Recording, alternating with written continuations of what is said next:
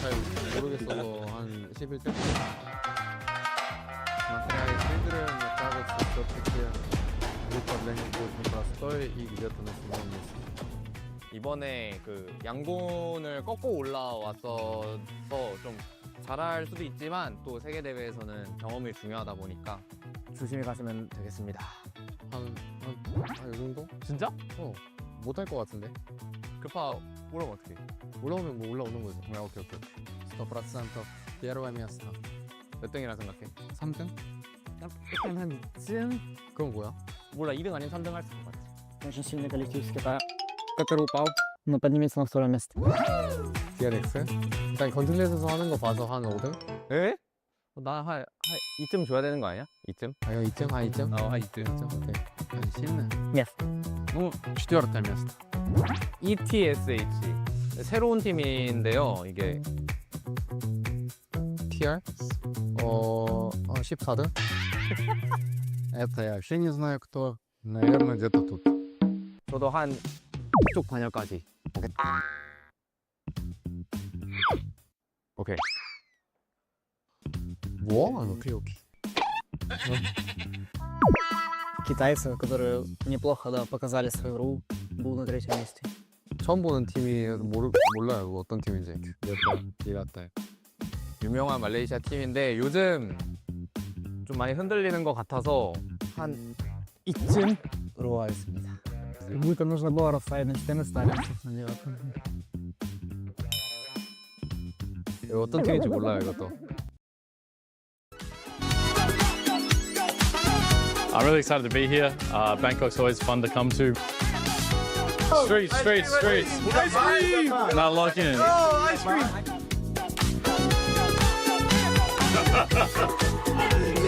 Me too.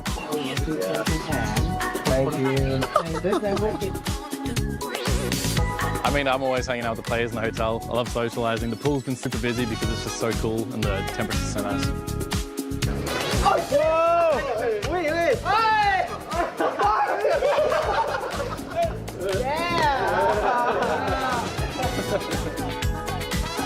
Please, example, break finger. I will beat you even with my broken finger, bro. Just like that.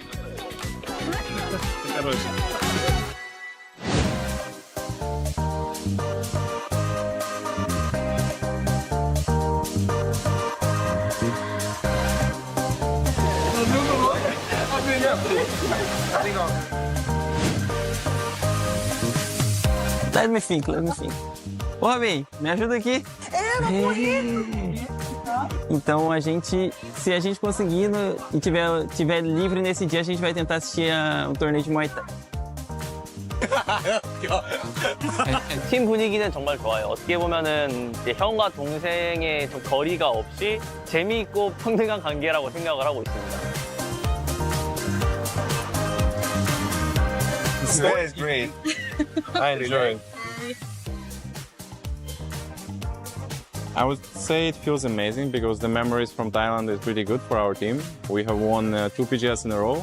And getting second place last year, you know, it really hurts to be that close, so we're gonna make sure that won't happen again.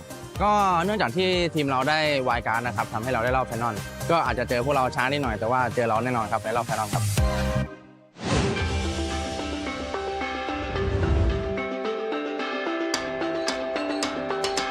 ส้มอยู่นะไอ้ทัน โอ้โหไอ้ราคา10,000 อะ4-5 0,000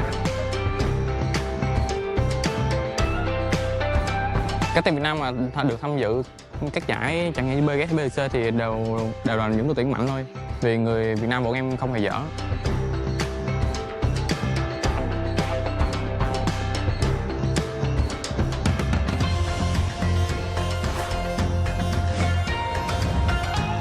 Có รู้สึกดีครับ ดีมากแล้วก็รู้สึกตื่นเต้นครับที่ได้มาแข่ง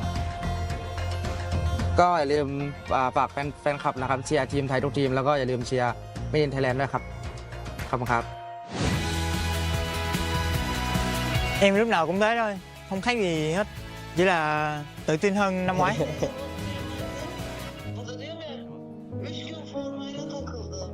Vallahi. İş yerinde de formayla yani şey yaptın değil mi? Formayla gittin.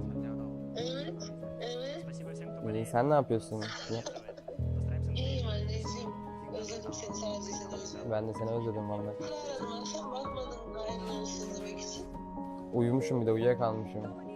Ben de dedim kutlamaya mı gittiler, ne yaptılar? Öyle işte. Tamam anneciğim. Tamam. Seni seviyorum, öpüyorum. Ben de seni seviyorum, öptüm hadi. Hadi arkadaşlarına çok çok selam söyle. Aleykümselam. Yok canın sağlığı. Bunları da tebrik ettiğimi söyle, ilet hepsine tek tek. Tamam, aleykümselam. Onların da selamı var sana. Tamam, aleykümselam anneciğim, hadi görüşürüz. Hadi görüşürüz, öptüm hadi. The action continues as Group Red is ready to take the stage at the PUBG Mobile Global Championship 2025. The circle hasn't even started to push in yet. You're challenging a team that has cover right now. Finally, he lays down the law, and just one player now remaining. Federal steps forward. He's given it a good go. The dance around the rocks. It's a 1v1 for the peak, but they will not be denied this time. 5 elims in a second place would be brilliant, but it will be taken down. Wayball Gaming able to find a chicken dinner. Cold as brass and the West maybe gone through. I'd say not peeking this. Finally will close this down. DRX take the chicken dinner. All chunks, but it's not enough for the whole shebang. It is Team Flash to be able to take down a chicken dinner. Coming up on high from Easy for Bad Boy to do so much. And it is Arc Red to be able to mount that, take the ghouls out of the running.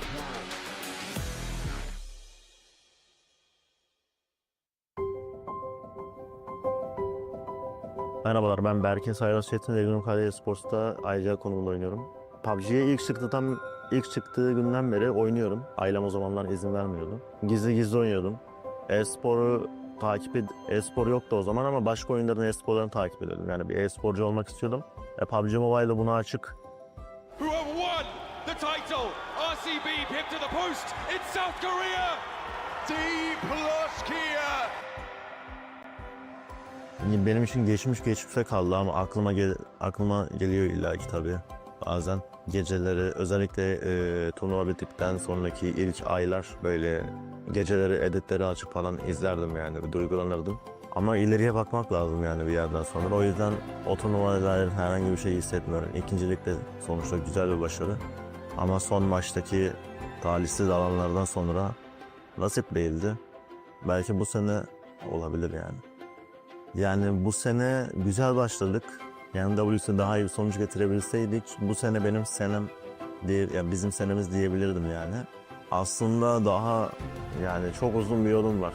Elimden geldiğince çok şey kazanıp kendime tarihin güzel bir yerine yazmak istiyorum yani. Bu işi en iyi şekilde yapmak istiyorum. Dünyanın belki de en başarılı e-sporcularından biri olmak istiyorum kendi alanımda. Takım değiştirip de iyi olmamın sebebi de birazcık da disiplin ve tecrübeden kaynaklı. Servet amcam ve Çınar amcam kendi öz ailem dışında. Onlara çok teşekkür ediyorum. Eski takım arkadaşlarım dahil, yeni takım arkadaşlarım dahil, bütün şu ana kadar gelmiş geçmiş bütün takım arkadaşlarımla, onlar olmadan ben buraya gelemezdim. Onların emeği de çok etkiliyor takım oyunu olduğu için. Onlara da buradan çok teşekkür ediyorum. Beni destekleyen herkese de çok teşekkür ediyorum.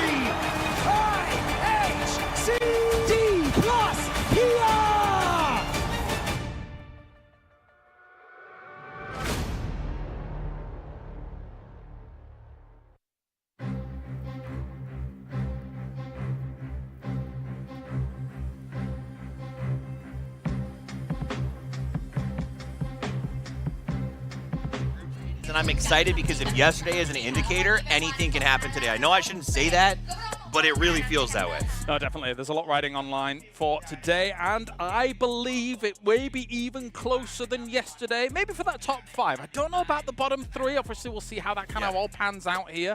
You know, I said that about JDG yesterday, and then all of a sudden they were in the hunt by the final game. So it is one of those things where things have been so crazy here in these group stages, and because it's the same 18 games with the same 16 teams, it makes it, I think, a very unique challenge. As soon as they won the penultimate game yesterday, I was like, there's no way. There's no way? There's no way. But then they did it. They got so many points on the next one over and over again. It was really impressive. It was a bit crazy. But of course, we've got lots to look forward to here for PGC, and we've got our official partners joining us here, as BenQ Zowie is going to be our first and foremost here for our official monitor partner.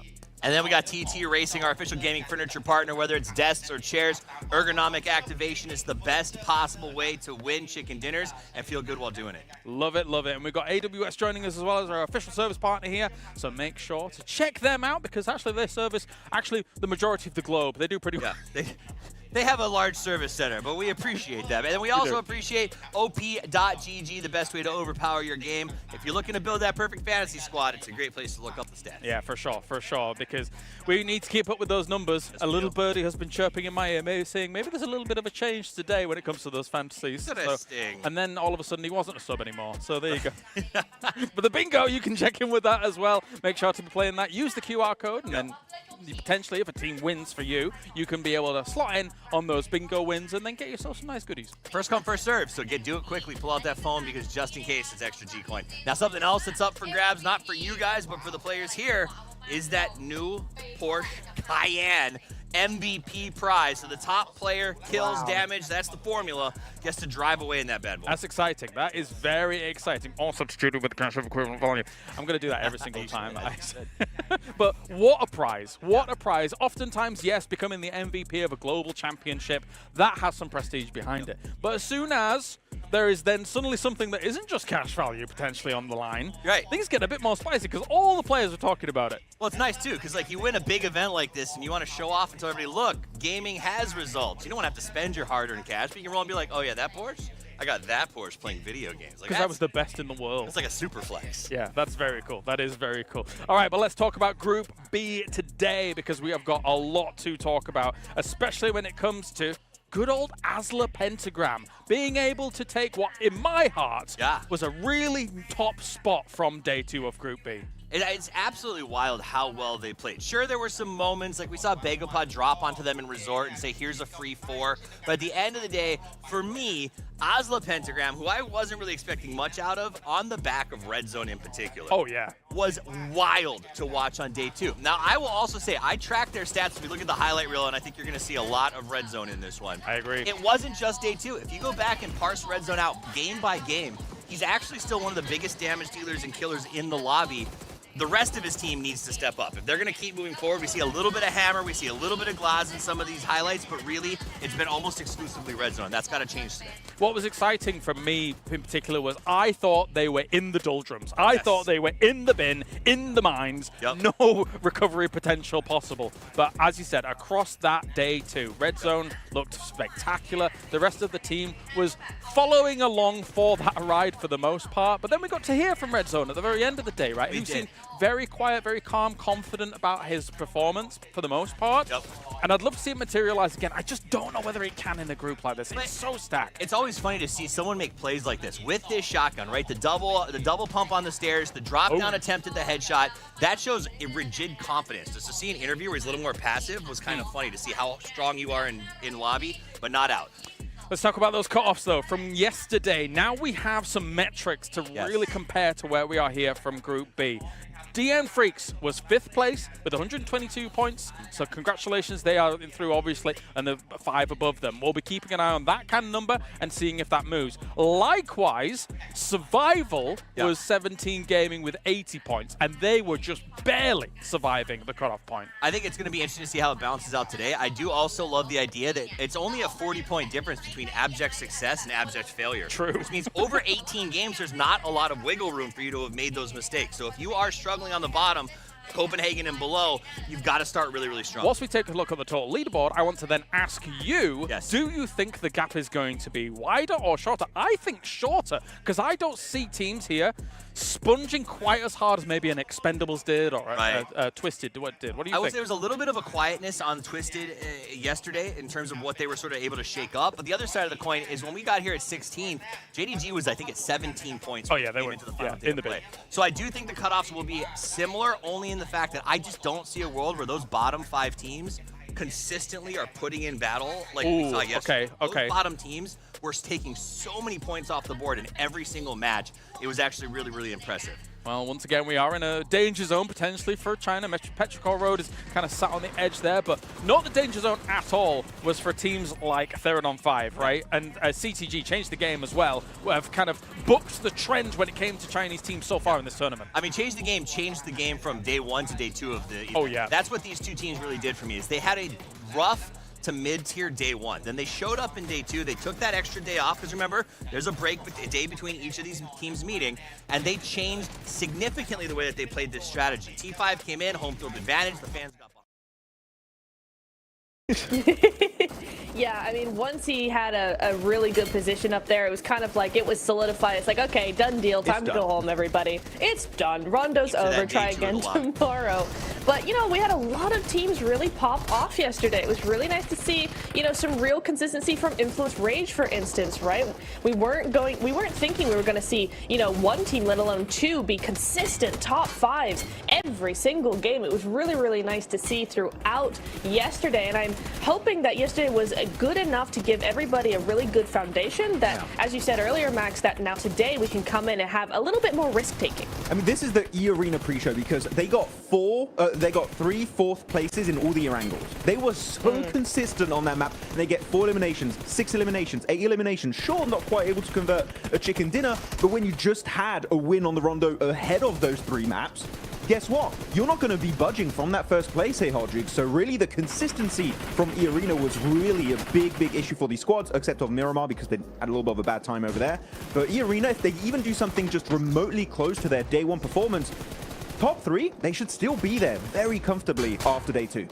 Yeah, and speaking of consistency, right? Influence Rage, you see Law right there with that beautiful play towards the end. They were super consistent at the start. What were they? The first 3 matches, all top 2 finishes, right? And then they went into a 5 elimination game and then a top 4 finish. And you can see right now, these are your leaderboards. It was Flash right there at the end with some sick performances, Max, that was able to rocket launch them into 2nd place. But I think the big storyline here, guys, that we got to definitely talk about, right, is obviously that top 3. We're starting to see some point sponges. Those last couple matches definitely started making things a little bit closer towards the top. But these teams, especially in the mid-pack, they got to start off strong today, Max.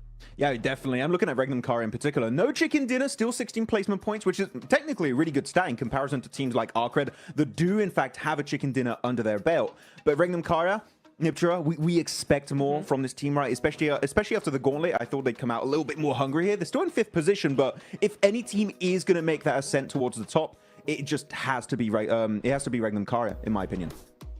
Yeah, I think yesterday we were seeing a lot of weird things going on just in terms of the whole lobby, right? It's like it plays very differently. In VP, we're having problems. Regnum are a similar team. They are also having problems, but just not as much. But today, I think they have a much better chance of coming back, bouncing back, as we see the head-to-head here.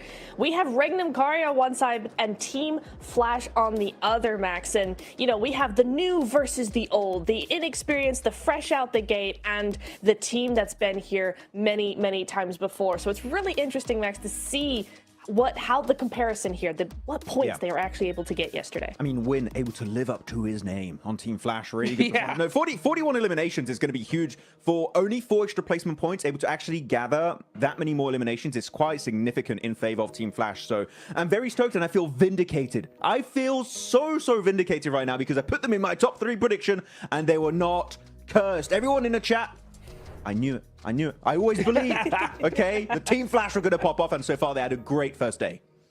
Beautiful for Team Flash. Love to see some new blood come and just crush it on day 1. A lot of those points, though, were gained on Rondo. We'll see if they can replicate that here today. And that man, Sakura, top on the leaderboards when it comes to players. And it made sense because when you get 11 matches in match number 1, you're bound to end up here, Max.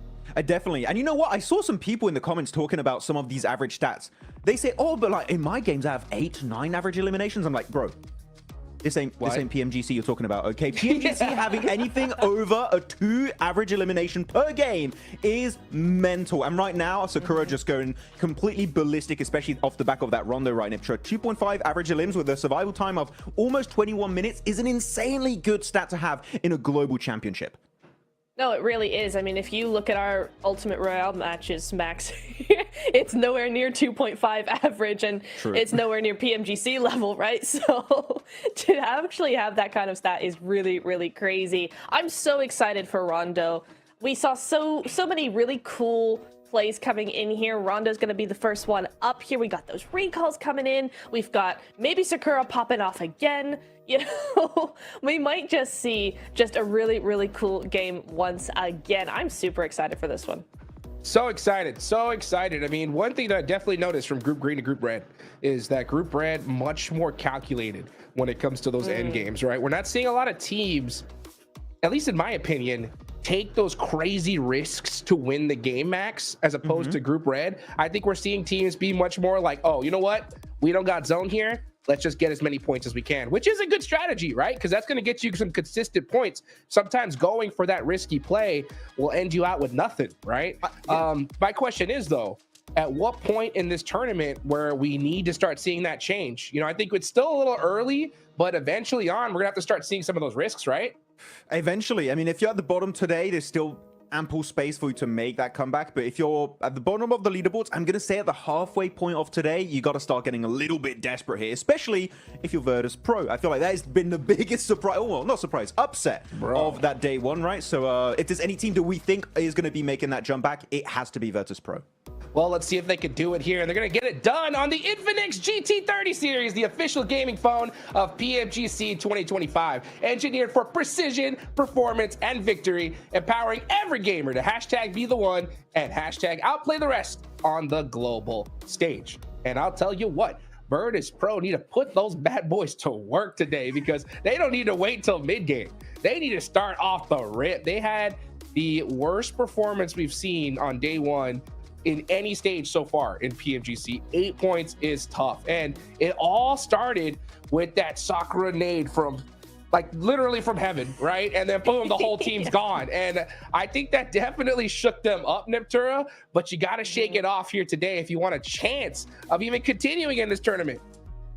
Yeah, you absolutely have. I was also watching the first Miramar, right? You know how I had said, oh, I think they're just really getting interrupted in their rotations. They're not ready for that early game clash that they keep losing players. And if you look back at the first Miramar yesterday, they made a very them, right in their strategy, a very them rotation from Ruins across to the north side.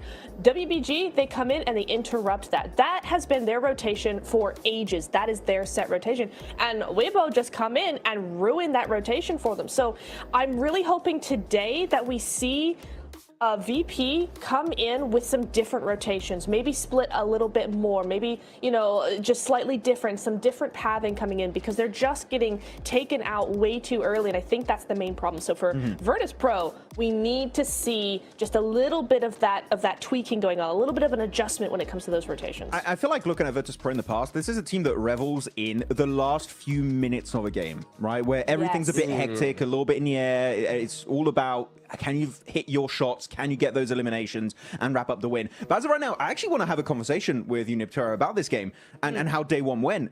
I feel like the game-winning play happens in like circle, maybe sometimes 6, 5, 6. Like, I'm looking at Weibo. They're chickened in on a wrangle, that 2-2 split, third partying to the western side on E Arena. That was the 2-2 split that literally won them the game, but you just didn't know it yet. But that was the play, and we've seen it also on the other maps. So I wonder if we're going to see that kind of momentum kind of continue into the second day, because that was a very unexpected day one, in my opinion, for that group. Yeah, I think it was really interesting thinking back on yesterday and going, you know, how different they were to Group Green, right? Group Green was a lot more aggressive, I'd say, in just their firepower, their willingness to push fights and things like that, where this group is much more interested in position, in those really big brain rotations, in the third parties. And I think yesterday was a really good foundation, not only for points, but also for that macro. And so today, what I'm hoping, Max, is that we're going to see the teams build on that and actually add another layer of maybe a little bit more aggression, maybe a little bit more of that fire within them, now that we have kind of the groundwork laid down from yesterday. I mean, one team that's kind of able to do two different things, right? Being very smart macro-wise, but also really good at taking those fights was Influence Rage, in my opinion. I mean, top three, I know Hotchix is happy to see America's popping off. Let's go. With Influence Rage in top three, but really they got a second place, a first place, a second place to kick off the first half of day one for Group Red. Amazing, amazing consistency from this team. It did fall off a little bit later on in the second half of the day, but still, it was such a good initial performance. And that was backed up by not only just good rotations, but also timing of fights. Especially that Rondo game, the way they were zoning those southern teams and playing the low ground because they knew they were not going to win versus E-Arena was exactly how you have to execute the game. So Influence Rage, for me, if there's a team that can even improve upon their initial basis of day one, it would be Influence Rage. And that team, first place, it's in the card, Hot Jukes. They can make it happen today and join their fellow bros of Alpha 7 in the grand finals. Let's see if they can get it done. I sure hope so. Love to see when a Western team shows up when it comes to the PMGC global stage. Another good team was Arc Red. I think they're on point yesterday when it comes to those third parties, and they're going to need to bust that out here because we're headed into Rondo, folks. First match of the day. We're going to need some teams start popping off right off the rip here. Of course, we got our casters, John Allen and Blank. Take it away, guys, for match one.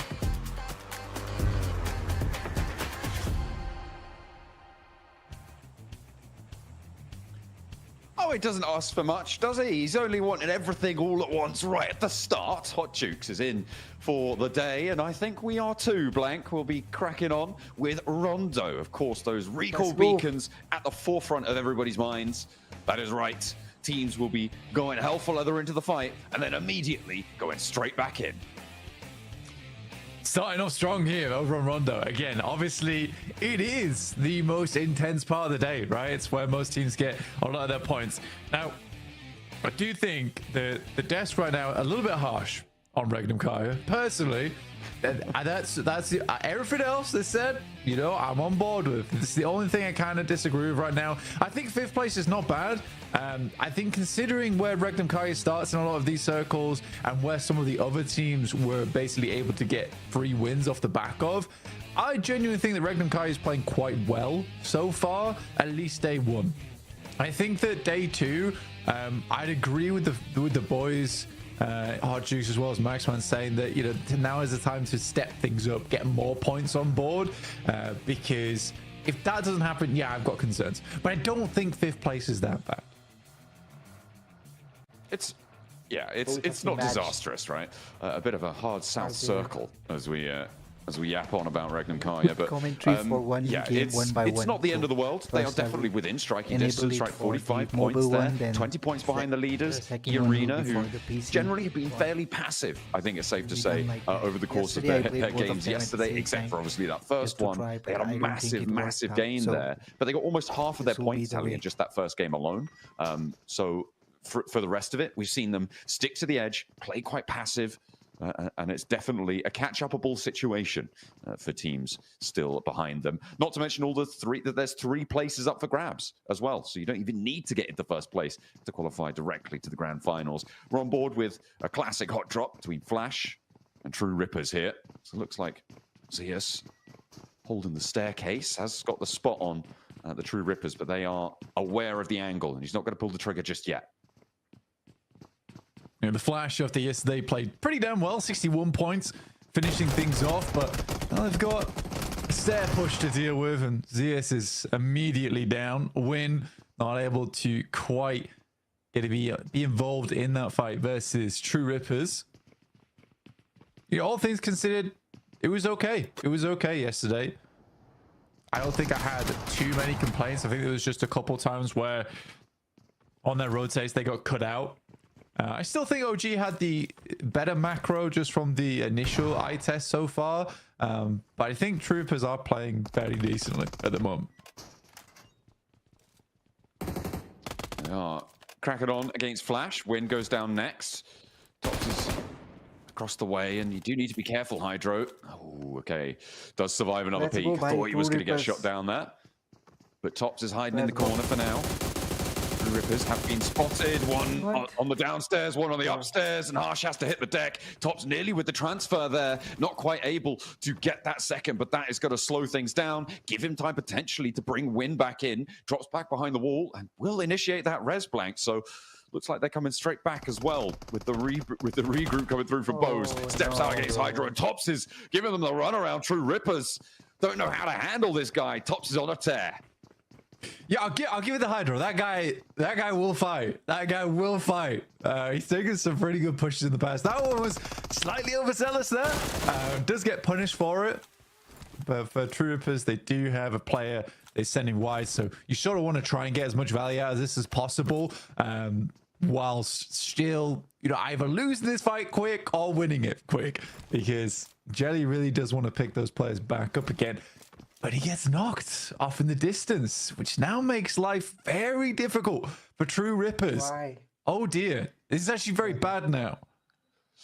Oh, really tough situation. I mean, for Harsh, the main goal right now should be to leave this engagement, right? Should be disengage, get away, get to a recall beacon. With your outpost taken down, Geek and Team Flash have been able to control the closest recall beacon on that northwest side. So a really rough situation. Bringing back KIO, though, is going to help a lot, right? Playing as two, you can leave a little bit more effectively. For Flash, though, they're going to be aware now that Geek have moved in from that north side, and it could be a multi-way engagement. As the Arena lose one, Nuclear Zone able to pick that one up towards Hemetown. And a lot of other teams have actually moved towards the zone, all the way down on that south edge blank, and they have put themselves slap bang in the middle. For Rectum Kai losing a player is just, it's annoying. It's very annoying. I think this is happening so much at the moment. I think some of the early rotates towards center circle, maybe a little bit aggressive at times and slightly lack of information. And they're just hoping that they get in with 4 players. It is annoying, a little bit annoying at times. Very interesting fight here between the Flash and True Rippers, because the 3-1 split that the Flash went for was the exact same one as True Rippers. So Jelly just gets 1v1'd by one of the players there from the Flash. Kind of an unfortunate deal. Yeah, they only get the 1 point for Rondo. It's not nice. But that is how the cookie crumbles this time around. Over in Hemetown, we saw Arena losing one, but they've got some time to play around with. Joker, actually, the split off, the 3-1 for them, with Alliance very close by. For Arena, it might be a little bit harder to go for that recall, but over towards Muhopan, you still have got that recall beacon available. The question is, do Alliance flex down? Do they spot it? Do they try and change things around there? Or are they going to allow this recall to come on through? Because Arena now on the back foot when it comes to rotating down from the north side. I mean, for Alliance, like, if we're talking logically, there's absolutely no reason for them to pass through Joker. I think they could probably do a drive-by and see if there's any players there. Maybe pick yourself up 1 point and cut out Arena later on. But I think for Alliance, with this kind of circle, it is much more sensible, in my opinion, just to try and send down towards the south now. It's a long journey ahead for both these teams, so they do want to start getting in towards the circle a little bit sooner.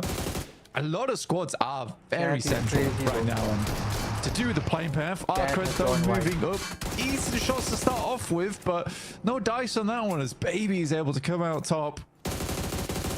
Over the bridge, far away, Arcred losing one as ETSH able to take that fight.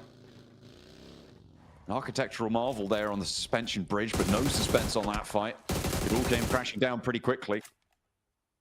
As Baby now looking to hold the line against Ramses as well. For Arcred, again, it's all about just getting to those recall beacons. It looks like they've already managed to do that, and they'll be picking themselves back up. ETSH, though, wants to slow this down against Ramses, force them to go for another pickup and make their lives just a little bit harder.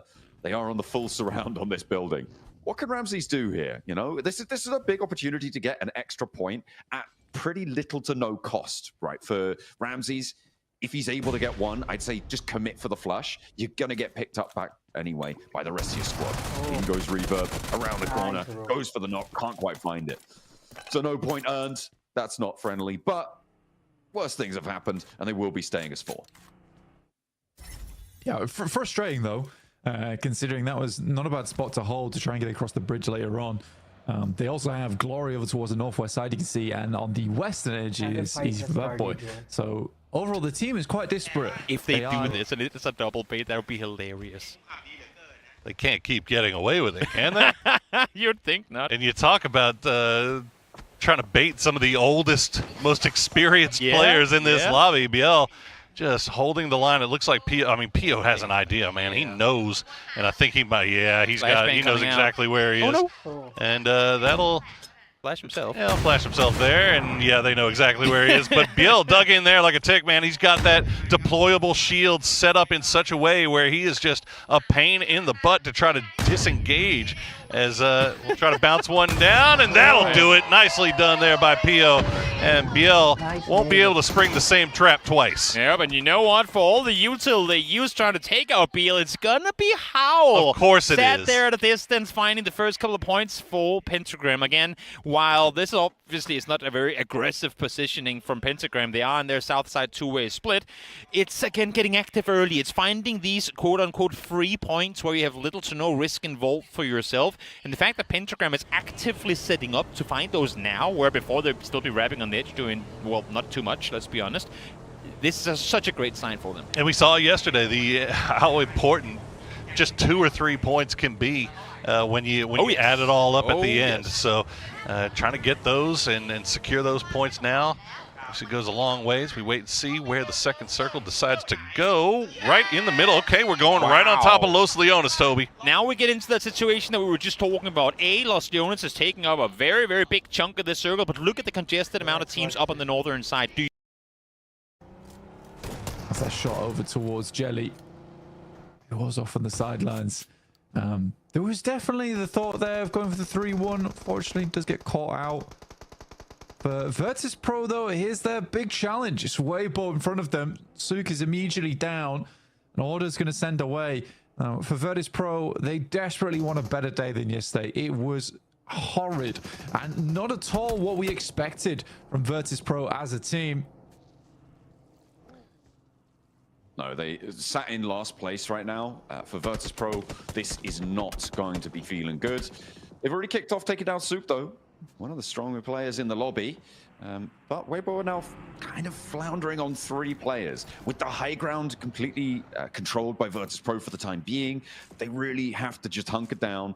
I don't think that they're going to be able to get towards a recall beacon blank. There's a couple minutes left on them, but it's not really going to be super accessible. They're going to have to play on us too, which is not good news. Virtus Pro should be happy about that. And the shift goes out to the western side there, out a little bit away from that central area. So teams going to have to maneuver around this one. Although a lot of teams in that Tinlong Gardens area, they're going to be able to stay put for the time being. Yeah, interesting finish as well. You got 2 really big high grounds in terms of those pillars that sit down towards that south side. So teams can technically play around there. They also are quite good at cutting off sight lines, enabling it to take an approach. I think for Geeke as well as ETSH, like realistically, want to try and control this southwest edge because it is isolated a little bit more. Reckon Kaya though spots DRX rotating in. There's a lot of damage to start off the innings here for Regnum Kaya.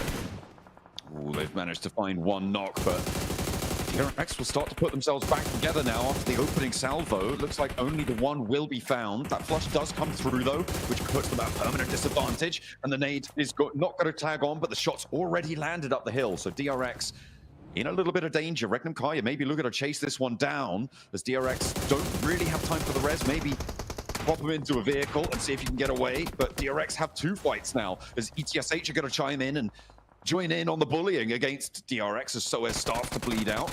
Silas, though, has bigger problems. It's the Burmese Ghouls actually chiming in. So 4 teams now scrapping on these hills away from Tinlong Gardens. And you do need to be careful because Regnum Kaya, I mean, they've already fully lost Silas now. Yeah, I mean, to be fair, where Burmese Ghouls are playing as well is a pretty known spot. So I don't understand how Silas gets picked off there, tries to rotate around maybe to try and get some shots over towards DRX. I think that they are concerned with the amount of eliminations that they've been getting yesterday, and they wanted to bump those up a little bit. I think Rondo's so hectic that you can't really afford to be making those commits like that. Again, it's hard. It's hard to say with the sidelines that are available. This is a very, very awkward circle overall. Hyunbin attempts to go grab the recall beacon, but it was camped out by Havlik, which is fair enough. Gets himself an elimination and will be able to get EXO back in the fight. So a great play from him. Yeah, nice little find, nice little pick up there. Hyunbin drives out into the blue, thinks it's going to be safe. No, of course not. The Boars are still out there. They'll gore you. They'll take you down. Have a real tough time. And that's DRX down. In 6th place right now, Regnum Kaya, we're pretty neck and neck with them, so they'll be happy to see that. They did the majority of the damage to DRX on that initial run-up. They passed off the baton as well across the way to some of the other teams in the area, but they get 2 points for it. Next circle zone could be pretty mean to the teams, I think, in Tinlong Garden on a north shift. Actually cuts quite a few of them out. So Virtus Pro going to have to leave that spot up the top and going to have to try and push further to the side, but it seems like they're going to be able to open up and control the teams around them fairly nicely. E-Arena in the meantime, scrapping out with Alliance. A lot of fights already just popping off in the meantime. Flash absolutely dismantling Twisted Minds there. Geek also finding balls as they enter inwards. Lord goes down. Not just Chudo left remaining for Twisted Minds. It's been a tough one. You know, Flash has consistently been pretty decent. You know, I'm actually quite impressed by this team. Very much not on my radar either, John. Well, they have kind of snuck by. They're phasing through. And looking to go to the next phase as well as Tops with the suppressed auto shotty. A lovely sound there. A whisper. It's as loud as a scream there as Twisted Minds are silenced. Put down. Boars actually landing on the top of this fight, though. Okay, interesting. They get that recall and they use the parachutes to land up the top, get that high ground against Flash. I mean, fair enough. It might actually work out for them here, but the blue zone's pushing them, so they do need to be careful. That's a nice little abuse of mechanics there. Does seem to work out quite well, but win with a nasty nade up top again, John. Ooh, Bose as well, finding the shutdown, gets that knock, gets the pump action through as well. Flash are losing 1 or 2, but Boars can't quite find the vector of attack here onto them. And again, they're just going to move onto the outside. The recall beacon's kind of out of reach now as the stage 4 zone going to be pretty difficult to deal with. That'll be really tough to make work. So maybe just try and extract the value while you can. Boars playing on as 3. Looks like they're going to allow Flash to get out of there for a little bit longer. The blue zone still ticking away and only 2 players alive. The Boars have made their mark. I think it's safe to say. FALCONS Although there is an northern shift, which it should theoretically go somewhere north-northwest, but we've also seen enough crazy things before that it might not be the case. Shots being fired here, PO in trouble and found.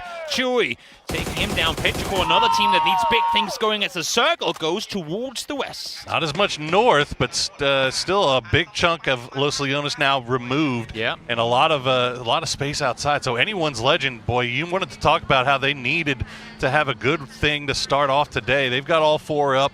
They've got their new sub in, and they are looking pretty nice here with a good compound, but now Virtus Pro starting to get everybody back together. Copenhagen Wolves trying to enter in. FaZe has been keeping eyes on this the entire time, and now they're going to start things off with a trade. Big fight for the eastern side control here, the circle. They know that there's a lot of teams in the nearby area as well, so you got to get this fight over and done with swiftly.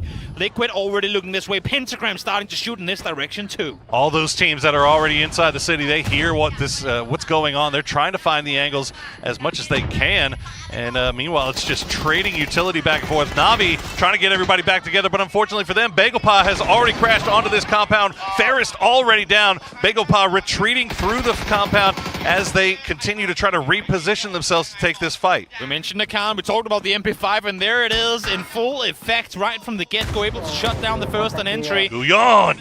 Bad positioning here. Correxy. They kind of split up all over the side. Yeah, they're trying to get them with util over the top, but Corexy from a distance, able to catch one crossing. can't even just have a straight up 4v4 fight in this lobby right now with everybody third partying. It's down to just one for Begopa, but it is a scary, scary one. Hakatori has been knocked as well.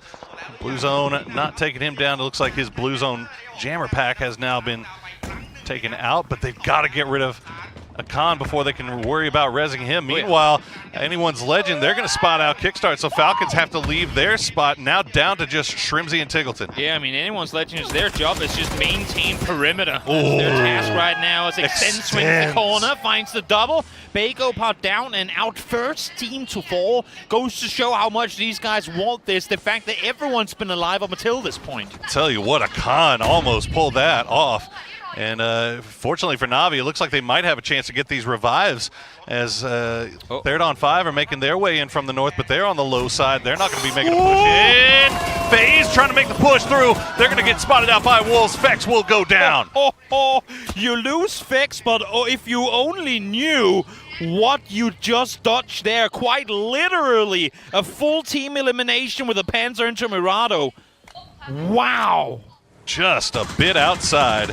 Well, Falcons, they managed to get one of their players back in. It looks like it's going to be H-Win going in to the south side of the city, while Na'Vi will take the knock onto Extend. Should be able to get him back as, again, Na'Vi has that high ground spot. They've got no one pushing them. FaZe, meanwhile, just having a creepy walk in from the south side, healing up. As you can see, that tick damage is really doing work now as the circle has pulled off to the north. They're continuously shifting out of the city. The city itself will be the semifinals of this match. It feels like the first boss that you have to take down is how in the world you maneuver this minefield of a city without getting taken out. Oh, Petrichor 4 and a car slamming in to that crate there. Who put that there? Continue this push on through. Oh, Chewy! Goes down. As a matter of fact, they're the ones finding the knocks. Absolutely filthy from Chewy as he finds that knock on Associate, and that's going to open up a door to try to make their way in. Ming Ming playing from the cliff side will spot out one, but Na'Vi will just retreat back to the compound, try to play it from the hard cover. The utility getting sent in, though. That's going to be the flush on Associate. Huge fight coming up here. Petrichor really smart on their positioning on it, too. They know they can take the fight on this northern side without any involvement from other teams. So a difficult task at hand here for Na'Vi. 2v4. Hakatori spots one, but now he's starting to get chipped by the Blue Zone as well. Indeed he is. Falcons just on the low side over there as well. Nice spray from Hakatori. No, Chewy will win that one, and there goes Na'Vi out in 15th place. What a push from Petrichor Road. Chewy, my man, stepping up big in times of need. What an incredible double coming through from him there.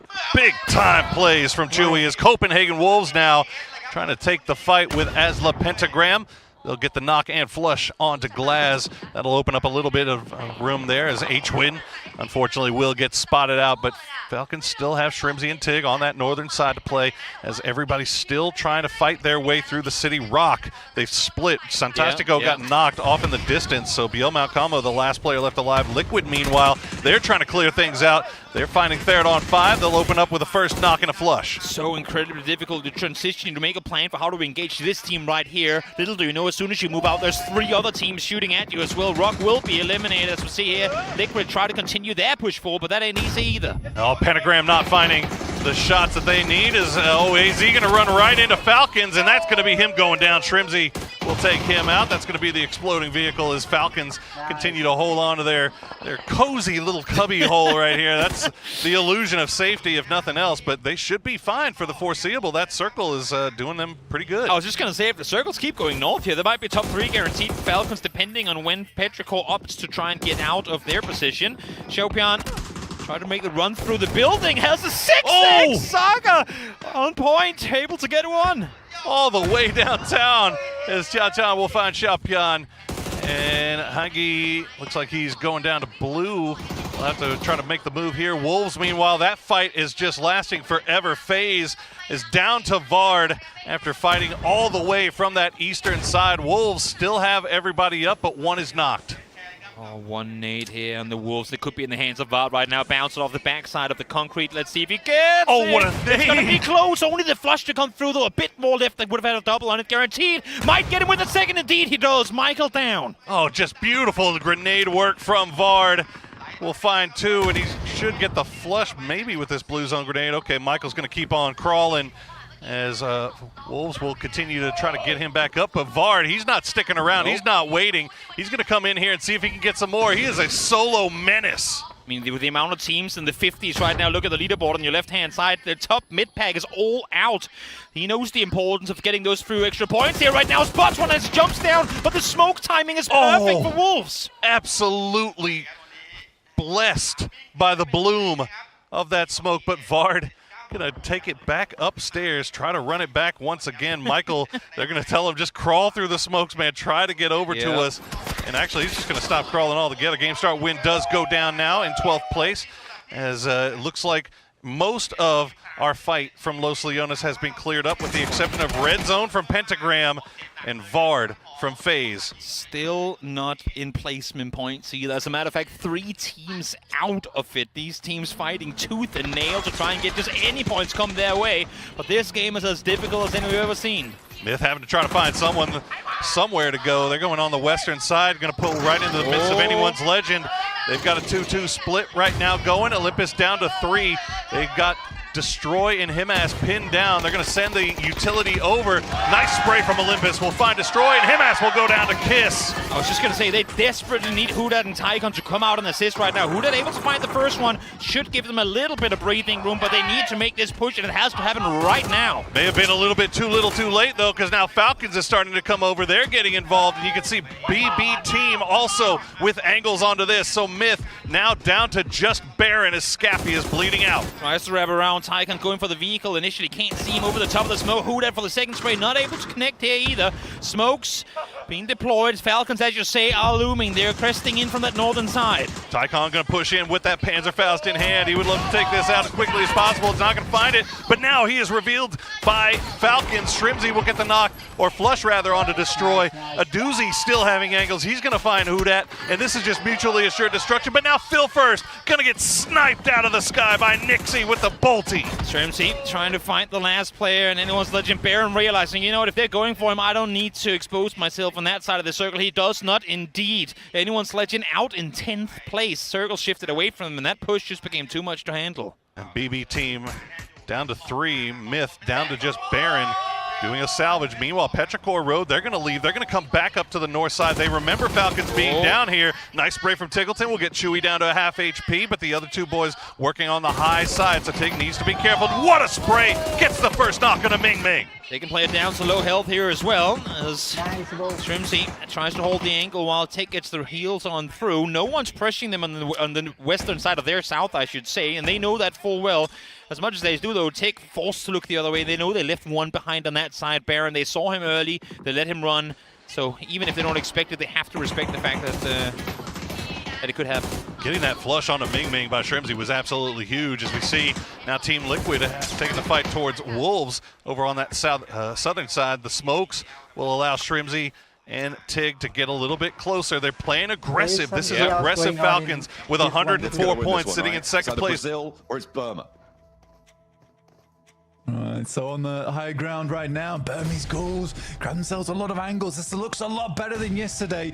They are allowing the foes ahead of them to do most of the work for them, and that's fine. As they pick up the chicken dinner off the back of it, Turney K over shot over towards Law, and he is down. Turney K going a little bit crazy here, and in come the Ghouls.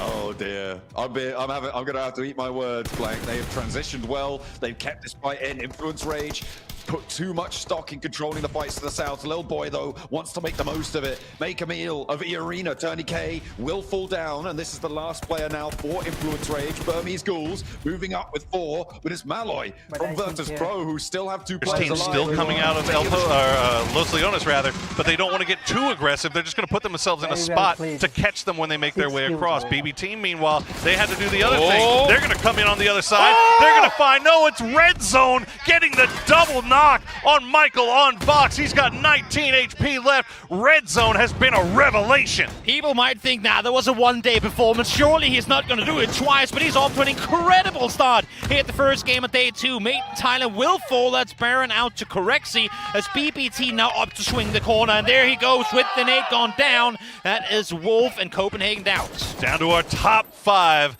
BB Team still have 3 up. Falcons, the duo, but they have a lot of real estate to work with. Team Liquid, this could be absolutely huge for them if they are able to pull this off, get a win here.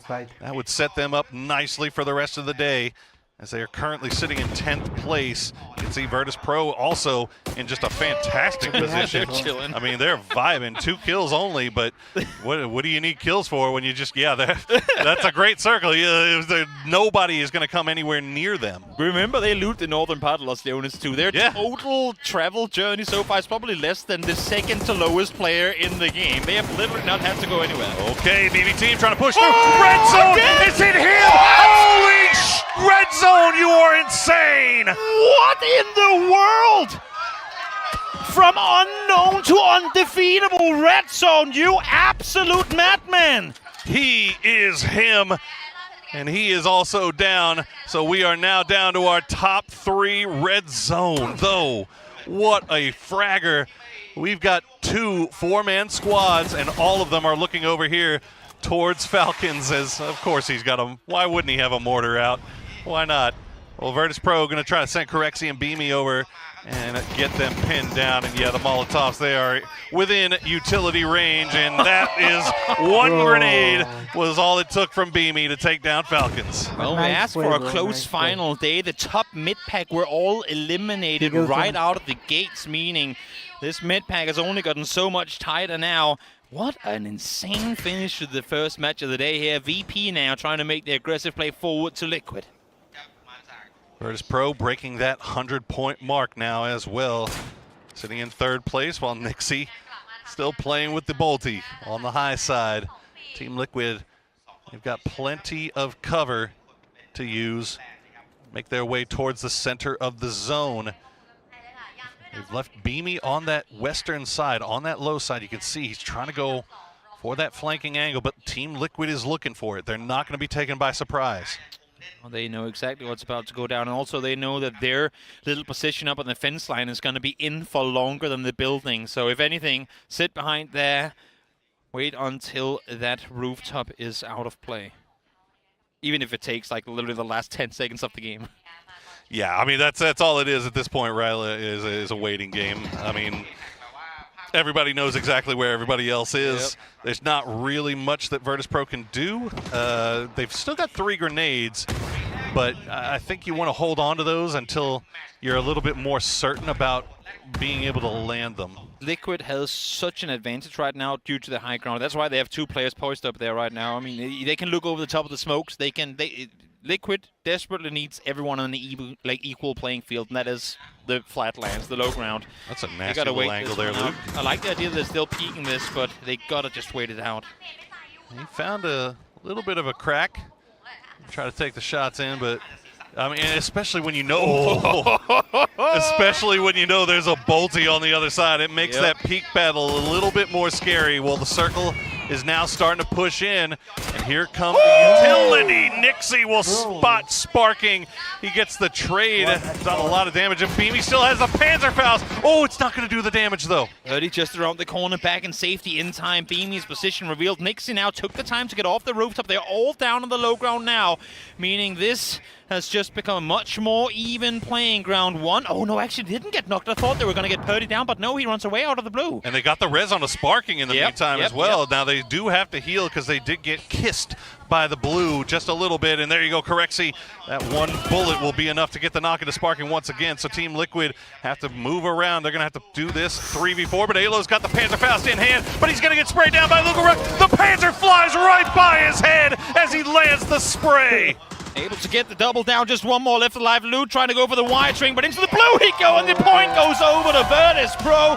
Didn't have to go far, but they bring it home in the end. Home turf circle in Los Leones. You know what? You gotta win the games that you're meant to win, and that was one that VP was meant to win. Oh yeah. They had fantastic positioning early on. Now they did have a beautiful 2-2 split as well, and they held it for a very long time, which is very, very brave in a circle like this where you know there are so many teams that are right on top of you and you could get crashed at any time. So many big takeaways from the very first match of the day. Red Zone. Red Zone, my man, my man. Never will I ever doubt your capabilities again. I thought it was a fluke. I thought it was a one-day thing, but sure as hell he is back here. That's my MVP, baby.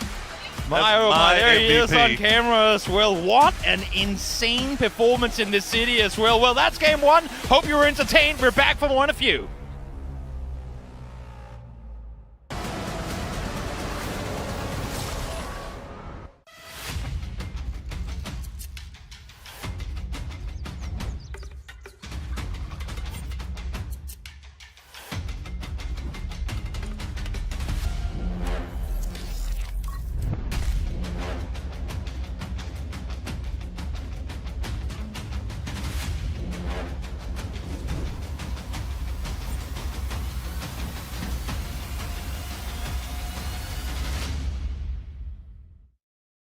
It's an absolute dismantling coming in from the current PGS 10 champions. Virtus Pro takes the first win of day number 3 of Group B against Team Liquid at the end. It was not a close fight, Toffees. You know, when we talk about peaking at the right time, Virtus Pro continues to show that they are on the trajectory to be one of those top 3 choices to win PGC. They played this map really, really well. And yes, they had the high ground over Liquid at the end game, whether that was on top of a building or pushing up on the compound. Liquid did not have a lot to work with, but you saw them. They managed to dodge the Panzerfaust and then finished it with a shotgun as if to say, yes, we are that much better. It was brutal, but there were some great brutal moments as well in this game. Falcons twist around Petrichor Road here was phenomenal stuff coming out from them. And at the same time as well, we got to see Red Zone look insane during this game. We asked the question, would he be able to do what he did the previous days? The answer was very much yes. Look at this spray transfer! I want to go on the record and say people need to stop putting disrespect on Red Zone's name. It wasn't a one-day performance. He had almost 2,000 netted damage on day 1 by himself with the rest of his team trailing way behind. This guy's got chops. They turned on last time, and today he went, okay, now that I know I can dominate everybody in this lobby, I'm just going to do whatever I want. And he's taking these fights 1v2 on a regular basis and pivoting, turning, clipping faster than I've seen anybody do. Yeah, we're going to have people asking for Crafted to turn the Red Zone off again because this was ridiculous what we've seen from him. What a star-making performance he's already having here at PGC from just these few days alone. Brilliant stuff here. It reminds me of when we saw the emergence of sort of the Tycon, years ago. So Dubai. Like, where did he come from? Who is this guy? Exactly. Red Zone is making that giant push right now. If we're talking about clean moments, I also want to pivot back to what happened with the Falcons. We saw them lose 2 players pretty early. Yes. And then Tigleton and Shrimsy, I hope they're dueling tomorrow in the special event because the way they played that as the fight against Petrichor Road was some of the even. Tig got down to 8 HP and believed in Shrimsy's cover enough that he re-peeked to pop flash. Yeah, he did. Yes, he did. And trusted his teammate. Like, that to me was pinnacle play. Yeah, the fact that both of us at the screen were shouting, lie down, lie down. We were like, nope, they had more confidence in it. But let's take a look at those numbers coming in. 19 points go the way of Virtus Pro here, who are looking to strike at number 1 in the group. They look fantastic. Let's call a spade though. This is a North Los Leones circle when they have the one building and they're dropping in Los Leones. So they should have been able to do something with this game. That's what, I mean, PUBG is about winning the games you're supposed to and salvaging the ones that you can't. They played it very well. This was an incredibly tough circle for the first game of the day that sends you home or sends you to the grand final. For us to have this sort of city ending so late was shocking. A lot of teams made it into those late circles and then the chaos just broke loose. BP did such a good job of finding a good spot early and then just working out of it. Also, as the Pentagram, 11 points, 7 kills off the back of this, and they weren't well placed. They had to like scrap to get those points. Well, for Team Falcons and Asla Pentagram, what was effectively for both teams salvage games, that's a huge win. 11 points each. That's a huge win for them, and both of them here will be moving on up. But Falcons takes the number 1 spot here, thanks to all of that. Virtus Pro so close. I thought they were going to be able to leapfrog. I didn't quite have the full numbers to hand at the second, but as the Pentagram moves into 8th place, and Team Liquid, important points for them, right?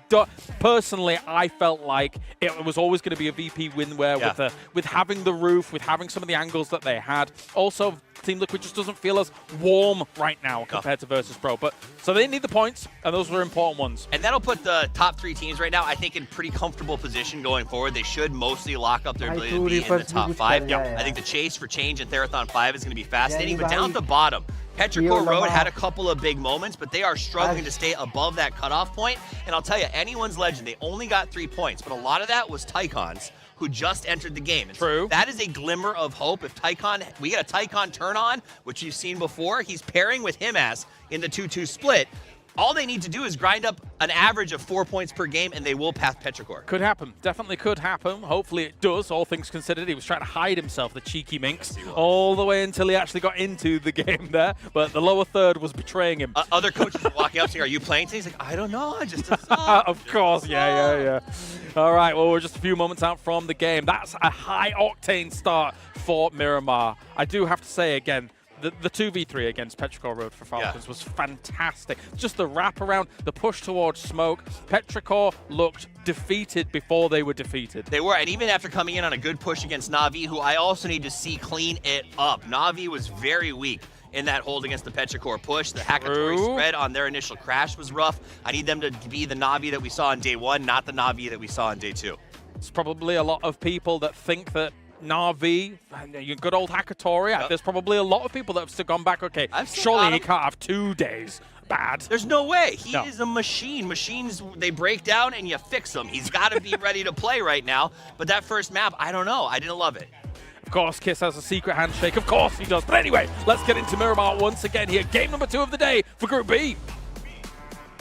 What an absolutely incredible start to match number 1 that we just witnessed. One can only hope and pray that we are in for 5 more matches of equally exciting games. And you know what I love about this? What's that? We're barely even halfway through the tournament. We have so much good PUBG to come over this next week and a half, and my oh my do I love it. You ain't lying. And one of the things that I love most about every time we come to PGC, it feels like every single time a new superstar is born. Oh, yeah. A new superstar is christened. Right now, Red Zone is at the top of that list, man. I'm telling you. Like, we ain't at the point of born anymore. We're at the point of his name is already being hatched into the walls, you know what I mean? He's already there. The scariest Red Zone to ever exist in PUBG. Well, we'll see if they can keep it going, because they still got work to do to secure their spot. And you know what? It's not out of the realm of possibility. They're only 7 points removed from the top 5. So if things keep going this way, maybe they can find a little bit of luck. Maybe they can find themselves going all the way to the grand final as we wait and see what Circle will give us here in game number 2. Okay. Right on top of Chuma, but once again, Toby, another 100% playable Circle, essentially. It's very rare that I've heard a crowd boo a Circle. Boo! It didn't go to Theraton 5 or Myth. What are we doing? No. Having said that, I absolutely love the reactions from the crowd here. Having an engaged audience to watch our favorite game is nothing short of incredible. No, it's always awesome. It's always awesome to get to have the crowd in the background, especially when they have rooting interest. Oh yeah. Seems like everybody here, if they don't come in with one, they leave having one. Oh, definitely. Because they get pulled into the group. You know what I mean? Definitely. You can see here VP didn't get a lot of kills in comparison to the amount of damage they. A word of it. Either way, we are going to be heading into our first Erangel of the day as we are underway very soon. Just dropping in. Hopefully, we'll see some more action. Pretty lickety split. What do you think, Plank? You ready for it? I love action, me personally. Action is the best. I wouldn't go. That's a subject we should leave alone. You know, okay. That's some past scars that I don't want to talk about. Makes me sad more than anything. That's all right. You'll be okay. You will. I've cried about it many times. Yeah, well, I know I was there. I offered you tissues, but you said no. I want to feel this. I need to feel it. From Novo over towards the west coast, we are looking at I'm feeling this. Hard cut on the playing path. You know what? You get in those feels, man. Real men do cry.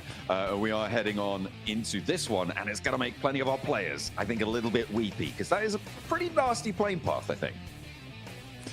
Yeah, it's tough. It's definitely tough. I mean, it's slightly less of an issue where you can get towards a lot of the general landmarks on the map on the western side. You're right. Getting over towards the east, where you typically want to spread out, it's hard. It's hard to do. There's going to be some early crashes, some early skirmishing over vehicles, I imagine, on our screens. But there's also this consideration to make that the one thing I did quite catch, which Max was saying, which I'll enlighten you all upon, because that man both of the bridges is are going to be a cauldron of wisdom. Military base, both of them.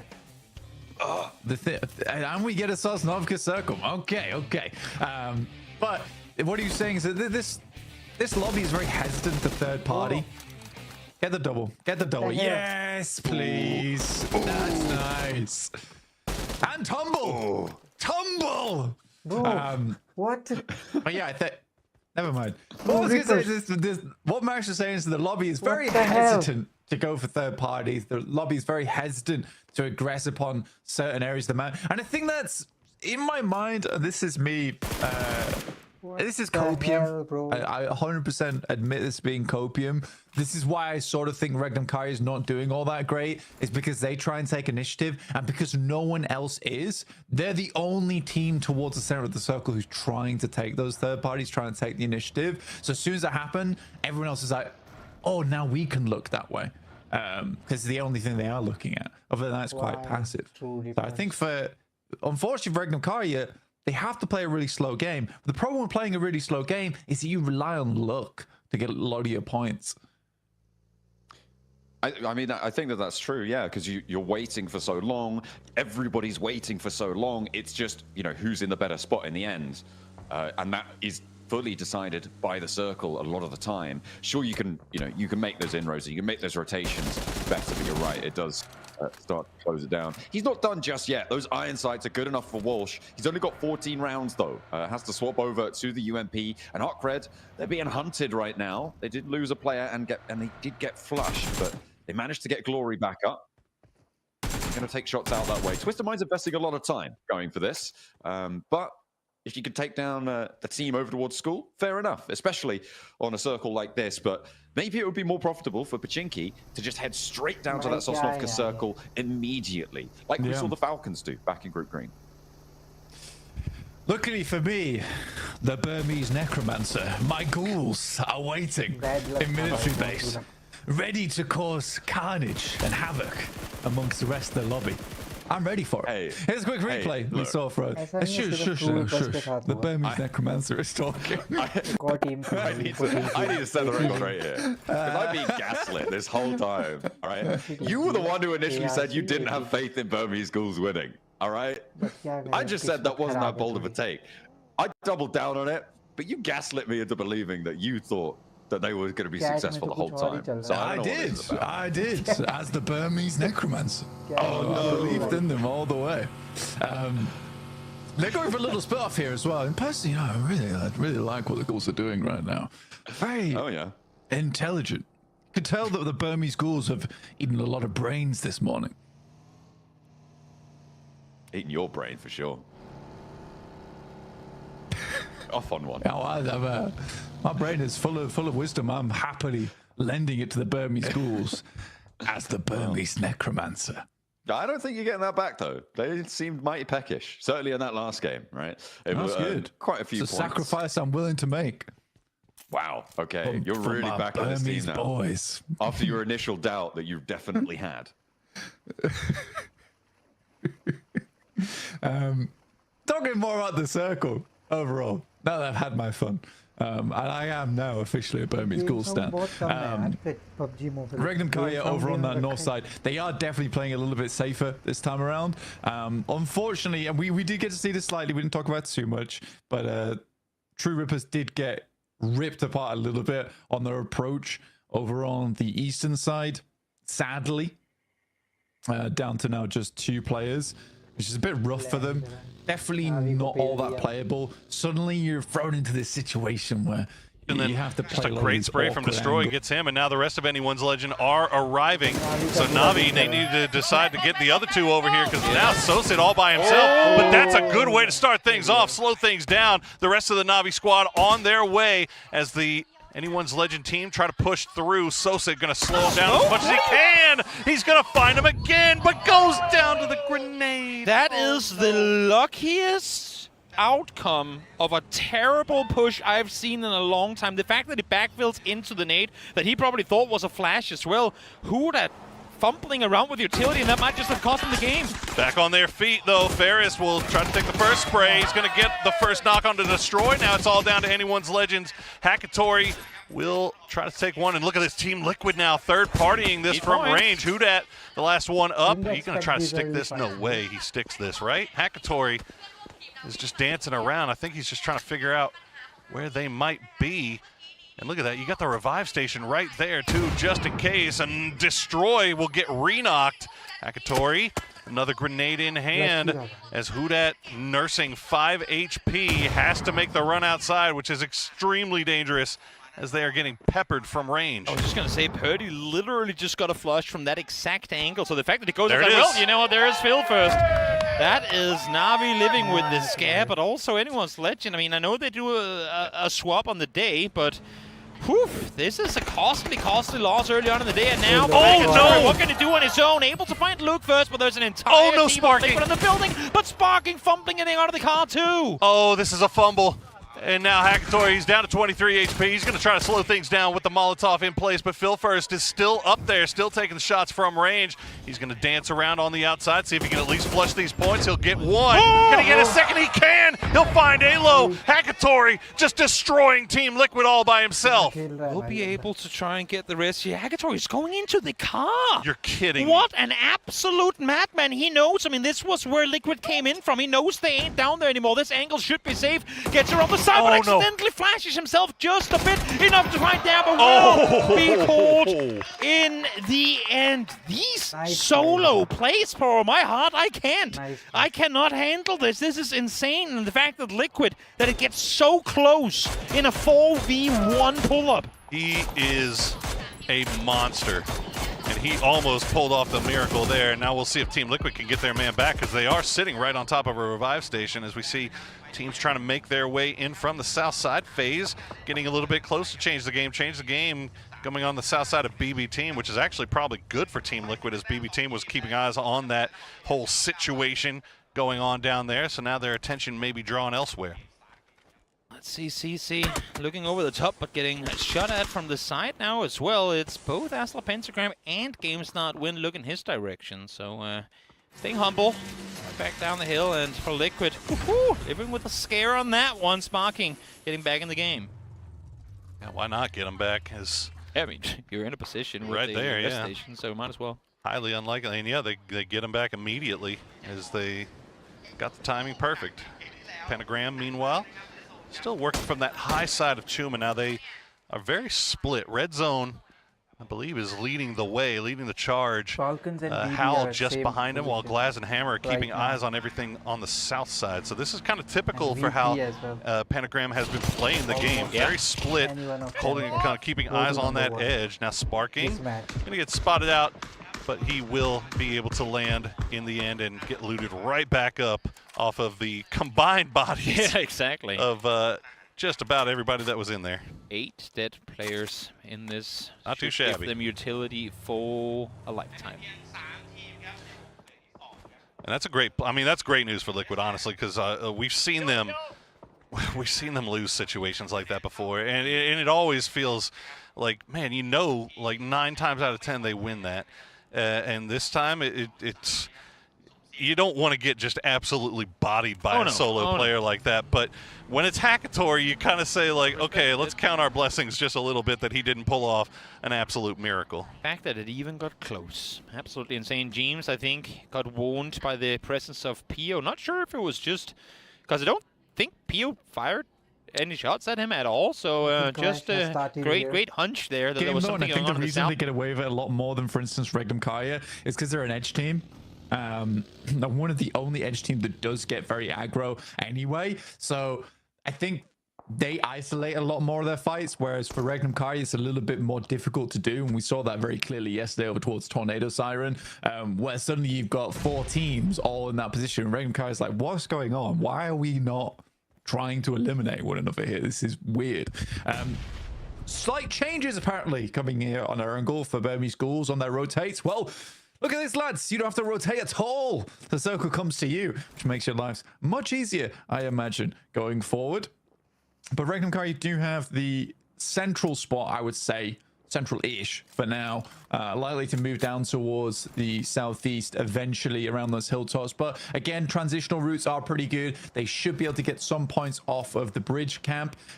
Circle shifting over towards that side, though, was unexpected, to say the least. Alliance now having a strong spot over towards the beachhead in those smaller compounds. A little bit more of a split required there, so I do think they will have to be quite vigilant on the approaches from some of the other teams. Already a push on them.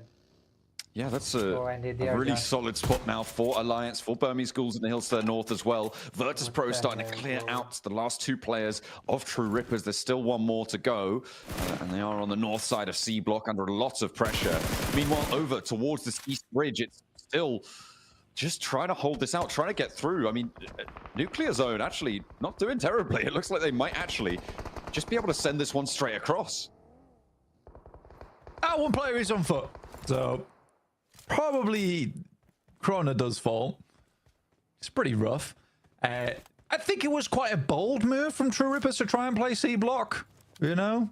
I think they had to puff out their chests a little bit more to scare off some teams, but alas, one player does go down almost immediately to Virtus Pro. Again, for Virtus Pro, it's also a slightly wild crash into C Block, considering there might have been a 4-man team there. Good shots from Regnum Kai, though, as Influence Rage attempts to push up towards the northeast and immediately gets rebuffed. That is the most confident we've seen Regnum Kai look so far in Group Red. Yeah, they held out that run really nicely against Influence Rage. 2 players carrying on. Further out to the west, we saw that bridge camp coming through for GK, who are putting a lot of stock in holding this east side bridge fight. It might work out quite well for them, Blank. They have got an outpost towards the circle. Nobody else really contesting at all for the east side of this one. I feel like this might play really very well for GK. Normally, I don't like sitting on those bridge camps for too long, but I think this scenario, it's going to work out for them. Yeah, I think it will. I think they can spend a lot of time here. It clears out a lot of areas. 2 days ago, and now a great start to stay as well. It's so much fun to watch a team that's playing with just reckless abandon and finding success doing it. They've got 3 up here. Howl, meanwhile, is taking shots at FaZe on the south side of Chubasera. So these guys are just looking for anything that they can shoot at right now. This next shift is going to be big, though, because pretty much everyone is locked in compounds. And for Baker, the hard north. They want to circle, though, shifting north T5. Well, there's the cheer for a circle for Thailand.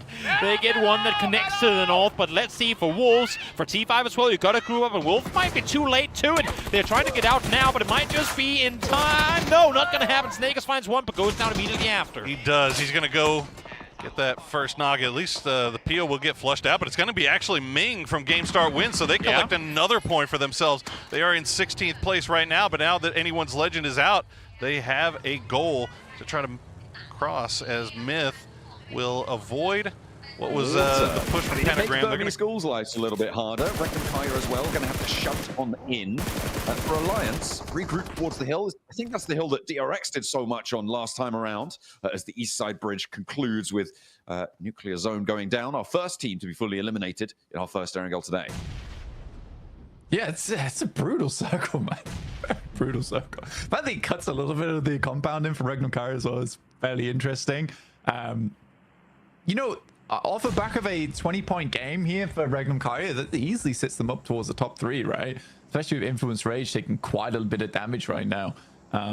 Little Boy sends out into the blue, over towards the water on the north side, which is an interesting decision. Might seem safe for a while. I think what he hasn't taken into account that there is also still a lot of teams to make it into the circle right now at stage 4. Still playing over towards that bridge and imagining that some of the DRX players will have sightlines over towards this eventually. Arcred still considering whether they should make that push or not. Good hold again for Regden Kai, just holding that bridge down. Finding the shot over towards DRX. And that's really getting fraught over on the western side. There are two teams still yet to cross. DRX trying, but really suffering on the hold against Regnum Kaya. You've got E-Arena behind them. You can see their health bars on the right-hand side of the screen on the tower graphic there are going lower and lower. We're in stage 4 blank. It's really hurting, and Kaiksei has to dash forwards. I think, is this the last player for DRX? No, they got another one somewhere surviving, trying his best. Kaiksei continues to run on through, but Wild immediately spots him as he steps too far down. Regnum Kaya can regroup. They'll play on. There's still many more points to earn, apparently, on this bridge crossing as NC2 gets picked up. So is the last to play for DRX. Needs to extract value, so any point matters. We'll be able to find the flush over on towards NC2. Finds that point, add it to the tally. Zed Wolf backing off as the zone starts to put the crunch on. Oh, DRX. Hey, if you can't beat him, join him. I actually think that's exactly what Regnum Kai is doing right now. Is like, well, if people will fight us and they just hold on the edge, then we're going to hold everyone on the edge. All right, no one's coming in. We're going to play this as best as we can. We're not taking fights. We are literally just going to hold you on your rotates because we know you all rotate really slow. That's okay with us. And they've done it quite well this game. I think it's a lot better, a lot nicer. Overall, quite impressive from Regnum Kai this game. But less impressive in terms of like the flashiness of the match, but more impressive in terms of like, well, this is how we have to win. This is how we're gonna have to play. Joker's on the spin, and he gets his jaw spun. Tries to rock up to the middle of the circle, has a tough time of things. ETSH are able to establish crossfire with the very minimal pieces of cover that they have. I don't think that shack's going to be too secure for long once teams are allowed to get anywhere near it within nade range. And this is a bust for them. Sakura goes down as well. I'm here for Well, is Gustav still alive? Still trying to make his way in, but BB team is looking. I love the early cross up from Guyon, though. The fact that they know we have to get inside the circle somehow. There is no world in which we play the northern side of that road. But playing across the south, they can't do much with it. But you're inside circle, and once the compounds start fighting, once the valley down below gets contested, that's when you start engaging. For Falcons, though, they're trying to pull up on this one. It's all or nothing type move, and Akan is there to open up early. What a spray from Akan to start things off, and Petrichor going to steal the point away. Kickstart now going to go down as well as Petrichor Road has vision on all of this from that northern side. Bagopod just, I mean, they're not even having to defend their compound. Petrichor Road doing it for them. That is true. AC applying a lot of pressure from the side. Song Yang trying to get the points with it, but Kickstart wiggling around, not going to allow him to get it. Okay, Team Falcons have at least found the foothold in with a duo. Akan, the blue zone. Eat the blue zone here for now. Will at least make sure he gets that point for Kickstart. He's not going to get that off. That's Song Jang going down to the blue. And Tickleton now, oh, he's exposed. He's going to go down as well. The damage just too much in the end. Yep, down to low HP. Both of them going down to blue because of it. So important points. Teams needs not getting them. As BB team now start flexing further towards the east. They have forgot about Gustav, though. As I say, that Filfers is actually looking south. They should. I mean, that's not one you let slip. It literally happened 2 minutes ago. You know, for a while, Weibo will punish them. Kike as well, establishing that hold on the northern side, will be shutting them down. Virtus Pro not going to go very far here in the first Erangel today. Burmese Ghouls, they're up to bat now, and they too have a really tough time getting into this. Come on, Burmese Ghouls. It's balls. You can deal with this team. I believe in you. It's Weibo, I think. Yeah, well, if they want to go that way, sure. You know, it's unlucky. It's unlucky. You know, what could they really do there? That's a tough rotate. They may have started towards the center of the circle. You know, it doesn't mean that they can end up in the center of the circle. It doesn't always work in your favor. I will say, though, behind them.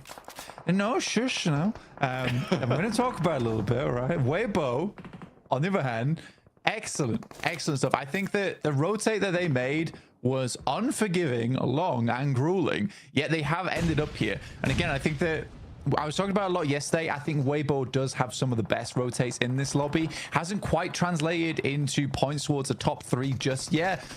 But if you watch back, I think it's around about 60% of the games they play, they've made like a crazy rotate that has worked where they have threaded the needle.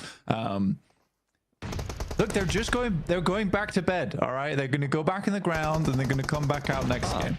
Okay, all right. Okay. It's a little sleepy nap time for the Burmese ghouls. They'll come back stronger. But yeah, for Weibo, I think 60% of the games, their rotates have been on point. Looking pretty decent with it. 5 elims to show for this match. After guarding out on the southeast side, Wild stepping onto the beach. Able to get another point for Regnum Kaya. So they are going blow for blow right now with Weibo on the eliminations this game. Very close to each other on the tables as well. Both in those chasing positions right now. As Regnum Kaya, I mean, they have free reign over this beach at this point. With Team Flash condensed, clumped up. They can start to extend over around this way, but Geek will meet them head on, right? And that's probably what they're worried about. The team that's far off around that beachhead, just taking a spot out. If they're completely out in the open, they just can't make that work. So instead, they head a little bit more inland. I really want to see how Regnum Kaya handles this now. It's not an easy circle, to say the least, and there is a lot of long-range shots required. I think Zed Wolf is insane at that, as is Silas, and Lockley has some good chops on him as well.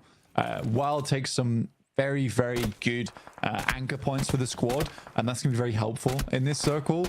But yeah, for Regnum Kaya, everything has led up to this moment right now, and I think that they have the chops to do it. It's a case where you see this circle, and for Regnum Kaya, this is an easily winnable game. I will be disappointed if they don't win it. Equally, I'd be happy if we saw Weibo win as well. I think they'll rotate from the north side. They're in the blue zone for about a good 10 minutes. If they win this game, also a very successful match for them. Yeah, they're crossing over on that east bridge. Really very successful. Remember, they were allowed to do that by the teams fighting around that area. They came in behind the Burmese ghouls and were able to leapfrog everything as Regnum Kaya continue to add to their tally. ETSH now down with 9 elims for Regnum Kaya. This could be a big one. But it's Alliance who sit in the middle. Currently no elims, but in a really important building that could be a little bit troublesome. However, the open ground, I think, affords Regnum Kaya a lot of strength where Alliance very much crammed in and might not get too many points for this match. There's the nade I was waiting for against Team Flash. I was worried that it was going to be coming on through, and it was to be, unfortunately for them. The second one a little bit short. Post another. No, it goes long again. They think they've gotten out of there. But Geek, you got to put the hurt down. As soon as you get broadside on the door, though, that should be easy nade postage. As Win has to step out, and he gets knocked.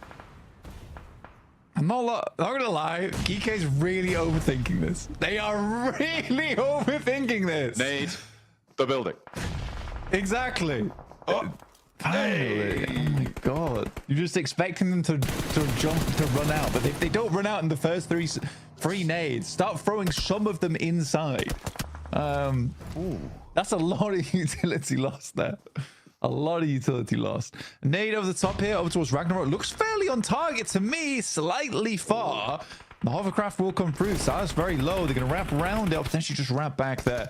Still more shots over towards that. Hovercraft is required to take that down for Geek. That is a big old treasure on side for them. Very helpful towards the end game. Oh, my, a little bit low on ammo there.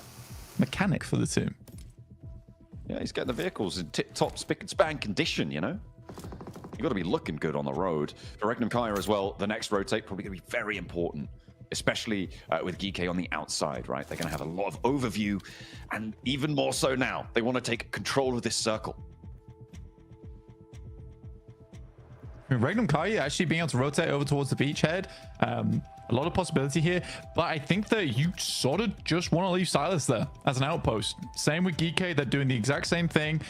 You can try and control this southern side. You know, that's where most of the teams are. It's very open on the northern edge. So this is one of the few circles where you try and play outside the zone for as long as possible to try and gather position.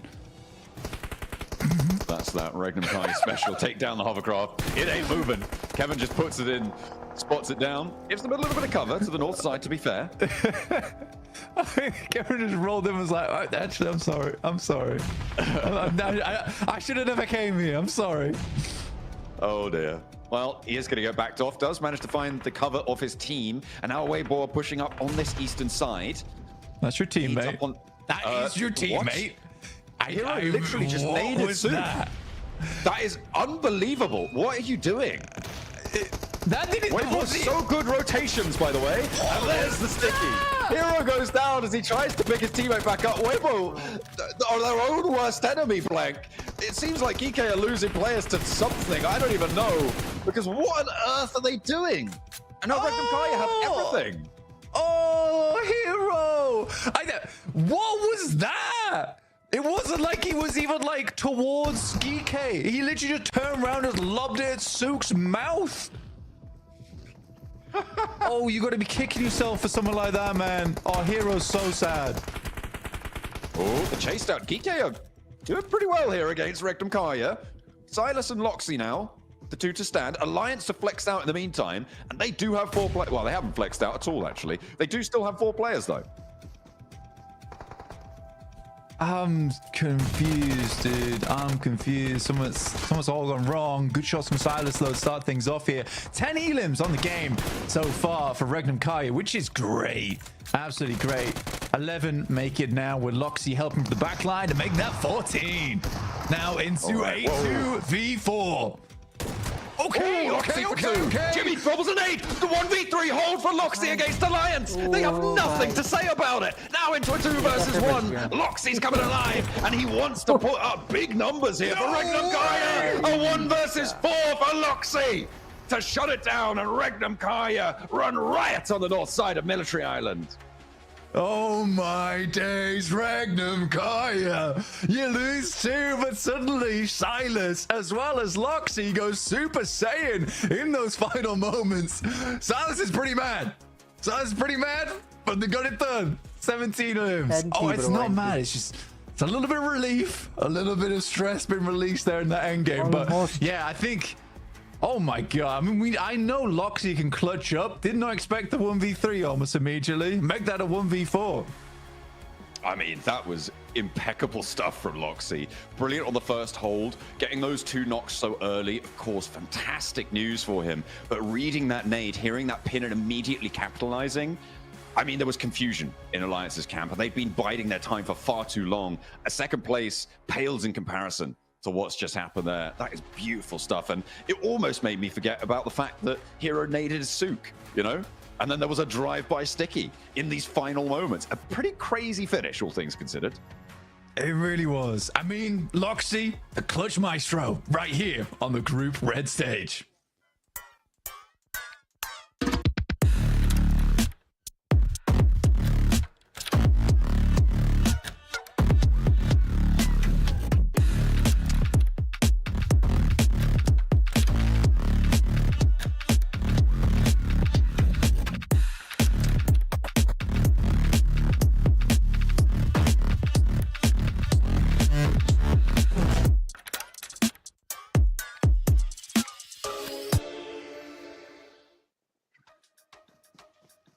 Alliance were on the road to victory, but Regnum Kaya Loxy said, "You shall not pass." The 1v4 comes up to get the chicken dinner, and right when Regnum Kaya needed it, Max.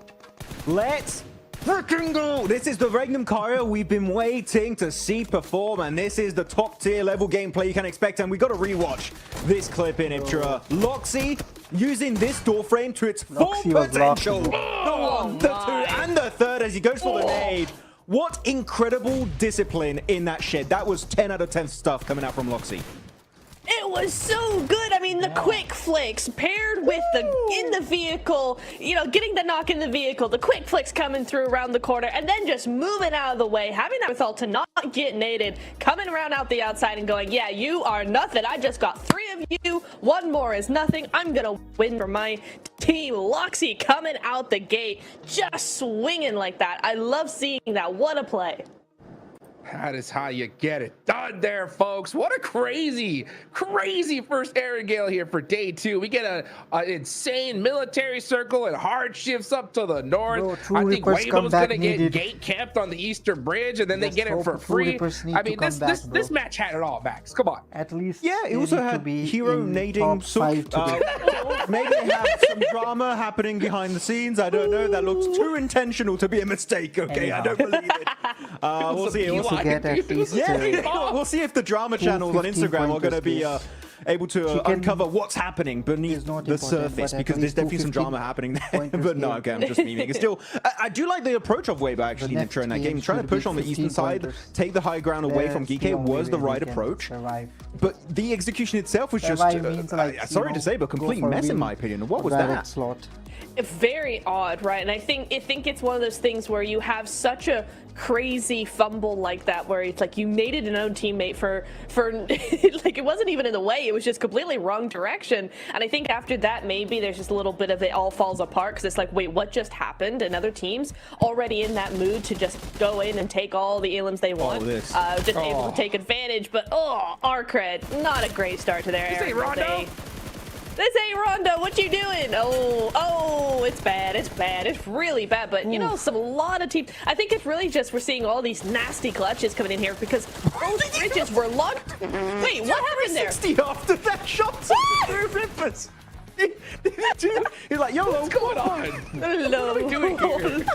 That's so funny. But to be honest, for true Rippers, it's kind of rough, Diptro, because they're going out early today, which we can't see that happening the entire day. That's a hard start. They laugh at true Rippers. But it's these bridges, man. I mean, both of them were locked down pretty tightly for most of the game, right? So even EA having trouble coming up through. So I got to give them a little bit of leeway, a little bit of grace. Maybe next game will be a little bit better for them. But yeah, some crazy stuff coming in here. Arcred and them in the end just able to hold on a little bit longer and able to just get a couple more points on the board. But yeah, what a crazy finish coming in here. I love Karia played it. I love how all of them played it. Really, Geeky as well, really able to move on through and get a lot of work done. Stop happy. I feel like we have to change these desks every day almost. Dude, they're just getting slammed all the time. Huge nade going into that shed of Flash. And actually, talking about Alliance and how they just got 1v4'd by one player, Loxy from Regnum. Maybe, just recommendation, when you want to push a shed, maybe have a nade or Molotov to force him out, because he was using that door frame so well. I think it's not only just a great clutch from Loxy, I think Alliance felt way too overconfident and they just got shut down instantly. That was beautiful to see. Yeah, so take a look here at those rotations, Neptura, man. That sticky nade, by the way, from Safji Geek was just so good. But you can see them, they were hanging around at Novo. We got this southern military island circle. Look at Weibo going all the way up to Severny for so long, and then finally making that rotation down here, Neptura. They did, and they used that the eastern bridge as well. I want to know how they even were able to cross it, because that's some crazy rotations coming through here. Just able to slip on by past Flash, coming on through down to the side, and Geek as well. I really liked their 1-3 split going over onto the beach with Kevin, right? A really protective rotation coming here. A really nice split that they could protect themselves and also control the rest of the lobby from that beach side, make sure nobody came over. So really good stuff from them. But yeah, I think Weibo could have won it for sure had they not had the because Regnum technically were on the low ground, but it is going to be a Regnum win. 28 points on the board. They're running away with this. Yeah, and Blank is even telling me in the chat right now, in the analyst chat, that they had, even for Regnum Kara, they had one place, an anchor point on Sovnovka itself. So that just facilitates, not only facilitates the transition, it helps you pull it off so much faster. So Regnum Kara really having a lot of just observation hacky to the max in this game, knowing it was going to be heading to Military Island. And yeah, again, this is more way aligned with my initial expectations of Regnum Kara, though GK, that's such a good hilltop position to the eastern edge right Niptro this game. And teams tried to wrestle it away from them, such as Weibo and Virtus Pro, but if you're going to fight it, send it. Commit to the fight. I feel like they just got then like, okay, we can stay here, but guess what? You're in nade range. Bye-bye. It's such the case, isn't it? Like, it's always this thing of you either move, you either stop early, or you go full send. You don't stop in the middle. Never stop in the middle. It's never good for you. As we see Loxy, of course, going to be the MVP. There's no way he can't be, right? 6 eliminations, 4 of those to get the win, the 1v4 coming in clutch here, MVP, and what a player who deserves it, right? Like, you can't get better than that. Let's take a look at the overalls, and oh my goodness, look at Random Karya. I mean, yeah, because we talked about it right before this game started. Influence Rage had 68. Right, Regnum Karya had 48. That was a 24-point difference. Influence Rage put up nothing. They put up 28, and Regnum Karya jump up to the top 3 here, Neptura. Ooh, yes, Regnum Karya finally. I mean, I know we came out of the gate going, hey, this is exactly what we wanted to see from Regnum Karya, but 24 points, I was like, yeah, it's one good game, but in the very next game to go from, oh, we need 24 points, we're going to get 28. Easy peasy, let's just do it. Top 3, and I will say Influence Rage out of the top 3 for the first time in Group Red, right? So not Regnum grabbed their own spot, they also knocked down a team that's been very, very consistent so far. So GG Regnum, they must be feeling so good after that one. Hopefully they can keep this consistency up, and you know, they're not too far away for #1 spot. Yeah, we're talking about Regnum a lot, but I feel like it's kind of deserved after such a strong performance. But to go on a little bit more of a negative here, it's going to be the Virtus Pro. I think that push onto DK was just... I don't like going harsh on my wording, but it was so poorly executed. You're just going in the position that's unplayable. Aragon just getting absolutely smacked in the head the moment he gets onto that rock next to the hilltop. Yeah. And they were initiating that ascent right after such a good Rondo match, Niptura. And then you just follow it up with this game. Yeah. Are they going to be able to leave the bottom 5 after these back-to-back performances? I'm like, I don't know. They're so inconsistent. Yeah, and that's not something we expect from them at all, right? It's the consistency that we've been really counting on from a team like Virtus Pro. But yeah, I think it's just they got a little bit nervous, maybe. They didn't want to go the full send route.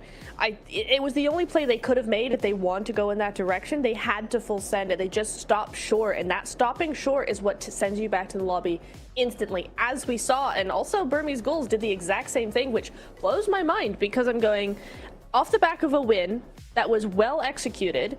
You come into here, you see VP do a bad play in a bad spot, and then you do the exact same play in the exact spot.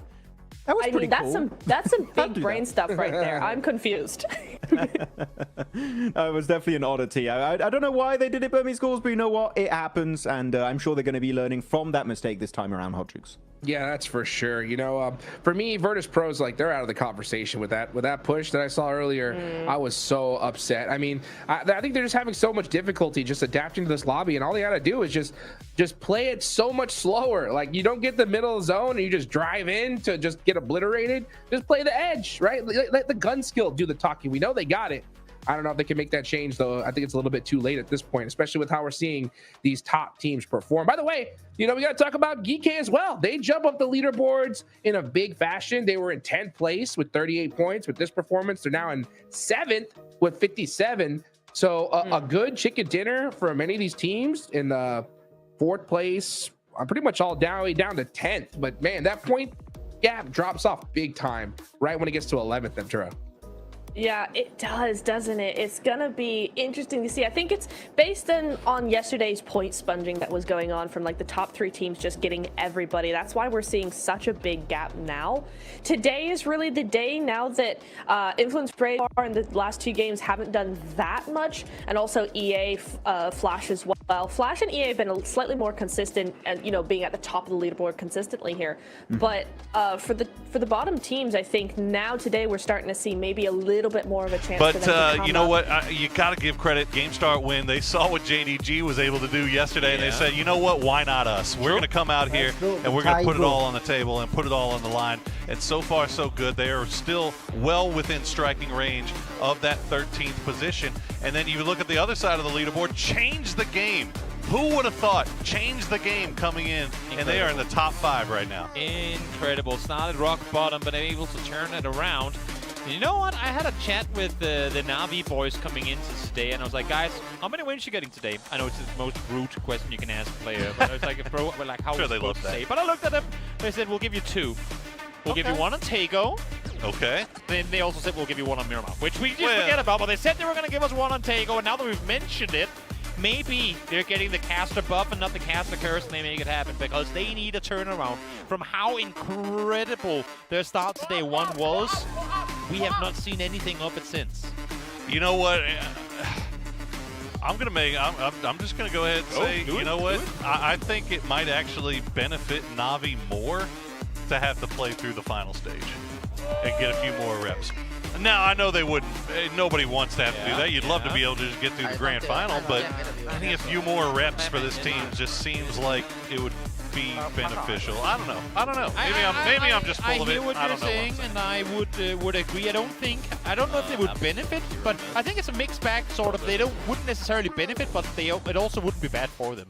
Sure. You know what I mean? I think for them, it's just more the matter of we know we're capable of finishing top 5 in this group, so why in the world aren't we there? You know, like the annoyance, the frustration of having had such a great day 1 and now having to play from behind. I say behind, they're only 1 point, literally 1 point out, but still, they were sat solidly up in the top coming into day 2, and now they aren't there anymore. Yeah, that top 4 is kind of separating themselves pretty quickly.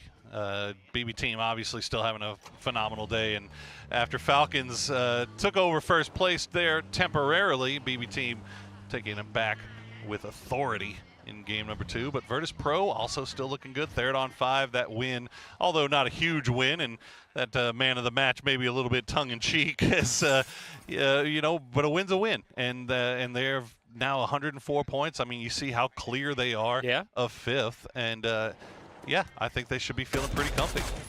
Rossiter Jr. getting the MVP with 200 damage done, and that game goes to show the game that 3rd on 5 have. But we all know who the real MVP of that game was. Rossiter Jr. Rossiter Jr. the 2nd. Another potential MVP of this whole group stage, though, is this man on screen right now. Let's hear what Red Zone had to say. Yes. With Red Zone once again from Asla Pentagram. So I would like to ask you, because today on the first match you have done such an impressive 1v3 against BB. You pulled off with that, so please walk us through that, please. 첫 번째 매치에서 비비 상대로 굉장한 1대3 클러치를 보여주셨는데요. 그때 상황을 한번 설명해 주실 수 있을까요? 이제 팀원들이 다 죽고 저 혼자 남았었는데 상대는 많은 걸 알고 있었고 저는 혼자여서 상대가 저를 잡으러 올 걸 알고 있었지만 이길 자신이 있어서 그냥 총 쏘니까 이긴 것 같습니다. My teammates were all dead and I was alive alone, and I knew that they were pushing through me, but I felt confident about it and I just shot them and they died. All right, so this is so impressive, and let's look forward for Asla Pentagram. I shoot, they die. You know what? We need to know no more. I will say, though, for those of you guys just watching the replays there, notice how it wasn't until the very final shot. The first 4 kills came with no leaning at all. Korea peeking just straight on A and D'ing back and forth from the window. I think a lot of up-and-coming players, a lot of players that just play this on the casual will always try and lean around the corner of the window there. For him and for many pros alike, they do this peek where they just wiggle back and forth left-right rather than leaning left and right. And, well, as we can see there, very, very effective. And you know what? If you also wanted to learn something from that one, work smarter, not harder. Let the let the blue zone do 75% of their health before you even get in the 1v3. Yep. And then all of a sudden it becomes so much easier. Definitely. It's still impressive. Oh, it didn't happen in the highlight, but it literally got a double knock just 30 seconds before that took place. I mean, yeah. Well, he got it with the Copenhagen Wolves. He almost exactly. 1v3 2 separate teams. So I mean, it was easy go away. Yeah. Can't shoot at that. You can't shoot at Chewie and expect people to stand there. You're just like, yep, that's Tank. Silhouetting going, no, Tank, you shall not do anything about that. Can't be doing that. Scared away with mean words. Yep. Get him off. Evil glances. Evil glances galore. That one's a little bit more effective. Yeah. Shrimsy going to take a few shots over towards FaZe, who are trying to make their way in from that western side on the southern part of the river, getting a little close to Falcons, but it's only one of Falcons shooting, so not too terribly perturbing. His kickstart will take to the skies. incredible to look, though, as we look at the south side of this circle, inside circle, I should say, how many teams have opted to push north already. When you're on that peninsula on the southern part of this, you know that there's only so much space to fight for. What makes it even more difficult is where GameStart Win is currently set up on this hillside. They have such a good overview of effectively everything there is on this peninsula that you gotta claim something early and get indoors, because if not, then you're going down and your tires are probably gonna be popped with it. So east, completely vacant. Northwest slowly now starting to get taken from the teams that landed on the northwest island. Where did the but the true south Reapers is go already this time? jam-packed, and we still have 3 more teams yet to make it in. They're all coming from that same southern side. And it all looks like they're going to stay on the south too, as they're going from the southwest. They're rotating east, east and then north. So what do we have? 1, 2, 3, 4, 5 teams north of the river right now. Bagopah kind of making their way over towards Shipyard. We'll see if they stay there or they cross over. I see a nice little care package pickup dropping down there, so I wouldn't be surprised to see them stick around a little bit longer as we see Kickstart high in the sky, toying with the red zone. The less dangerous of the 2 red zones, I feel like we've seen recently. See, Kick, great eyes, great vision.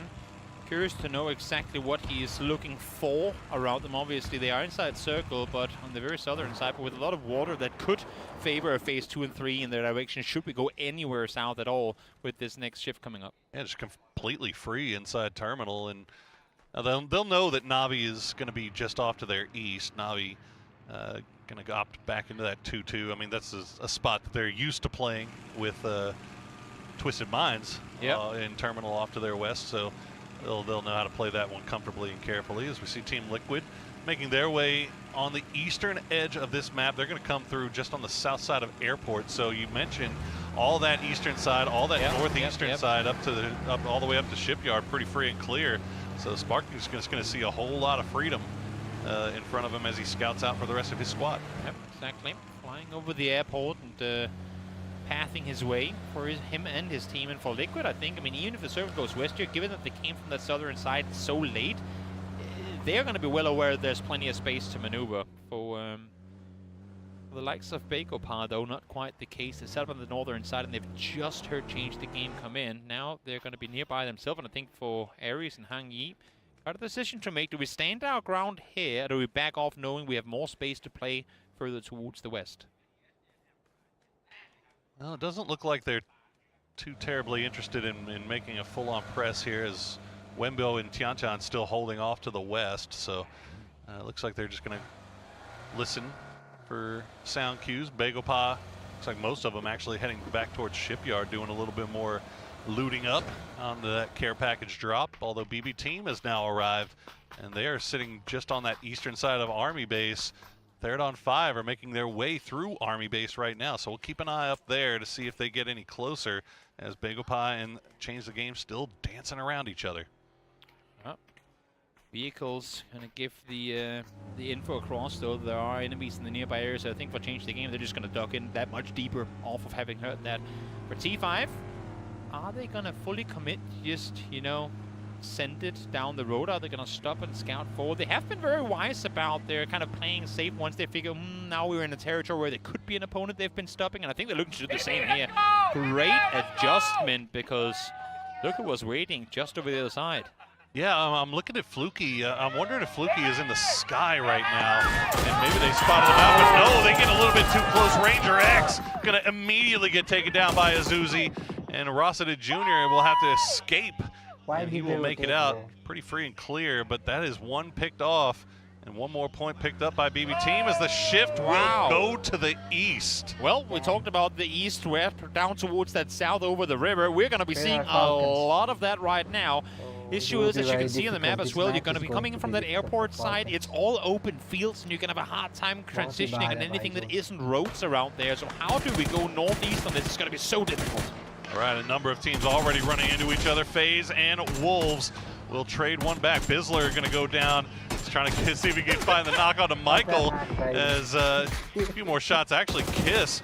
And the rest of Myth, they're just south of dead center in a 2-2 split, and they have got great vision over everything making their way through, but Baron will get taken down by who else? Red Zone again. What clutch timing. He had a great line of sight on his teammate, but able to get Oh, one. he Finds gets the another second one. as well. Red Zone is on hammer. Well, he's been good through this tournament so far as well. This time around a bit too good as Red Zone finds themselves the third, single-handedly dismantling the entirety of Myth. And Myth was in such good position, but they will go down in 16th place. And where has this Pentagram squad been? They are looking too dangerous. And now we cut over to that eastern side of Shipyard, change the game, and BagelPa will finally run into each other. One thing is for sure, every single person in the world is going to have Red Zone on their fantasy team coming into Last Chance. Hell, I mean, they could even make grand finals with how they're playing right now. Tell you what, his price is going to go skyrocketing after this one. Looks like BagelPa will lose one. Pio will continue to pull away. Khan will probably rejoin him, but good hold there by CTG as they actually, no, they don't even get the kill. The point for the kill, it gets stolen away by BB Team. So BB Team now 2 deep as they secure their hold a little bit more on first place. Well, they were on 5, realizing, oh, it's a pretty long rotation, and we got an entire river to cross. Let's send at least one up high. Maybe pop a parachute real early, too, to try and scout forward. The rest of the team opted not to go. Floki is far off in the north, and Escrows it while sat on the epic. I'm not sure if he actually missed it, or if it's intentional that he was left behind. Either way, 3rd on 5 will have 2 making their way still over from the west, and BB Team, after stealing food out of the mouths of Change the Game, will make their way across the bridge, but they're going to take a few shots over from Team Liquid. But look at that, a nice, cozy, comfy compound just sitting here waiting for them. Slow rotations for BB Team and safe. Go from the edge into the next position, into the next position. That's how they like to do it. If they can play into phase 5 with 0 kills, they'll happily do it if that means they've avoided any sort of confrontation that long. Falcons still playing around that southern edge. Kickstart trying to scout out for the rest of the boys. I think he spotted Rock, but maybe only 2 of Rock. I don't think he spotted all of Rock, as Red Zone is just looking like he's just driving around hunting for more kills at this point. He's like a lion, and he's going to take a few shots from RBN, and that's going to let him know that this is taken territory. Definitely. He is nowhere near the rest of his team right now. I don't even know. I think he might have been. Oh, he's going for the revive station, but Falcons is there. The revive station. Oh, he's going for the next one in airport. Okay, I see what you're doing, but you're also driving like in between 3 different teams. So maybe at this point, fall back. But then again, I say that and look at what this man is capable of doing. There is no stopping him. That's just nasty. That is absolutely nasty. And then I'll find the last solid cleanup. They're feeling it as much as ever. Myth, on the other hand, they got stopped. Yeah, they're in trouble, man. We're now halfway through the day, and they're sitting in 14th place. If the teams in 13th and above start collecting some points here, they're going to find that cut line moving away from them. So hopefully they can kind of regroup and get ready for the next game quickly, because they got some work left to do. And it's the polar opposite of what we've seen from Pentagram, right? I mean, former Forest Gaming, Myth, they came into this tournament with all types of momentum going the way off of what KISS was able to do in previous global tournament. So for them to come out with effectively nothing up until this point is a bit of a head scratcher. Hopefully they can rally around the firepower that they have on the roster and get something going with 3 games. And I'd love to be proved wrong. On that aspect, I'd love to be proved wrong. Well, and I'm already getting slightly proven wrong, but even then, I think that's like last-ditch attempt there for the flash. They've still got 2 more players up towards the Asfields. They did just try and send it, and I mean, it goes back maybe to what you were saying earlier, Blank, towards the start of the day, how this lobby feels a little bit timorous sometimes, a little bit timid, and that's what maybe Rick and Pyro are banking on, because right now, Nobody is crashing them, but there are crashes, and they're happening onto Weibo, and they are holding off very, very effectively against Nuclear Zone. 33Z hears that pin pulled and immediately repositions. What a clean hold coming through from Weibo. Getting bogged down in this compound is often a death sentence, so the fact that they're able to clean that one out nice and quickly, nice and efficiently, Navi are going at it as well, so multiple fights going on as we wait for this next circle to collapse. We have seen one knock, guns, everything else. Pick with you till everyone finishes without it either. Beal able to find him as, and that's once again. Anyone's left you now with a 0-pointer. Instead of that is two teams take this spot in because Myth it's and Anyone's good, Legends that and we're desperately confident needed we'll win that fight. to find I something think there's here, a lot of but they'll back have to going wait on. as I they're think on 5 that's now, the main sneaking thing up that behind is Navi. sad for me, Navi especially was trying to for put themselves in a group position to take stage, this fight with Virtus EMGC. Pro, but maybe taking a little bit too long. Extends, has Corexi dead to rights out in the middle of the beach, and yes, he will get him in the end, but not before getting knocked down to 6 HP. But because it is so timid, like again, Rick and forward, just forced to play a slower game. It's taken a day or so to figure that out. But again, taking this 2-2 split is the smartest thing they can do here, where they know that teams, if they crash them, they're likely a 2 or 3 man squad, and they're happy to hold that off from those positions. And just like that, they own such a large amount of zone. I mean, Stardust even rotating out here, that's a bit much. Pentagram is able to get Hammer back on his feet, so they'll be back to full strength. They're trying to make their way in, and now I mean, yeah, it's definitely the not the sort of Wolves play to be driving making right over those past finals. Asla. Probably not even back No in the shots gauntlet coming through. either, Meanwhile, Ranger to X, hold third this on much ground, 5. but It's Silas actually rotating just out Ranger X. was The rest of pretty third on bold, but 5 on with the this south circle, side. So hard Ranger X just trying to get out of here as quickly as he might just can pay off. He's after a getting little bit that ahead of knock the and game when flush it onto comes to Hangy. scouting out that And now west you can side. see the rest of his Might squad need is to getting crunch involved in the further fight on the south side. So third on 5 getting it from every angle right now. Over on the northern edge, we are heading down towards farm area. Dip still involved, which is currently held by Arcred, DK, and then Balls to the north of it.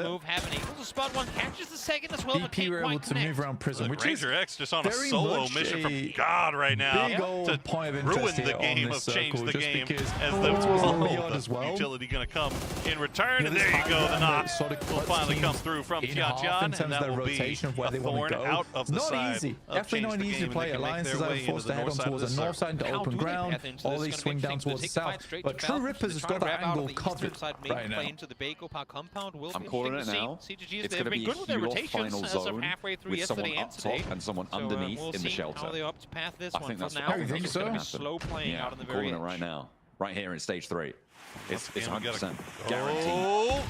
The only time You gotta stop saying it's guaranteed. Let's pop the boat. Why not? I've Oh no! only ever seen 1-0 elimination chicken dinner. And there goes Hackatori as well. And that happened as on Michael. well, it was on, I can't on believe Michael's Sandhawk. still alive. Snakers goes down. Michael stayed alive with back just in about the day when we still had that as a HP. map in the rotation. With one Beamy's player still down out in the cave. blue. That's a I love follow that. up. They'll He's playing in this survive lobby that right one now. again. Another follow.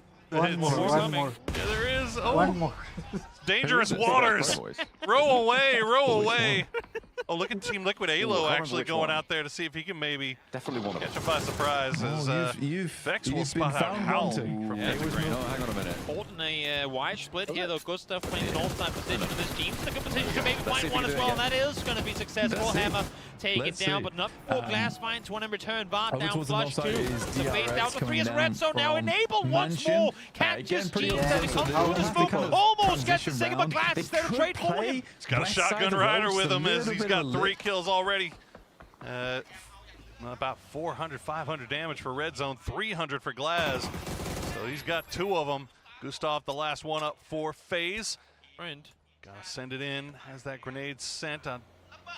Oh my goodness. Red Zone just barely surviving that one. As, okay, the circle gonna keep going down towards the south. So we got all these teams on the north that are gonna have to make their way in. Nice flex around there. They heard the vehicle go on the other side, maybe function as a bait. Let Red Zone do his thing. He's set up here just on the backside of this. Will throw a nade over sometime soon, so the info will be fed across the coast of this, the one nearby. And he's trying to see if he can stick around long enough to get the res on the James, but they're not going to let it happen. Glaz will get taken down by Gustav, and now he's in the 1v1 versus Red Zone, but that is a beautiful flashbang, and Red Zone will clean it up. 5 kills yet again for this absolute mystery maniac to come out and dumpster people at a global tournament like this. Speaking thereof, RBN able to find himself a double, almost gets the third. Tian gets the better of himself in the end of it, and in a blink of an eye, change the game, are eliminated. And Rock continue their climb up the leaderboard. That's another 5 kills for them as they try to... Finally, it's got double. I think there was like 8 or 9 grenades sent that way. Just a lot to be sending in. DRX rocking up over towards Influence Rage. For them, this is a big pickup. It's a very big pickup. Sadly, there is a lot of other players all taking shots down towards this position. Goodness me, that's a terrifying noise to be hearing. For Twisted Minds, this is a big chance for them. A big chance for their region as well to do them proud. I think there was a lot of hopes riding on Twisted Minds in terms of them as a team. Freak and Lord rejoining at PMGC is a really cool sight to see for me. But I want to see them go a little bit further than that. Honestly, right now down at 24 points is not where I expected them to finish. They are getting taken down. Nice grenade from Luke 12. Will get the knock on a Shrimsy. It's below par. Important knock come through as well. That is the shortest plane path I've ever seen of a rescue helicopter. That is 800-meter drop zone. But nonetheless, Ming will get out and land in his compound with his teammates from GameStarWin, who are, again, I mean, look at the jump up they can make here with the 14 in front of them eliminated already. And we're not even inside placement points yet. They have 1 of 3 compounds still left in play. If they can stay alive through top 3 here, that's going to be so big for GSW. They got to get to work. Falcons still trying to push in through Team Liquid. Luke 12 holding the side. Meanwhile, BB Team, they're starting to wrap around. They might have an angle down onto GameStarWin. First knock comes through. Falcons continue to try to push in. Alo will spot out Tiggleton through the smokes. That'll put a damper on the Falcons' push. So far, all Liquid, they've struggled, been able to contain when teams have been pushing through up until this point in the tournament. So far, it looks pretty good for them. While Luke was in an off angle there, dealt with, he's been able to get back to his teammates further towards these. Look at this for GameStarWin. Somewhere up the sky really wants these boys out of elimination, and seemingly right now they're getting everything they need to make it happen, but it's on themselves to bring this one home. We got a chance to talk about it just yet, but somehow, some way, Bloomy still in, and he is sneaking up right behind BB Team as they get stabbed in the back once again, but this time it looks like they should be able to reset. Won't be as disastrous as it was for them in game number 2. How many times have we seen BB come in and complete this main in front of him just to continue his way further forward. During the meantime, Petrichor Road need big things happening. They too want to separate themselves from the bottom pack, so Chewy delivering here once more was pivotal in their success on game 1 in being able to push into Na'Vi when they did, and here successful once more. A lot of trades coming through, and now Team Liquid just down to 2. As it looks like Shrimsy's going to try to go for the revive, but Bagopah has left their compound on the northern side, and they are wrapping in this direction. They've got grenades in hand. They've got the Falcons in their sights, as shots from Bestalock, of all people, on the other side of this are going to pull them down. Alo will get Tiggleton. The trade comes through, and now Team Liquid down to just Purdy Curdy. Purdy Curdy is ready for it, though, and it's actually going to be BB Team that gets involved. Team Liquid goes down. So difficult. Both these teams knowing full well there's teams on both sides. They really want to take this fight head on with one another, but there are only so many angles you can approach that fight from. The other guys don't have vision. PO landing an absolute blinder onto RBN will get him from 100 to nothing. H-Win shooting. I'm not sure if that was just denying a potential point come out the other way. Well, it's happening once again. Bagopah pushing into Rock, but Rock getting pushed from behind by Petrichor Road. Meanwhile, GameStarWin just hiding in their compound right now. BB Team, meanwhile, has wrapped around down to the south side where they have the Raid DRX boss already in losing a player. Red zone still alive. The slightly late smoke, commiseration smoke, let's say. And Alliance once again being put to bed by Regnum Kaya. Northern side, a big crash from Alliance over the wall. Another spray comes through. Red zone will go down, and so will Fantastico and Molotov. Everyone on the northern side being absolutely butchered right now. Petrichor holding off. Great positioning from them. Fantastico doesn't realize it, but he had such a good position to hold off in that fight as Kickstart now trying to defend the fort while H-Win gets healed on up. All right, H-Win, see what he can do. Kickstarts with him, chaos and this is actually huge. Profiting off of this, they're holding everyone out on that south edge. True Rippers finally slide on past and might actually be into a bit of a winner here if they can keep things going. The Burmese Schools have to send down into the trenches. Tony K with the shotgun challenge, and his teammate not going to be able to find it. Sorry, what teammate? It's True Rippers teammates who are going to be falling there. Virtus Pro chiming in, Arc Red as well. Goodness me, Tony K just about clinging on there. Two-man seal alive. Virtus Pro is very selective the way they dealt with that one and left Tony K to live another day and just sent all the shots over towards True Rippers. And that's the angle from that eastern side. I mean, this is the best thing that Virtus Pro can do here. Now, here's a prediction though, is that the next few minutes, Virtus Pro is going to make a big crash and die. Okay, all right, well, where are they going to crash? I think is the bigger prediction, right? I think that you could definitely say that True Rippers cannot deal with Tony K today. Oh no, Jelly able to shut it down, but there's that Voston pickoff on the backlines. They do take all of the True Rippers out of action. Tony K falls as well, so E-Arena drawn short. Regnum Kaya on the hunt for their first place spot. A little bit of ascendancy at the start of today with two Erangels back-to-back on big games potential. For a big points tally. They know that GSW's inside the compound. They're just going to avoid that compound and just continuing death ball wrapping around the edges of this zone. H-Win is going to follow right behind them, I think. I think he's pretty much figured out what's going on. He knows Petrichor Road is up there, and now they are in sight of BB Team.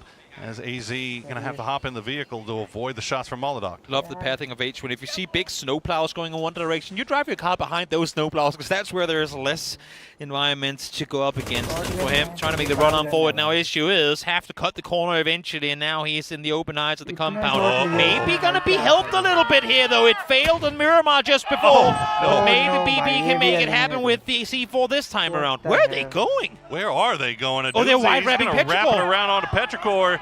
And he's going to get there. He's going to drive right past. He misses it. He's going to go for the BRDM, but he's going to take down himself instead as AZ is able to reverse just in the nick of time. But the rest of BB Team, they are crashing down on here. GSW now, they're finally going to leave their compound and try to get some of these points before they're all gone. They better try and get some of the points, and even more so, they better start shooting at BB while they're looking the other way fully. A lot of damage already done. Sook and Order immediately falling here. Hero as well. But Virtus Pro, they're getting torn up from some which way. I think that's the Burmese Schools. Two of their players are down as well. Now it's up to 33Z to hold down his team as Milky Way lights up the ground floor. Maybe he's going to send downstairs to go for that heal off after all, but no. Has to stop because there's a Molotov in the way. And now they're going to try to see if they have any way to deal with his BRDM as AZ is just driving around. It's on fire. He's got to hop out. GSW, can they secure their win here? Can they find their way out of the dead last bottom spot? They can indeed. Big win for Game Start Win. In the final seconds of the game, we saw them jump into 15, there is then a into reset 14. available Those there last for seconds Virtus Pro. and with the win on top of it now, is going to Not with the Burmese Schools pressure on though. They actually fell in behind them, and Virtus Pro are downstairs picking up players, trying to get out of there. Arc Red all the while are suffering. They tried to get stuck into the fight. They've only got 4 elims for it right now, Blank. As Weibo being displaced from this northern side, it is a scrabble for the spot. Burmese Schools want to go a little bit further in. Let's see what more they can do, but on the outside, Regnum Kaya did go for the fields. They're playing a 2-2 split again. Yeah, fair enough. They're just controlling a lot of the zone. They really are controlling a lot of the zone. I think that they can see that Twisted Minds is so unwilling to leave that outpost and get anything done. I feel like if you were Twisted Minds, you'd look to try and clear DRX a little bit sooner and then control where Regnum Kaya was coming in from. Instead, now, Regnum Kaya just has a absolute freebie of a lobby, and still Twisted Minds are doing nothing. A little bit passive from them. DRX are on the wall, but Virtus Pro, anything but passive. Burmese Ghouls cannot get through them. And they're still down in the tunnels here, Blank. Rectum Kaya actually have now transitioned all the way down south. They are sat atop the pack. And it's going to go well for them. They're just going to keep everybody in. I mean, maybe they don't really have too much of a choice against the last player from Arcred. But that is what you're looking for. Across the way, DRX going down does mean Twisted Minds might find the confidence to get out of there, but Zedwolf just has the angle. He's going to keep spraying as well. There's no reason not to keep spraying this angle. He'd love to get that pick off there. If you can weaken the museum team, their end game becomes so much more simple. And they can continue to sweep. This might be the back-to-back here for Regnum Kaya. I think they may have cracked the code, John. Good preemptive nade over to Saf G, actually. Pretty huge. Hardboy did take some shots over towards them before, so they're aware of his position. And to get out of there, yeah, it's not going to happen. You're just not going to be able to find it. On the downstairs, the man himself does emerge into the light of day. The Regnum Kaya are ready to greet them. However, maybe they regret that. They didn't need to step too far forward. Zedwolf goes very, very low, but Wild is holding his nerve, moves in, and there's a refrag coming on through, though, for Voston, who stays alive and gets two. Elims pouring on into the Virtus Pro bank right now. He's the last player alive, and Regnum Kaya are getting ruined on the run out from Virtus Pro. They had it all under control, but it's gone support now, and Wild cannot find Voston out in the open. It's Twisted Minds who are going to be able to pick this one up. Boss was so hungry for the elims there, dude. He was so hungry for the elims. We'll pick up a couple. I think Wild was slightly far away trying to set up the nade. The nade comes through slightly late. What music is this? For Regnum Kaya. It's so intense situation. Now, Twisted Minds you guys are playing this technically should win this game, but they've got really no utility to speak of in this intense situation. Ooh, you're right. And I mean, they've lost their forward position as well. Mobile, bro. What you doing? Why this music? Everybody else is so split though, right? With Silas completely split from Wild, they're essentially two solos. But Silas does have a much more central position. If the circle shifts south, I mean, sure, they got the numbers, but they're only really three in effect, right? Because Walsh, very inaccessible. Voston and Wild, their duel is still going. As Voston has the Molotov, Wild will be forced back by the buggy. Voston trying to spray, but steps up into the sight of Twisted Minds. Can't afford to go for it, but Wild takes the bullets too. And now Silas is all alone. Virtus Pro have turned the tables.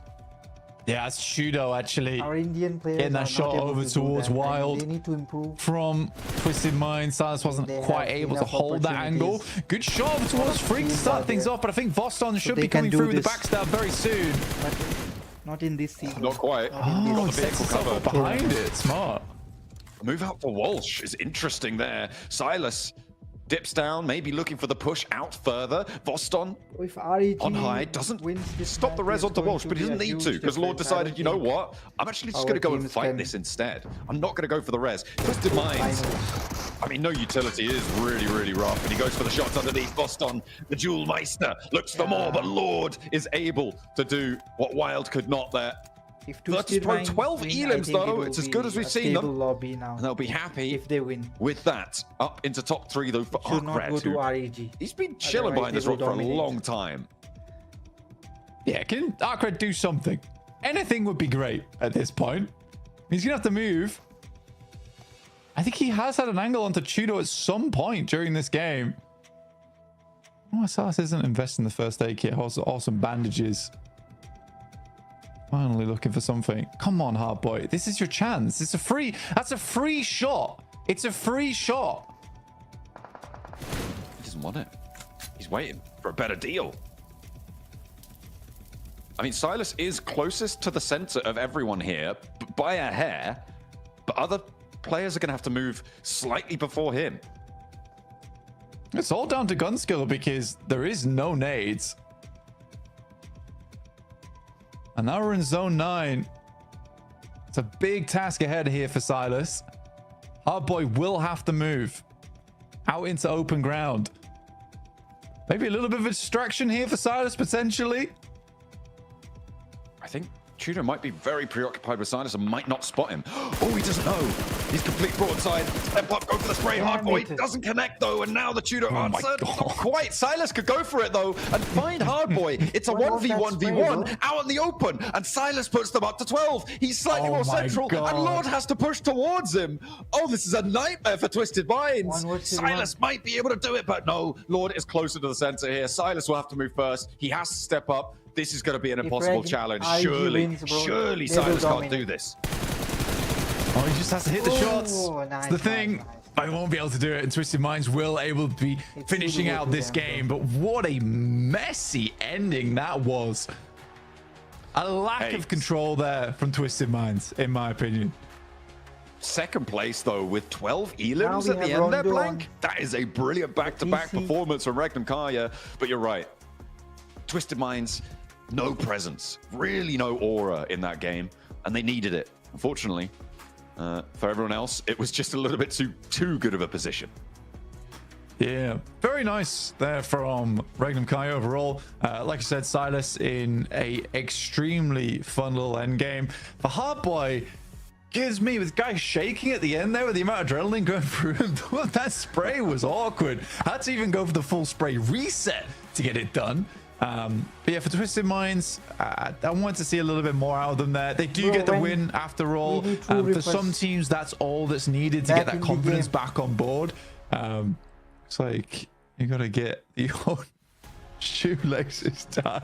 That is important. But yeah, I do think that game in particular, VP do a very good job as well to get some more points. It was much more convincing from VP that game overall, which I was happy with. Just praying for their comeback. Well, they do close it down from the museum. They're able to put everyone else down in the dirt, but only just for Twisted Minds.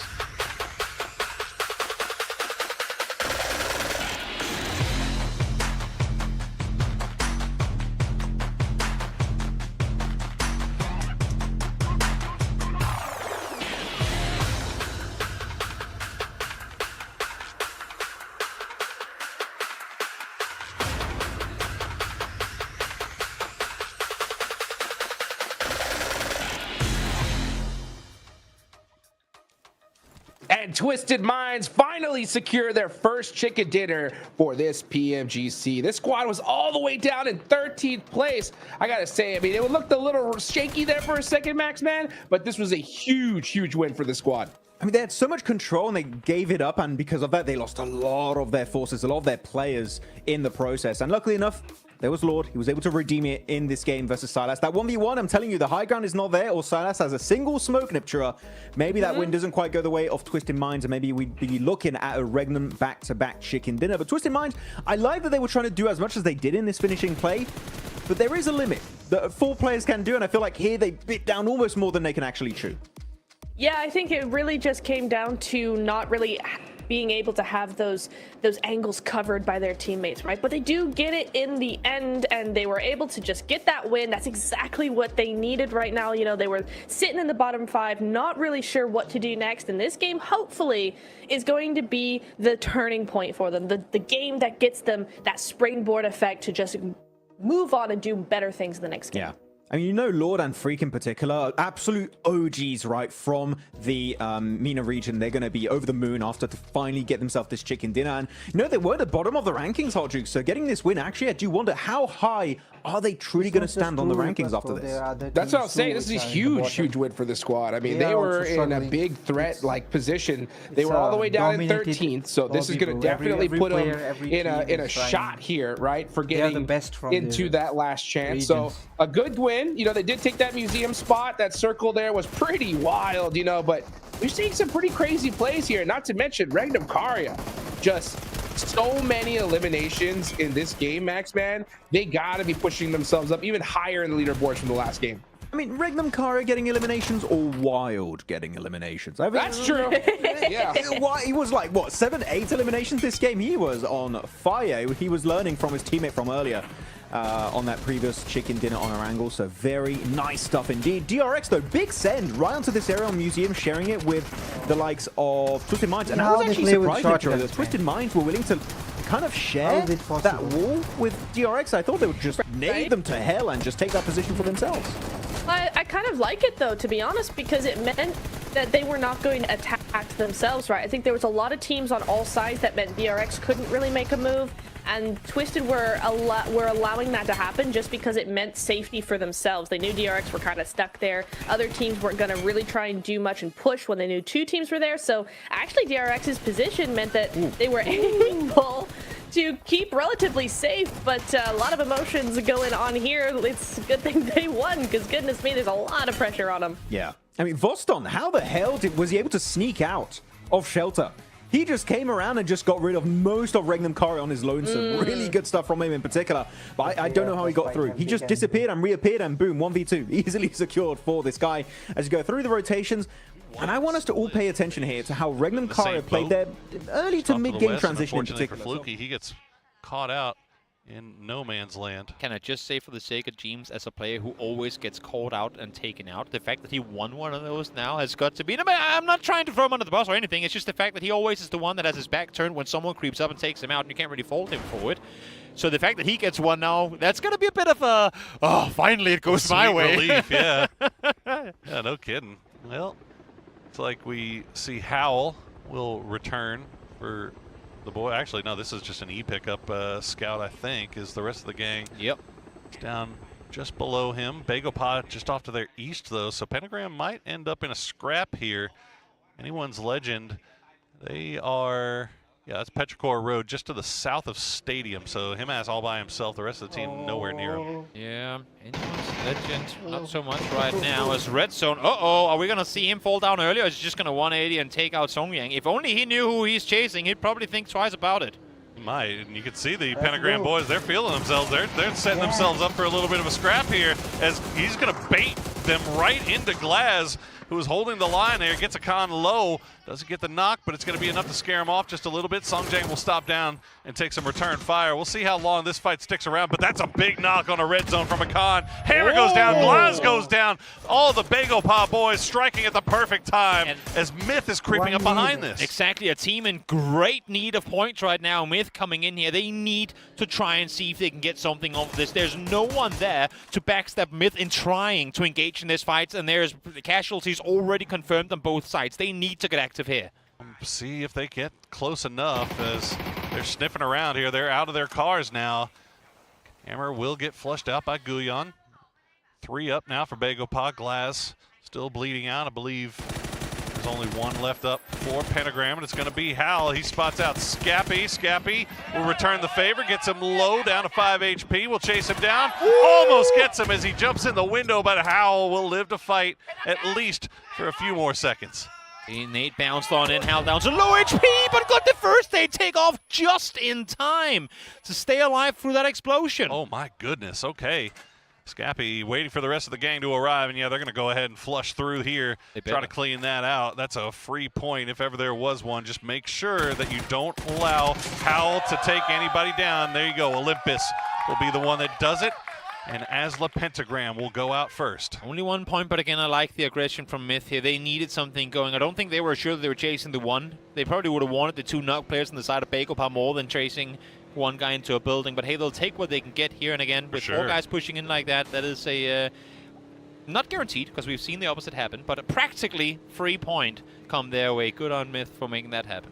All right, checking in with Virtus Pro coming in from the southwest. They've got BB Team off to their north. Anyone's Legend just off, kind of running in the same path that they're at. Bagopod going to go for the res onto their fallen player Songjang. So in the end, no harm, no foul for Bagopod. Big win for them. Definitely, and even more so able to get the res back up here as well. Yeah, exactly. Up into 5th they go, surpassing, change the game, and holding. We'll see now if they can, holding on to it. Yeah, I should say. We haven't talked too much about the circle, though. It's very much plays out like the previous takeover we just saw, with a big triangle coming in on that southern side and the water kind of splitting it up into 3 pieces. I have never seen, and I think that's the reason why we're not seeing teams expected either, I've never seen these circles, at least in casting, swing north on this. Like a Ryan ending, a Kungshai ending. these cities, we never end up going up there. There's a reason why it's just FaZe and GameStart win up there, despite the fact that it's, I mean, while not a 50-50 maybe, still a pretty decent chunk of this one going north. So I think if it does come north, players are going to go, wait, what does it even look like across the river? We've never been there before. I know there's a glider up there somewhere, but that's about it. Somewhere, yeah. FaZe already popping that E-pick up just in case as they wait for the circle to arrive. A number of teams congregating on the southeast. BagelPa going to join that party as Rock and Change the Game are already kind of right next to each other. And we still got a log jam on the southwest around the stadium as well, as it looks like Virtus Pro, they're flying over stadium. And Petrichor Road taking shots in there. We'll see, where are we going to go? Oh, there we go. Nice, okay. nice, well, there's nice, a reason everybody stays south of the river. Yes, there is, but I wanted to see it disproven. Hopefully they will It's not get going to happen. this Unfortunately. Not this time should anyway. go to Falcons, Well, yes. FaZe will go ahead and Let's take that go. E-pick, but Where do you, yeah, where are they going to go? That is north and swim across? But then you might as well just have driven there. Yeah. Oh, man. You gotta anticipate that Are they everybody's jumping into the Wolves compound with, or are they just taking high ground? Okay, Yeah, just take high ground. fair They're- enough. well, they should have seen Liquid, because Liquid is still camping that high ground Exactly. above the Wolves compound. So FaZe will get in as we see Jeems. Yep. I almost got that's, run over by that car too. Look at this. That's a pretty easy one. Oh! Okay. Being a little bit bold there for Mr. Jeems. Whoa, the double tap from Akan. That was filthy. Now that was, I mean, as soon as they flipped the switch, man, BagelPa just instant 3 knocks onto Pentagram, and there was just nothing else they could do. As we see Change the Game now, are going to find Rock. They'll get the first knock. They'll get a second one as well, as Santastico will get picked out, and now all of a sudden it's down to Biel Mount Calmo and Solds. Biel just tooling around in the air right now, yeah. Gotta crash that thing down and try to get active and helping out what teammates you have left alive as Jeems spotted in the open. I was just gonna mention this as we saw them land before. This position is great, but you need vehicles. You cannot just be sitting ducks with a single rock for cover. Eventually other teams will try and contest the high ground, just like we see on Everest, just like we see on Stolper. And when it comes to that, only having one angle to be defendable from, it's not gonna cut it. You can see they've tried with some deployable cover, but you are gonna be seen when you're up here without vehicles. Yeah, Navi's got a lot of room to flex around. So does Third on 5. You can see Third on 5 actually stealing that kill away from Navi. So FaZe now down to 3. Game start win. They're still hanging out on that northern side of the river. They are the only team now that is doing so, but they've got a pretty free and clear path in once they have to make their way over. I mean, if the circles in the previous game are anything to go by, who knows? Maybe the game is going to go north again if we're magneting game start win from this point. Why not? Why not? Well, BB team, they're making their way in from the eastern side, doing a little scouting for a doozy. Should be able to spot out these Petrichor Road vehicles. But the thing is, Petrichor Road in a big wide split. So Non, he's just going to go ahead and dip on out of there and rejoin the rest of the boys off to the north. Splits are great, and even more so if you have a good fire escape ready and waiting in case of need. Being able to disengage like this, that's the only reason you are able to maintain splits, is having your car parked in the right place from the one angle that your teammates can defend you from. So good on Petrichor for being ready for a potential pull-up on that one. All right, things slowing down a little bit here while we wait for the next zone to come in. BagelPa will pop that E-pick up off in the blue. That's the time and you are, waiting, preparing probably in the air your game as the for- circle pop comes through. But a lot of room to play around up here, Toby, considering there's only 56 alive. Well, you say a lot of room. The thing is, there ain't a whole lot of room. Just not a lot. There's good not a room. lot to take. Yeah. It's so barren up on these hills. There's no big bushes. It's all like a couple of trees and rocks. That's all you're going to get. Having said that, and as much as I know that's on the line, I really want to see this circle shift north because we just ain't never across the river. And it's only phase 2 coming into 3 now, so water should not play a factor. We'll see what's going to happen. Of course, highly likely it's going to go south, but let's see where are we going. It's going to send up to some extent, probably with a south shift to follow off of that river. So right now, Wolves, we talked about it, GameStar winning the previous one, how they needed to make something of it. Same thing be said here for Copenhagen Wolves. Yeah, it's going to be interesting to see what Navi and Third on 5 decide to do now. And put that circle on Team Liquid. They've been holding that high ground above that Wolves compound. You see they're looking off to the north, maybe. I think it's just defending your compound. They're going to be looking to the skies right now as they hear the helicopter from BagelPa land. And yeah, they're going to drop out as now Change the Game, pushing through on that eastern side, going right in front of Falcons. Falcons will try to spring the trap. They'll get some damage down. That's going to be about it, but the road is not over here for CTG. They're not done driving just yet. Made in Thailand, sat here waiting on the other side, and they have to kind of audible mid-transition, have to just cut off the road now, trying to find an improvised carport to set up, but they can't get joined up with one another. They're going up to take the position that Myth just left, saying, wait, if they're down here already, there's got to be space on the hill because they got shot at from there before. So incredibly quick thinking from CTG to divert and go southeast instead. That literally could have cost them the game. Great work on their part, keeping them alive for the time being. But BeaglePod now getting a little bit close to Team Liquid. The Pio will get the knock on a Purdy Curdy, and Team Liquid in a little bit of a wide split here. Can't really defend each other. Sparking going to be the last one alive here as BeaglePod just hot dropped right on top of them. That's the issue with this position, as you can see it right here. I mean, there's only so much cover. You got to bring your own if you're going to get any proper cover. And, well, Purdy kind of walked straight into that spray from Pio, so didn't make it any easier for him. Sparking trying to get over the hillside. Lucky that Pio runs out of ammo there. Should be able to join up with his teammates. Yeah, they're still getting peppered from the other side of the river. GameStar win has angles down there, and now Petrichor Road actually taking shots over in this direction as well. So no rest for the wicked for BeaglePod as they try to find somewhere to go here. Rock Esports, we're down to just Solds, but he's going to be able to get the revive back, and we'll see if they can get anybody back up. Yep, found on the eastern side. Rock off map screen completely at this point. Yep. Trying to get their players back in the game. It seems like they will be successful in doing so.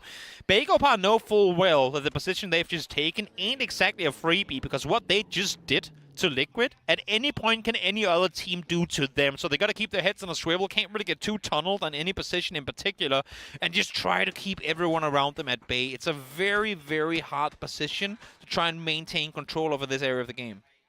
And we were looking at this earlier.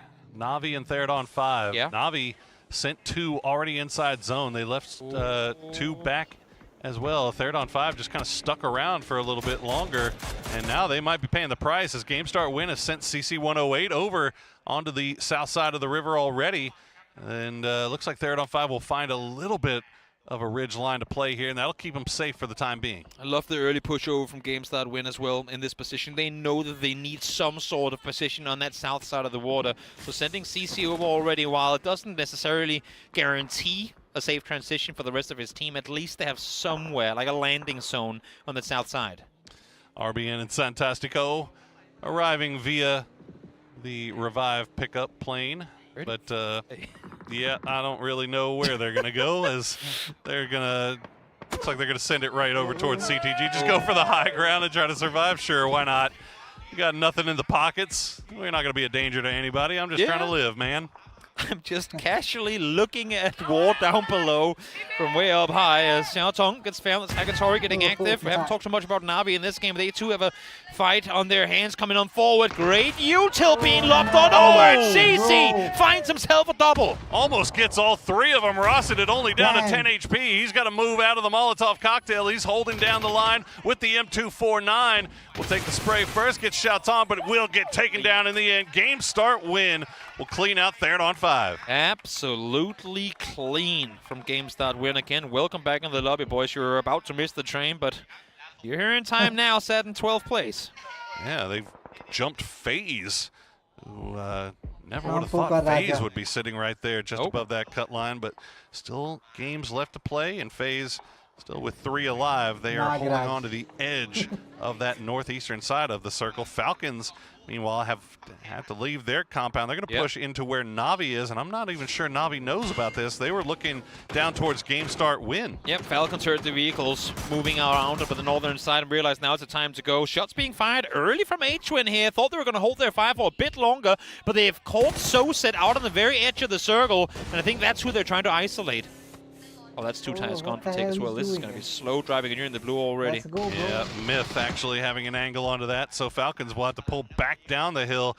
But Navi's concerns not done just yet, because Game Start Win will return, and CC108, he has been on point with those grenades so far here in this game. Finds extends. Definitely counting 3 knocks already. As Game Start Win try to move further forward, up and regroup with CC, get him in the car, try and see. Are they going to try and cut the entire beach to go up on the western side? I think that might be the play, but I don't know how much space they have to make that happen. Yeah, we see Team They're Liquid. suppressing Liquid completely. Yeah, Team Liquid trying to take a few shots, but there's just no angles for him. But they are going to keep pushing over, and now Petrichor Road is going to be ready and waiting. And here comes the push from Petrichor Road to clear up their northwestern side. Big fight for them to try and stay in. In the meantime, Obo on the eastern side, FaZe had to get in somehow, somewhere, but they're running straight into the open arms of Na'Vi, and Fairest have already found the first. GameStar win, taking that fight with Petrichor Road. While that fight with FaZe and Na'Vi is going on as well, CC108 has another grenade in hand. He'll send one over before getting taken very, very low. Xiaotong doing the same. We'll have to start slowing things down through the smokes. Petrichor Road trying to send one low, but the blue zone has arrived. Yep. And it's forcing them to get even closer together. Soset still unnoticed from FaZe. I don't think they realized that there is a straggler on the side of Na'Vi out there. Only the Falcons took shots at him earlier. Meantime, PO trying to suppress Team Liquid still. Begopar and Team Liquid have been running into one another through this entire group stage, and this game is no different. Jeez, GameStar win, taking multiple fights. Oh, okay. CC108 gets a little bit of his own medicine sent back to him by AZ. Gets that beautiful double knock. They know that Ming is on the high side. They're going to find the other one. No, Ming will find Nan. Gets him low. Chewy still alive as well as they try to make the push through. Xiaopian playing around the smokes, playing around the edges. Will get spotted out. He's going to go down. Game start win is eliminated in 13th place. Let's try to see if you can get the rest up quickly, though, but the angles are just exactly open to Begopar. What a nice response, though. It's actually going to be BB team on that straight western side that finds the knock. Once again, Moldoc at a distance. He's had so much impact on fights happening around them. Really, really active with the DMR. This has just been BB team's bread and butter all day long today. They've got so much space to work with on the edge.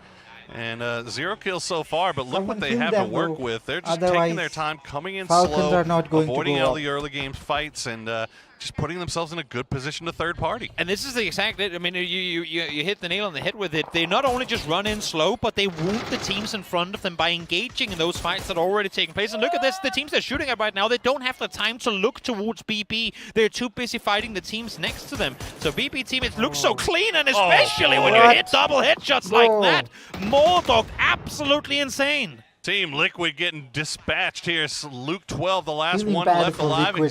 Alive via the grace of the smoke. Begopar trying to grab their player and get him back on his feet. Falcons, meanwhile, will push in, take out Na'Vi.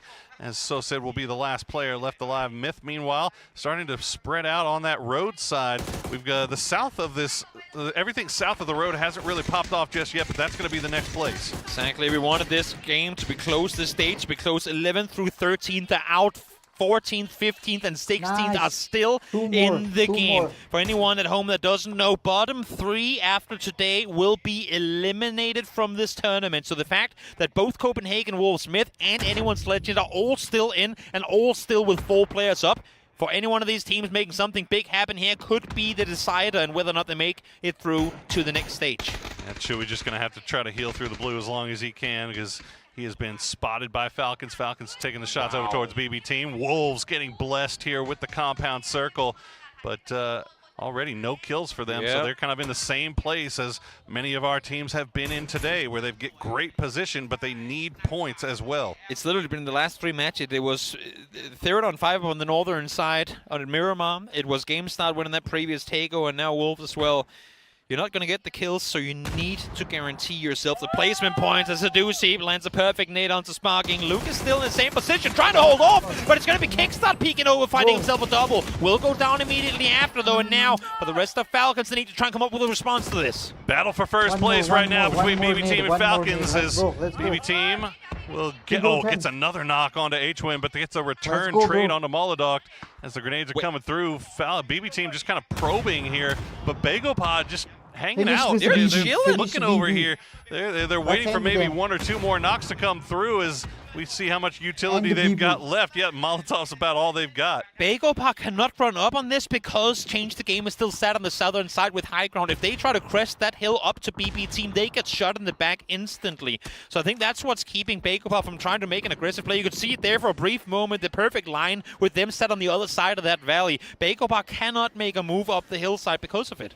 Virtus Pro also having angles on the BB team right now, but Yeah. they've got to turn their attention over towards Finish anyone's BB, legend bro. who are making Finish their BB. way across the road as we see CTG laying down the smokes, trying to make their way in, but Made in Thailand has eyes on this. Falcons, meanwhile, the three-way fight for the high ground continues, and now Virtus Pro starting to arrive. Well, Falcons trying to buy more time. I think they're hoping that another team will engage in this fight. They know they have no one behind them. They're saying, please, if anyone is behind BB team, now is the time to engage in this. As Virtus Pro within nade range now to anyone's legend, both crossing the road at the same time. Finds him as early on once again. The big damage dealer gone down in the beginning of a fight. All right, we got the picture-in-picture to keep an eye on the fight that's going on the south side here as Wolves are starting to get a little bit more active. They're finding angles as BB team will have to stop down again to go for the res on the field first. Falcons going to try to push. They see that in the kill feed. They're going to get the knock onto a doozy. Actually, it's going to be a con from Bagopah. Sungjang will get another one as well. So Bagopah causing BB more problems. Falcons wrapping around on the northern side. They're going to come in from the blue to try to take BB from behind. Fights galore, everyone, but Wolves are actively engaged in up-close engagements right now as Team Falcons try to wrap the corner, will be successful in taking out BB team with a little bit of help from That's Bissler. what I wanted. BB team does get eliminated in the end, but Bagopah now next on the menu for the Falcons as they continue to wrap around on this northern side, but they have nothing else to worry about except for them. Hudat does go down. Anyone's legend gets eliminated by Virtus Pro. Myth will try to go for their res while Virtus Pro continues to push into them. It's all going to be on a Kiss to hold them at bay. And with Bissler securing that point just before, Wolves actively surpass FaZe Clan, who are now down in the bottom of this one. Bagopah try to hold the line against the H-Win. Finds the first one, able to get the second as well. Chickelson does find one, but immediately thereafter, Songyan finds one in return. Trimsy just got a Dorito to hide behind, but Guyon and Songjang are making that push. They're going to secure the points, make sure the kills come through. 10 now for Bagopah as they've secured their spot in the top 5. 10 points clear of 6th place. Can they clear out Trimsy as well? They can. Falcons going out in 5th place. Huge points coming through here for Bagopah, as you say, trying to separate themselves from that mid-pack before the last games of the day. Wolves still with a decision to make when, and even if at all, do we push out of this compound? Because up until this point, as much as yes, there have been points available around them, it has simply been too risky. Well, while this was going on, and by surviving this long in that compound, Wolves has now passed FaZe. FaZe now in the red zone in that bottom 3, so we'll keep an eye on them. With 2 more matches left to play, Wolves could try to climb a little bit higher here. Myth also 3 alive.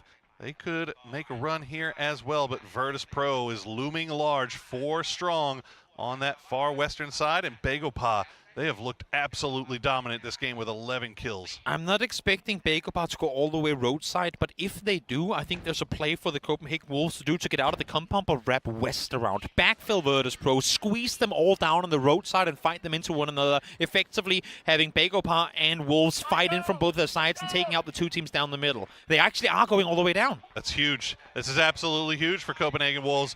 I think they're waiting for the perfect time. There's a few too many players left in the lobby right now. They want to make sure that they secure this win over all else. 10 points is so huge for them, seeing that they were in the bottom half of the leaderboard coming into this fight. But to add to that as well, Virtus Pro, insane recognition of what just happened there as well. They realized Bagopah was coming down and knew, wait, Wolves could be trying to make that play, so they back off themselves in anticipation of Copenhagen Wolves trying to set up something like that. Bagopah opening up, and before you know it, shut them down 1 apiece. Songyang, Guyon, Akan, all finding 1 each, sending them up to 14 kills. The old men still got it, and now immediately Virtus Pro going to send it over there and try to capitalize off that knock. Wolves are also going to leave their compound, hold on to that high ground. Bagopah does get eliminated in the end. No knocks taken by Virtus Pro, so it is a full 4v4 fight for the win. And now the issue is compounds are fantastic. We've talked about it so many times before, but they can also become a coffin if you don't get out of there in time. And Virtus Pro, perfect stretch here of land to contain all the exits. Wolves need to use all the util they have, and as we can see, they don't got a lot of it. 7 smokes, you better make great use of them, because you got to get out of this compound at some point, and you would have really wanted to have at least 1 player at the north angle at this point already. I think Copenhagen Wolves are content with waiting for this one, and they'll see if they can just wait it out and let Virtus Pro have to leave their ridge line force them into the open area. And you can see, I mean, Virtus Pro still has 5 smokes, Wolves with 7. And there's plenty of crates to loot down on the low ground, too. Sure, yeah, and I think that's exactly what VP is doing as you see their utility numbers starting to go up. 5, 6 grenades now in hand. So Virtus Pro, they realize the situation. Copenhagen Wolves, meanwhile, they just can hold on to their high ground as long as they can. If they can get a knock here, it would be maybe, I mean, even if you get a knock here, if you're Wolves, do you even try to push out on it? Or I was going to say, I mean, for Virtus Pro, I mean, sorry, for the Copenhagen Wolves, the only upside they had is that VP don't know for sure that not a single player has left. But with every second that goes, you can see Nixie is constantly scanning the left side. Same thing happening for Beamy on the northeast. Every second that goes, where they clear off more and more land, eventually they'll realize, wait, they're all in the compound. All you do in the end of it, lob your blue zones, lob your mollies in on those choke points, on those exit paths between the fence lines, and it's nigh on impossible for Wolves to get anything done unless if they hit insane shots to try and come out. Game of patience right now as Corexi and Snakers continue to trade shots back and forth. Corexi getting the better of Snakers that time, but Wolves just waiting it out. Yeah. Sticking in that compound as long as they can. Vox is left. He's gotten out. He's got a little but it ain't by much. I mean, but you see what they have in front of them. It's just a whole lot of nothing. I mean, this ridge line ends pretty much right in front of him. So the second they get a little bit closer, VP is going to be right there. And VP, they've got plenty of utility left to use. Do you take... Oh, I'm trying to figure if there's any world where one guy takes a vehicle down that left side. I know he's going to die for it, but at least try to bait some sort of attention so you can catch one in the open shooting at him with the other 3 players looking that direction. I think that's what Nixie is expecting with the smokes being bloomed now as well. That it's going to come in, but they are going to be within nadeable range real soon, and they're starting to see all of them. As I said before, sometimes compounds are great, but they can also be your death sentence if you stick around for too long, and I'm afraid Wolves might feel the hurt of it now. Nixie finds the first. First knock on to Snakers. The rest of the blue zone grenades are going to fall a little bit short, but that grenade is going to find Michael as Copenhagen Wolves are starting to get picked apart through the smoke cloud. The only grace they have going for them right now is I think VP might now finally be out of utility. Yeah. Wolves have managed to find a way on the side. Corexi keeps looking over in that direction, but they got a little bit close. Big spray from Corexi will find one, and Virtus Pro will get the win. For VP, absolutely clinical. But they nice, were man. in full control Good all job. the way. I mean, whenever they went back to fortify that western position and made sure that Copenhagen Wolves had not pushed out, which, by the way, was a really heads-up play, they knew exactly how to bring it home. They were waiting for them. They had to make the play. They failed. Yeah, I mean, in the end of the Copenhagen Wolves, obviously you're kicking yourself. You would have loved to have been able to get the win there. But you got a compound. You had to stay in it. It kept getting circle favor over and over and over again. And in the end, they've managed to make their way out of that bottom 3. So they're sitting right on the cut line still. Still work left to be done. But we've got 2 more games left to go, Toby, on Erangel. Back where things have been getting crazy for the last few days. It was crazy yesterday. It's going to be crazy today. So don't go anywhere. We'll be right back.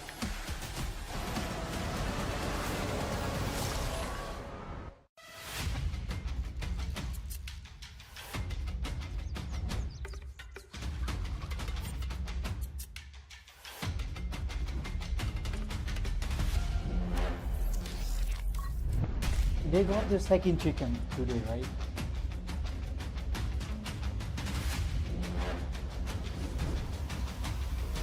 We get into things. Some team much got themselves secured up towards that. Unfortunately, this time around, it wasn't the Wolves knocking at the door. It was the Bears battering it down. They destroyed this with a 4-bang against the Copenhagen Wolves. Virtus Pro, second win of the day. You know, and that really came down to that fight on the bottom. I don't know what was going on with Mick. They took the fight with Bagopod, didn't even see that Virtus Pro was behind him, got absolutely erased, and the only hope the Wolves had of winning this game was VP taking damage in that fight. And they did it. They got a complete 2-team wipe. They got to re-up on all of their utility, and they just locked down the Wolves.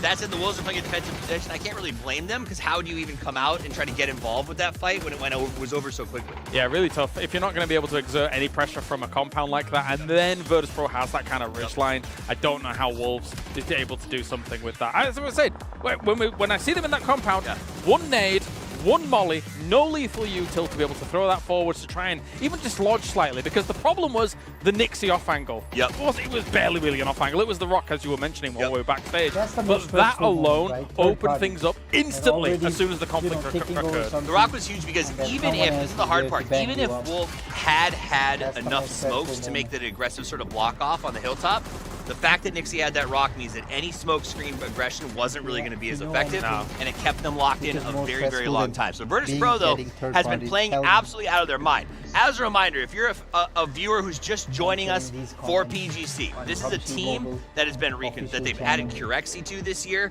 that has changed the coaching staff, that looked good at EWC, then looked incredible at PGS 9, unstoppable at PGS 10, and here we are with multiple chicken dinners on a daily basis in the group stages. Oh, yeah. If I'm everybody else, because they're probably going to auto bid their way onto the grand final with how they're playing. Yes, they are. If their next glow up is the grand final of PGC where they hit their final form, there's no stopping these guys. They know they're coming for it. That's the thing as well. Like, when you saw them at the final moments of that game just then, it's just another day at the office. Look at it. It's just another day at the office for this team that has global championship status in their sights right some now. more points on board.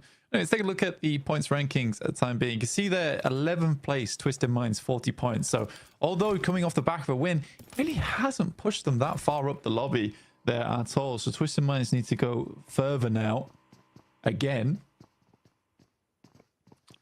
Which is rough, John. It's definitely rough. Not too fun for our squads here towards the bottom of the tables. And again, I'd like to reiterate that this is quite a slow lobby in terms of the amount of action that happens. So a lot of these games are sort of determined by where the circle is going over towards. That and a couple of slick rotations. So you really do have to try very hard to get those big games. Otherwise, you're sort of relying on like 8 to 9 point placement games, in which case everyone else is trying to profit above you. So it's slow going, working up these rankings. You're really in the mud at the moment, wading through it to try and get towards the top 3. And I think that's sort of what made the gauntlet so fun for a lot of squads, where it really was possible at any moment to get in towards that top 7. It didn't feel like it was game over, even in map 4 or 5 on that final day. Here, things are starting to get decided already. Yeah, will start to stretch out away from you. I mean, we saw the bubble play around 90 points towards that 11th place 1 point difference. during Group Green. 2 points. And so 1 teams point. looking to try and get ahead and over that. Right now, we're a little bit lower than that average. It would be an 80-point bubble if you doubled the score, which you have half of our matches still to play. But that is not necessarily the best way to go about things. We'll have to see where we're going to end up this time around. It could be completely different. There are a lot of dynamics at play that affect where these bubbles land. But for now, we'll have to wait. Weibo, they were locked in a fight quite early on. And yeah, that's going to be a very quick flush coming through from Irina. Weibo not managing to get really anything on their drop for the first 4 minutes and 20 seconds of this game is a really rough time, and I don't think any amount of good rotates can patch up the lack of looting time that they may have on board for this one. Fortunate that the circle stays near Severny. Yeah, I think something I'd be really interested to look into is the amount of eliminations compared between Group Green and Group Red so far, specifically on Rondo. So I think both our Rondos for Group Red have been pretty quiet outside of a couple of initial skirmishes. It's mostly that end game where things start to get a little bit more hectic, but even so, like, most of the mid game is very slow. No one's really taking those fights. The amount of recalls we had weren't too frequent either, because honestly most teams remained as 4 players in the first place. Boars are going to look to try and hold out the Burmese Ghouls as they leave from Sosnovka. There's a replay on order going down. I can report to you, Blank, that over the 3 matches that we had on Rondo in Group Green, there were 245 eliminations. I don't have the stats to hand of what we've seen so far. Of course, that's over 3 Rondos. So if you divide that by 3, then, of course, you get about 81 2/3. So about 81 or 82 elims per match, which is obviously a lot more than players in the lobby because of those recall beacons. I don't have the stats to hand on this group currently, but in general, that's the sort of metric that you're looking at. Just a bit over 80 is probably around where you expect those elimination counts to be for a Rondo. What Need someone to add those tallies up in the background, please. Thank you.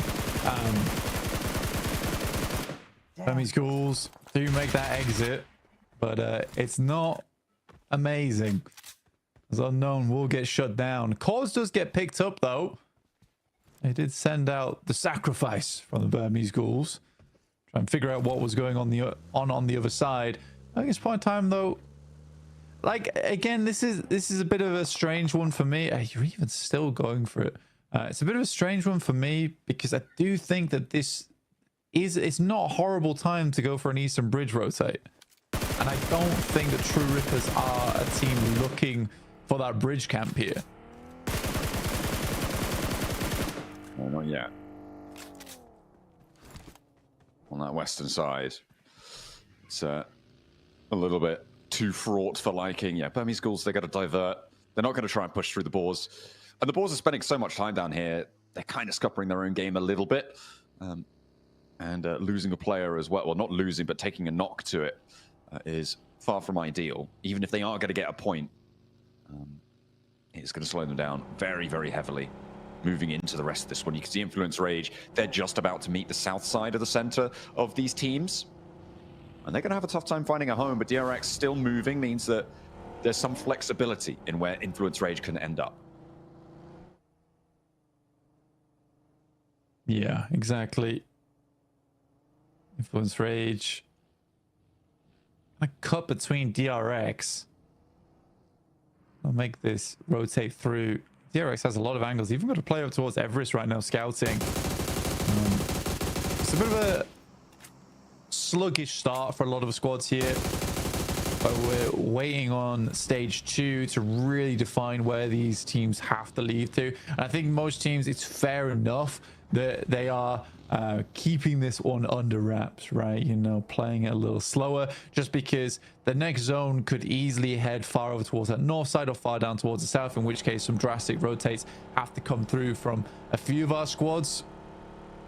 So you don't want to get bogged down right now just before the circle shifts. And it is over towards the north side. Probably less ideal for most teams. Most squads don't really want to go sit up towards the north side of the map at the beginning of the game, just because there's so many more critical locations on the south side. But because it does move north, it means there's a lot of squads that need to readjust. Yeah, it's going to force teams to go over those rivers, those bridge crossings. Very, very hot spot action potential. And a lot of wide flanks, I think, in the very near future. For True Rippers, it may be better to stay back for a little bit, I think, unless you can really blast through right now. Playing edge on this one might be a little bit better. A really unfavorable position around the south side of Rosok, I think it's safe to say, because there's already teams to your north, and you don't have the flexibility to go out wide that other teams do.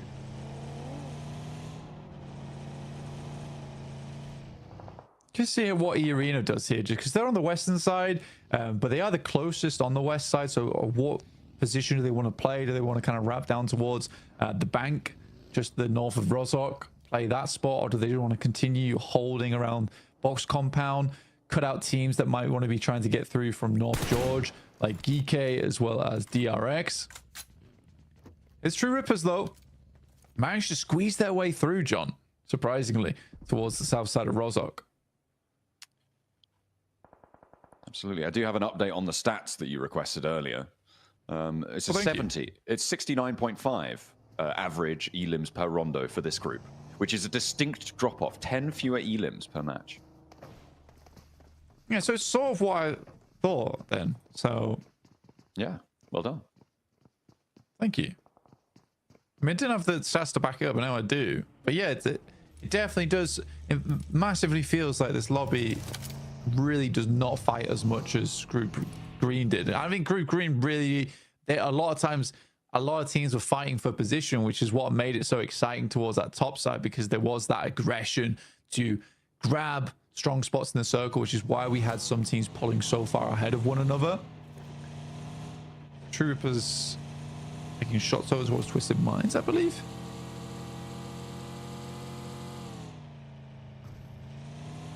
Waiting for those to pop up, and yeah, Twisted Minds getting a player conked out for now. Hopefully they can pick that one back up. I mean, they're close enough, but it's going to be tricky. Ooh, Rectum Kaya taking a knock. To be fair, Rozok's getting very, very full. And these are shots across the way, so unlikely to be fully flushed here. But against Rectum Kaya, any blow's a blow. And you'll be all too willing to strike. I mean, the team flash position right now, right, on the northern side of this river, pretty powerful. It is going to be ending up north here, so Weibo, they are on 3, but they do have a solid spot. I'm looking at DRX, I'm looking at Virtus Pro pushing in too. Yeah, I think the DRX quite like their position, but like you say, Virtus Pro strong on that north side, can hold that out for quite a while as well. But again, it's just that thing where you look towards Rozok. So many teams didn't take shots at one another. Arcred didn't take shots towards it. True Rippers as they made their way in. Rectum Kaya can't really peek because of the sightlines from the flash on the north side. It's so weird. It's very, very weird. And again, this is going to be so difficult to leave now. And we saw having the situation from yesterday on Miramar between the Burmese Ghouls as well as E-Arena, where both teams do struggle to evacuate. Arcred make a quick rotate across. They lose one player for it. Hardboy is that outpost for them, though, at the Wizard Tower. The question is whether the rest of the team can even regroup with him. That is a big question. Getting that regroup, I mean, it's so important when teams are so packed in like this. Having your players together, you do not want to be severed in that scenario. We'll see if they can navigate that one. That is a bit of a isn't it? And fortunately, there are other teams around to pick up the pieces here, but Rectum Kaya, uncharacteristically, not hitting those shots, but they still do get both of the points. Or just one of them for now. The shots were technically good because the vehicle exploded. It's very surprising that none of the shots were on target towards the players. So I think it's just a little bit unlucky there for Rectum Kaya, but they get the job done in terms of exploding the vehicle outside of the Wizard Tower in the first place. So now the cross is a little bit more difficult. So they're able to clear a little bit of position there. Boars moving up over towards Nuclear Zone. Havlik jumps out of the hovercraft, providing a lot of space here. Nuclear Zone is just sort of letting it happen. Ooh, okay, yeah, they're just getting a little bit rinsed there. On the high ground, 2 players now stand. Boars moving in with the hovercraft. An ominous presence. Big threat being dealt. The hops in and out through the monster truck, through the windows. And Arthur's giving them the runaround. A little bit too hard of a score to pull out of that stone. And he's not going to be able to extract the point there for Boars. Exo wants vengeance, but taking down Havlik, I mean, this is really nasty for the Boars. They had a massive advantage in this fight. Losing a player on a single player roll-up is not good news. Now, SnowX with the pressure will be able to enter through the back, and it will be able to find that revenge. But they lose a player, and that's nasty. Yeah, it's over-aggressive, right? I think it's the best way to describe that. Is it's over-aggressive. It was unnecessary as well from Havlik. It looks cool if he's able to make it happen, but you risk going down because he was completely isolated from the rest of the team's sidelines, so they couldn't even provide him any help there. Circle moves up again, so the Flash still in a strong spot on this circle. It's quite a big flat zone towards the center of this one. A little bit of higher ground off towards the western side, but I think most teams sort of want to get towards the center of this one and start posting up around the tree line, which is what Influence Rage are doing. Yeah, something you need to be a little bit more mindful of. DRX taking shots at Influence Rage, though, and even if they're able to get into this position, you can see it's far from safe. The smokes are starting to bloom. They need to start to hunker down. Everybody's looking their way for now. Weather out the next 30 seconds. For Influence Rage, they might just have a stronghold atop this hill. And they're expending smokes, though, to do it. which is the worrying thing for the team, is that you don't have infinite supplies of smoke, though. So you need to survive through to stage 5 and wait for other teams to get forced in. Twisted Minds, they will lose Lord there. Oh, but big shots indeed with their PP Bison. Oh, finally down. Oh my god. That was devastation in the flying vehicle. The passenger side window peek out as in the air. Beautiful stuff, but Pretty does not points make, unfortunately. This time around, will be denied. So we have had 2 teams now fully eliminated. Another 1-pointer there for Nuclear Zone. Not a great run for them. True Rippers, they've made their way up towards the north. They are playing as 3 and they're running straight at Regnum Karya. Turns around, Jelly not going to go in fully for that fight. And will get away for now, scot-free, if that remains. And yes, that's not going to work out for you. The run up on towards Influence Rage. Seemingly a very bad idea. ETSH is currently taking a fight with the whole lobby at the moment. And we'll get shut down there by DRX. But, you know, I do feel bad for Twisted Minds. So sorry for Virtus Pro there, because essentially Nuclear Zone leads the balls directly to that fight that was concluding. So many of those shots came down that way. So not only did they basically scatter their own chance of this game, they almost scattered Virtus Pros as well. I'd be pretty fuming about that. Yeah, that is kind of nasty, right? I mean, losing a player for Virtus Pro, having to play on as 3, it's already not the greatest. I mean, they'll take the 2 points, but they'll definitely want more to keep their momentum going into today. Obviously, a massive dearth of points seen from them yesterday.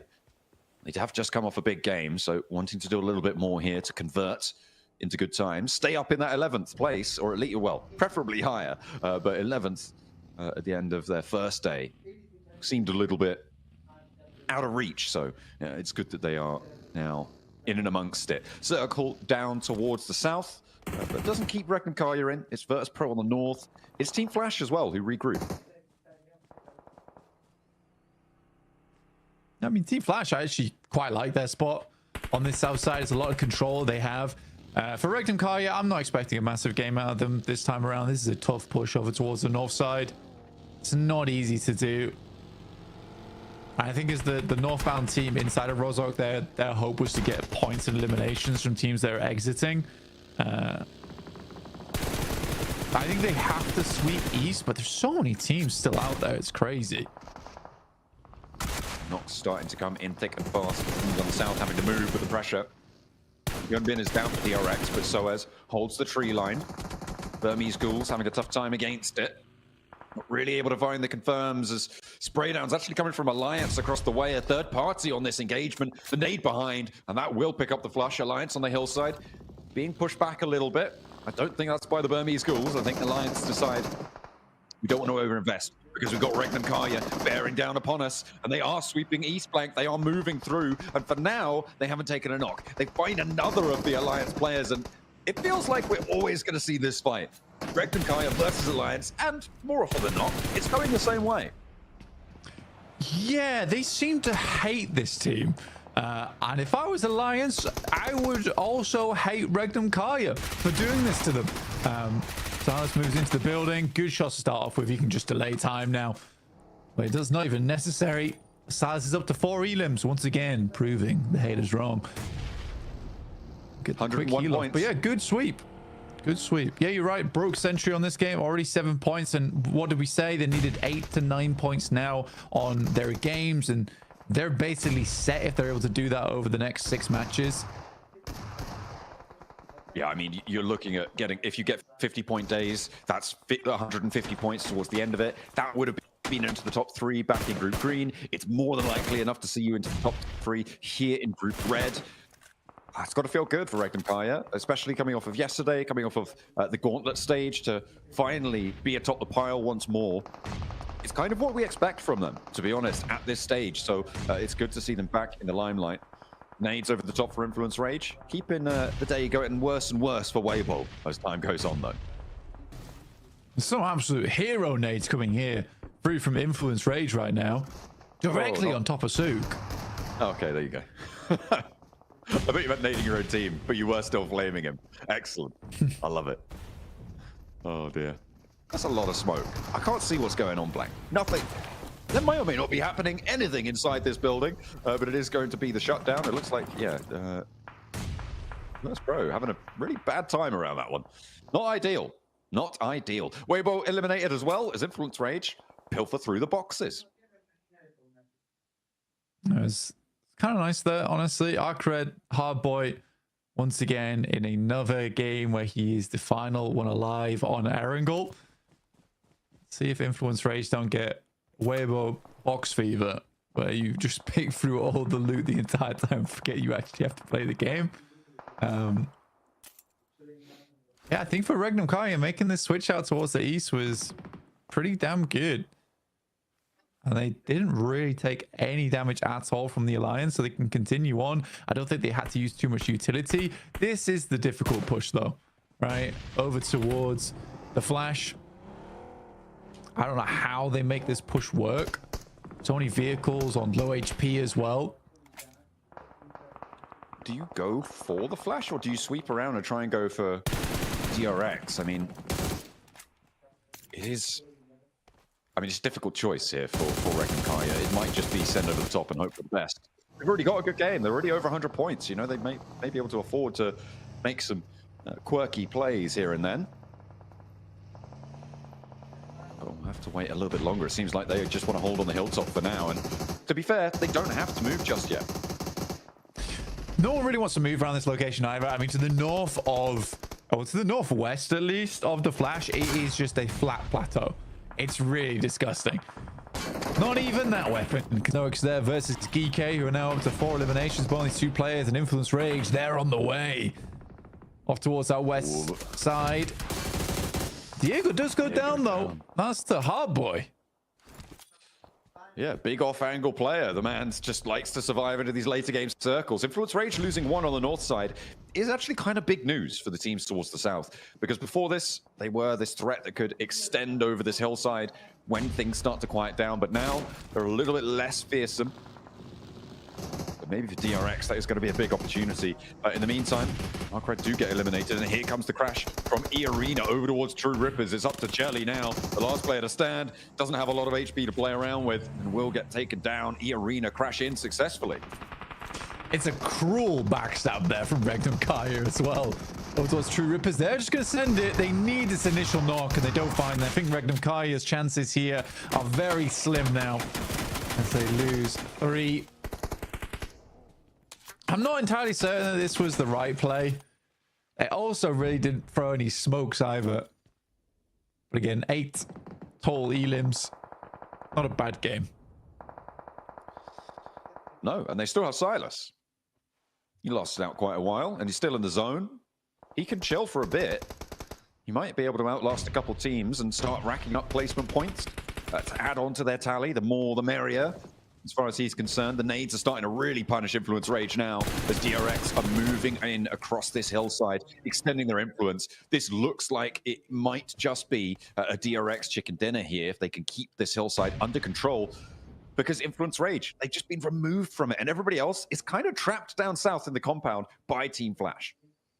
Yeah, I can't. It's still weird. I feel like Regnum Kaya could have swept right. I don't think they had to push the Flash, especially pushing one of the hardest buildings to assault in the entire game and doing it dry with no smokes. It was certainly a choice.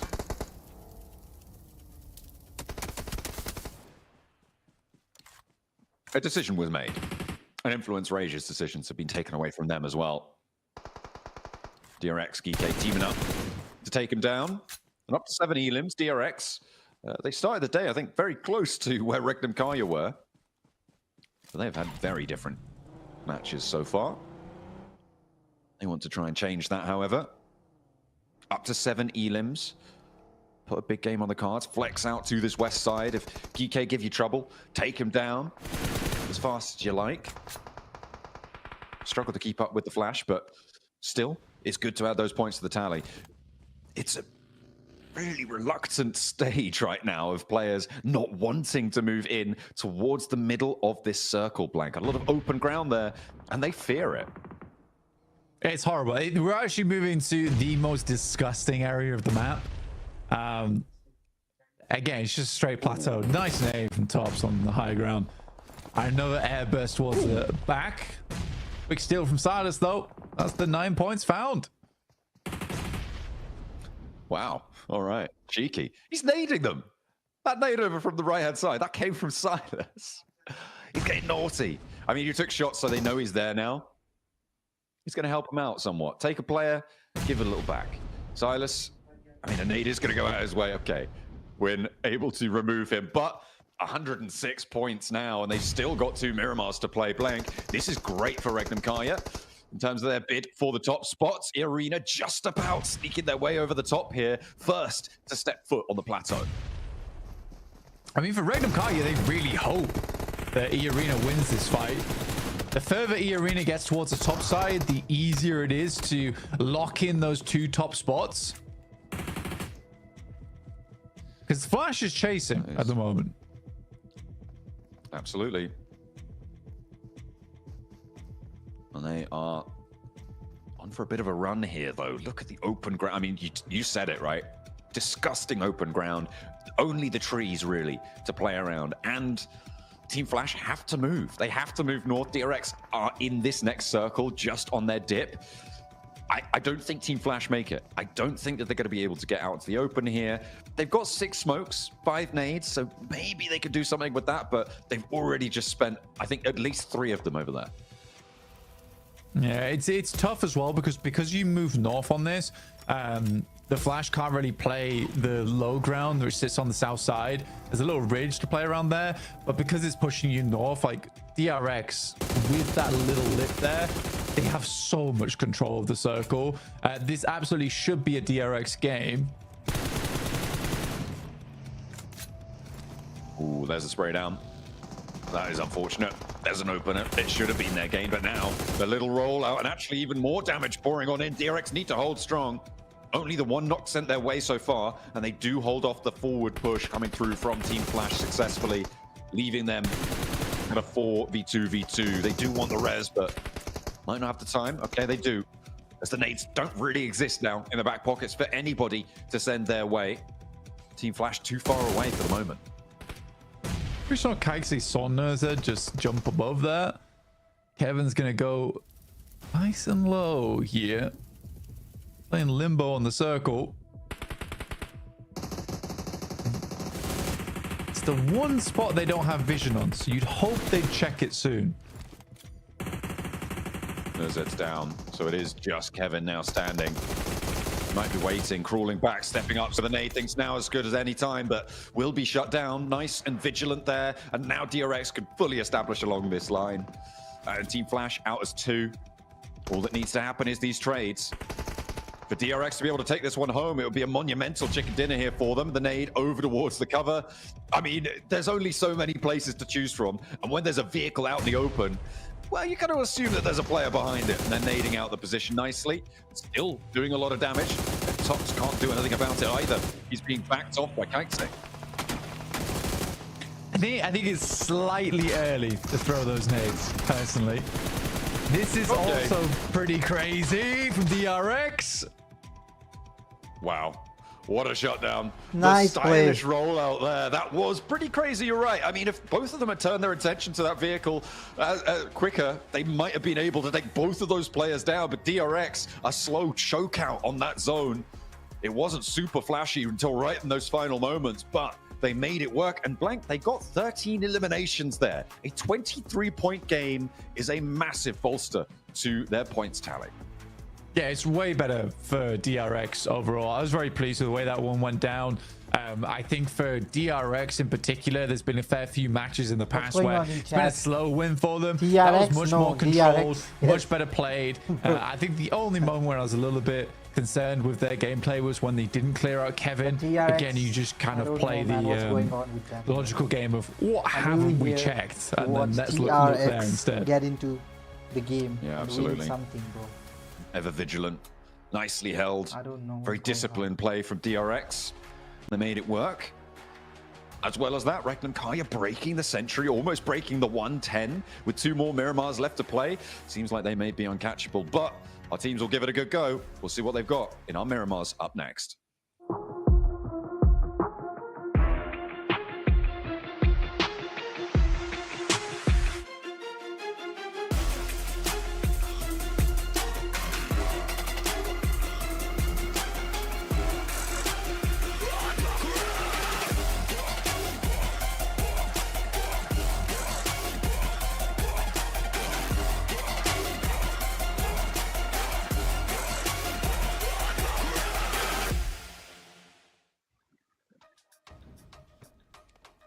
Yeah, just like that, DRX. Come on.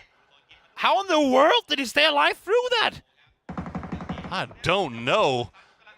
Will he get it off? Oh, my goodness. And Beamy will go down to the blue. Won't give the point away. And Tycon will have to heal up once again as Virtus Pro gets eliminated in 14th place. It was a great trap setup as Beamy was running in for the kill. Had Tycon dead to rights, but just unfortunately could not quite connect as anyone's legend gets to live with the scale for that one and try to make some more this game. Only 3 points thus far. They need a lot more going their way. See what they can get. All right, GSW, they're down to a duo, but they've got a compound. We've seen it happen before here for them today. They don't have to be super active. They just need to get the win as Wolves Snakers will succumb to the blue and donate his meds over to his teammate. And unfortunately, that's going to be probably it for the Copenhagen Wolves. At least sneak a point away from... Honestly, at this point, you'll take anything you can get. No, he died! Oh, no. Just exactly couldn't connect the timing.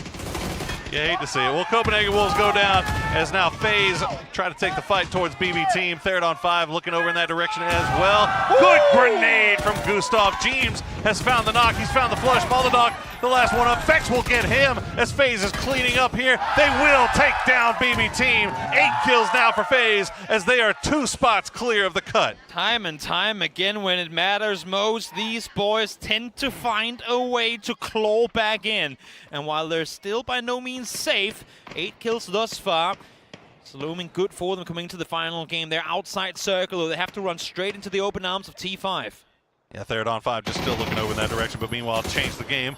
Playing around the rocks, they've got anyone's legend pinned up to the top. AL down to just 2 players, but who dat? What a grenade! Destroy follows it up to make sure he secures the point. More grenades being sent over in that direction. What a nice one from Hangi. Spots Destroy. Who dat gonna go for the low side, but Ares is waiting. Yeah, he's hearing the shots connecting in the water and realizing that he must have jumped off this one.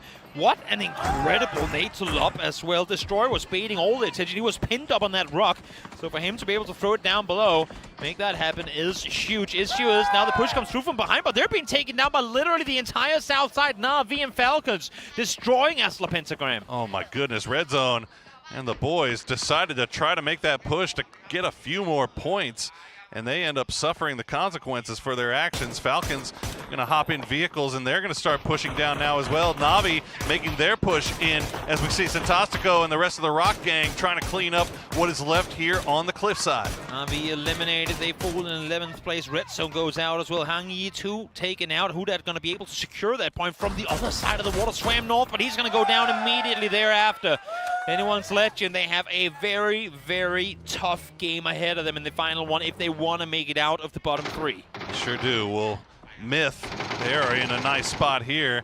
Playing from that coastline. They're going to hear third on 5 pushing into them, though. And Olympus will be right on time. Takes the spray, but not going to find the knock. Vard will find Extrozit as Ranger X just breezing on through. They're going to run right into Santastico and the rest of the Rock Boys. How have third on 5 managed to get these guys in? But Baron will make sure that that doesn't last much longer as he will get those knocks and try to get the flushes, secure those points. But a bit too eager there, realizing he was shooting at multiple teams at the same time and gets a chance to back off. Now get back under the bridge once more. The bridge trolls loom large here. The bridge is completely closed for any sort of crossing as FaZe now having to get out of this position, try to make the run on forward. They got the knock onto Team Liquid just moments ago, but they've been able to reset this one and get back into good position. And Game Start Win has just been free farming fire down onto these fights. They've managed to collect 4 points. They're now in 13th place. FaZe still trying to take out what is left of Team Liquid. They've got Jeems inside circle. Vard, can you go for the res? You don't even try at this point. Yeah, just take the nade, see if you can find something. But Curdy will land a perfect one right at Fex's feet. Yeah, literally landed stopped at his feet, so not too much he can do with that. Fex will fall. Jeems, though, still alive, prone inside circle. And Liquid are the ones to have to make the move. So did they see where he went as Tick sends the C4 in? Strimsy has lost C4 privileges. Tick makes it happen and makes it work. And Ming will at least secure the knock, the flush onto H-Win, collect another point for them as Falcons try to get rid of this last player. Meanwhile, Myth is climbing out of the cellar. They still have 4 alive. They're up to 72 points. With game start, win is down. That's going to be it. But what a grenade from Scappy to take down Fantastico. If they can clear out RBN here, if they can eliminate Rock, they have all space available in the northern side as Liquid 2 join in on the 1 compound left inside this one. They saw Falcons engage on the eastern side, and they will engage in the west as a follow-up. Myth are leaving it to the last minute, but they are finding success. RBN, the last player left alive for Rock on the northern shore. Meanwhile, Liquid trying to clean out Falcons, make sure their spot is secure. Nice grenade from Tiggleton will take down Luke 12. The trade comes through as they take out Tig. They get the flush. Luke 12 will get flushed as well. It's a 2v2. Shrimsy is there for it. He finds Curdy. No follow-up. Elo can't get inside the building. He's isolated from the guys set up above. Now having to make the run on in to try and see if he can get the safety. And for the time being, he is okay. Jeems making a mad dash for the garage. As a matter of fact, goes past it, goes for the main building and runs into the smokes. He goes right for the smokes. He's trying to put himself in a position that he knows they need as many points as they can get. If this is a salvage game, let Jeems be the salvager. He's going to throw the blue zone grenade, try to figure out where these guys are. Rock Sports gets spotted out by Tian Tian, and now Jeems is just hunting.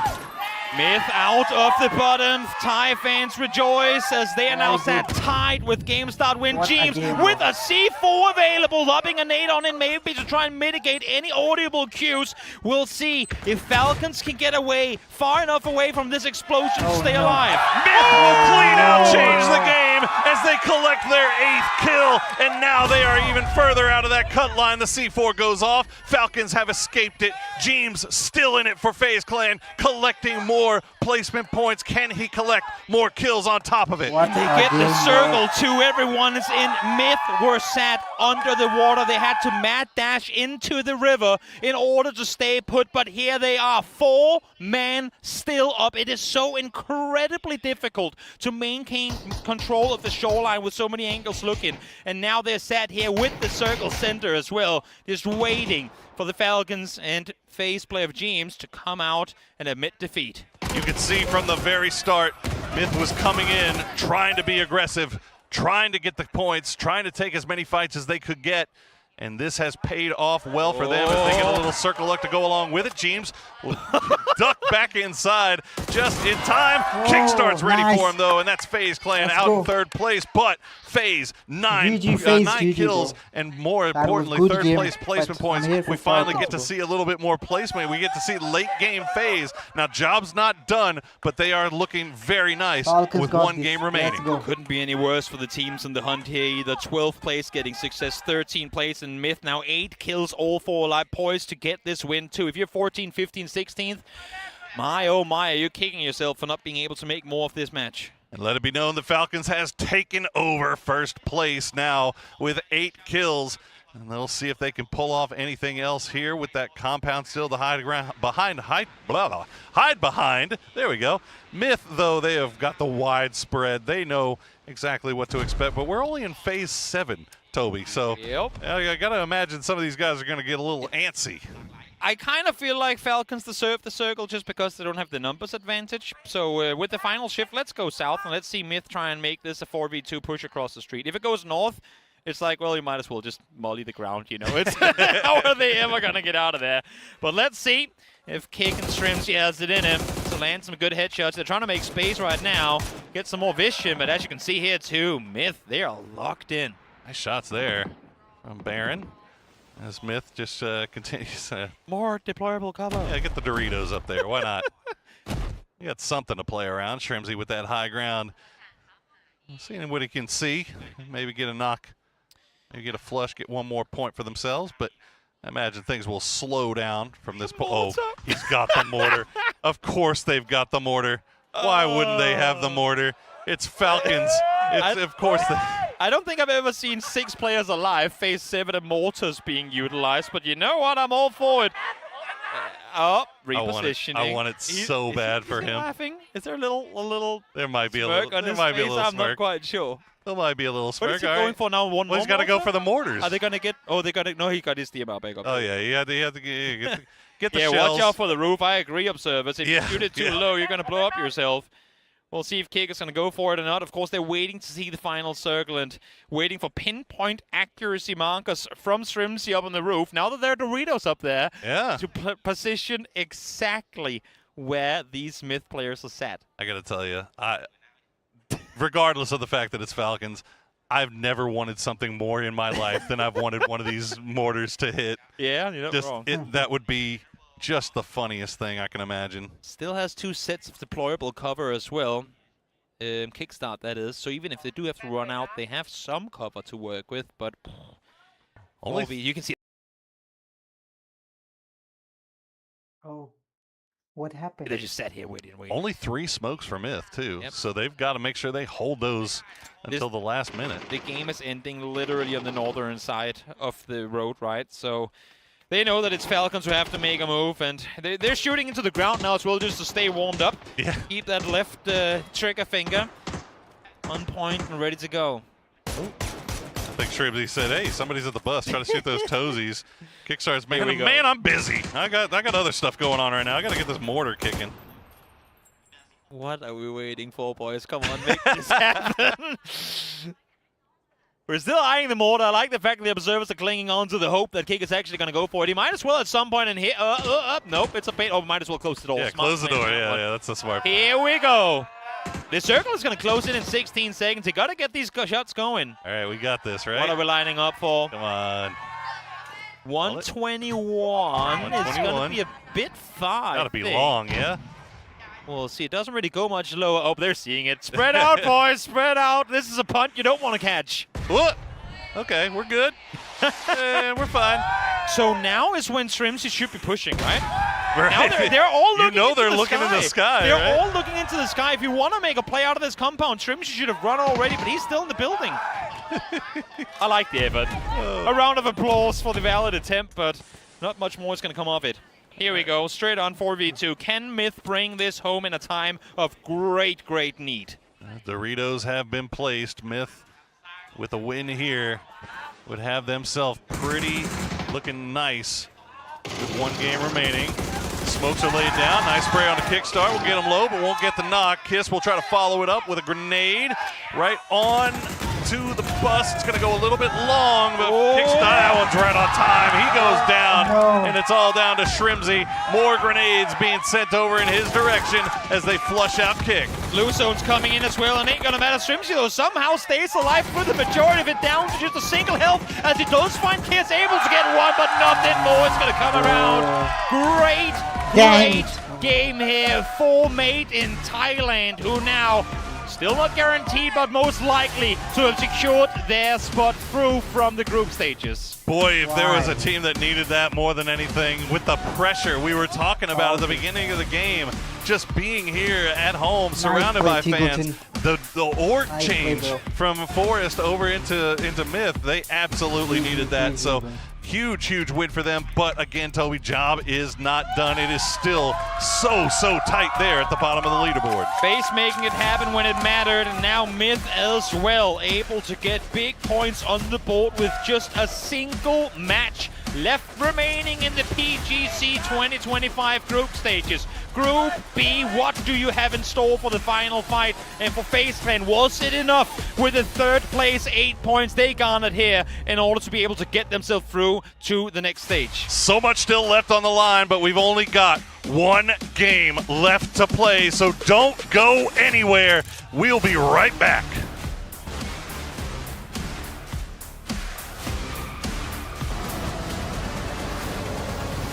Way better than they did in Gauntlet. But again, Gauntlet was a very different beast. It was much more aggressive, and I think E-Arena is getting caught out by that. Though I will say that this is the benefit of playing in the Gauntlet stage, or the benefit of doing very well in your own region, is you get like even if you don't make it into the top 7 in the gauntlet, you get a massive amount of practice versus teams that you're likely to see towards the grand finals anyway, as well as just the top teams from around the world. So I think for Arena that was very beneficial for them, and they were able to have a big mental reset coming into Group Red. Hopefully they can keep that mental reset channeled in for the rest of today.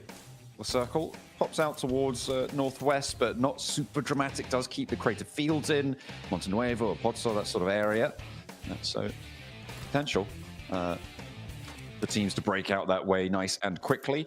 No hot drops seemingly so far on the cards for now. And we're not going to see any crazy teams sitting in San Martin for 20 minutes. That's seemingly just not happening now. Which is great. We don't like that. We don't want to see that. We want the hot drops to be kept to a minimum, especially on such a large map like this as well, John. There's no real reason to be going for those hot drops in the first place. Alliance right now suffering, mainly because of one team in particular. Magnum Kaya seems to have a bit of a death wish for this squad. We are heading over towards the west. No real teams there at the start of the game here, John, with the playing path on the east. Yeah, it's been well, teams are going to need to break out quickly. Weibo actually rotating out. They should hit Montenuevo fairly soon. Generally, probably going to do all right from that area. You hope, right? Because they had a little bit of a disaster over the course of the day. And I feel like that's ruffled a few feathers, right? It's a little bit disconcerting when you make a mistake like that. And then you have to go for the mental reset because these guys are going to be dropping back in with you either way. Sort of no matter what, right? So can't really let that get to you, but that is far easier said than done. Weibo, that reset needs to come through because they have been slipping down these tables. And it's not out of the question that at 68 points, if you continue to have a bad day, it's going to just keep on getting away from you, and you might end up down towards the positions below 11th, which is exactly where nobody in this lobby wants to be right now. Twisted Minds getting pushed out by Virtus Pro, who have managed to find themselves up into 11th. Yeah, it's rough. It's definitely rough. And I think that as we are coming to the close of day 2, we do need to start talking about the bottom 5 a little bit more. Teams that will be going outside Nuclear Zone, ETSH, True Rippers, Balls, as well as Twisted Minds. Let's get 40 points. You're right. Virtus Pro are up in 11th. But again, even if Virtus Pro do go towards last chance, oh my god, what a run from them that will be. It'd be so exhausting, John. So exhausting. But at this rate, I think that's realistically their only option right now, personally, is to get in towards last chance and qualify through there. I just think that by that point, Virtus Pros can be so burnt out. Yeah, it's going to be tricky, and then you add on like a travel day on top of that, and getting situated in a new place for the finals if you're going to get there, even if you make it through last chance, which is on top of that burnout. Yes, that's a real rough time. Last chance, bro. That's a really rough time. It's a do or die. I do not envy them, but that's what you got to do if you want to be the best. You've got to be up to it. You've got to be able to keep pace in these dire circumstances where you've had a really miserable day. It's about picking yourself back up again. You will not get any other chance, bro. Can they do it? Can they get picked back up? To do something. Hopefully you will do strong this. Towards the last chance, towards those finals, potentially at the end of it all. The light at the end of the tunnel. All remains to be seen. Geeke, they did not have a great time back in the gauntlet stages. They really dropped the ball. But they're up in 7th right now and maybe on points. For another last chance 15 approach. Points at least from this. Yeah, I mean, 7th place isn't bad. 73 points. I mean, to be honest with you, I think that with a 3-way tie between DRX, Arcred, and Geeke, I still think there's chance in these last couple of games to place them in a position to challenge out for top 3. I think top 3 is not really all that secure just Chicken yet maybe not for any of possible, those but at squads. least I mean, 15 being points. They are- almost 40 points ahead of That can be 4th done. place there for Regnum Kaya, barring like big mistakes at the end of the day here, I nice. think Regnum Kaya's position might Falcons be is secure. on number 1 but now. again, there is still Let's that go. TGLTN. chance that these next 2 You're games, the Regnum man. Kaya get 1 or 2 points, or maybe even 0 Let's go. of those 2 matches. In which case, there is a Everything lot is of teams green can in the catch up all the chat. way down to 8th place with Weibo. But yeah, I think that this is really the make or break moment for a lot of our squads. Certainly would seem so. Regnum Kaya have spotted Team Flash, and I mean, if there's a team that they want to take down, is it Team Flash? I'm not entirely sure.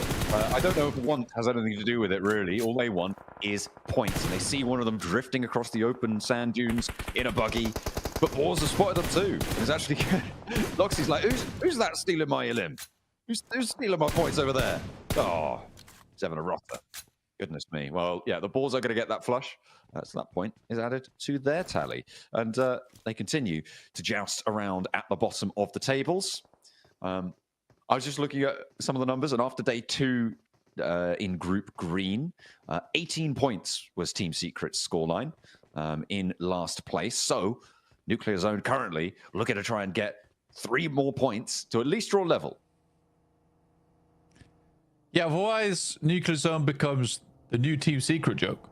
Yeah, that's should right. be pretty sad. But yeah, I think honestly, Regnum Kaya is not too bothered about Team Flash doing well. Like, Regnum Kaya is okay with E Arena doing Let's well go and the to Flash doing reverse. well. That's fine. I mean, Honestly, the for sure. Previous matches were not I think good, it's but you can they do just this. don't want You too still many have other that teams chasing. I mean, fire if 3 in you. teams can You start can to do it, bro. strike out ahead of everyone else, then you're sort of safe in terms of that solidarity, right? That you are far away from any other teams and you have that buffer underneath you, especially being the first place team by a pretty sizable margin. As long as you can keep that up, the teams that are chasing you, as long as they're in second See and what's third, going on here. you're okay with it. Whoa! It's going to be difficult regardless. Whoa. You see the dodges and weaves and the hard northern shift myth. Rock BB team pleased with a northern circle this time around. Deja vu. He's just been in this place before. We'll drive away safely and pick up his teammate. And okay, all the way up north. Let's go.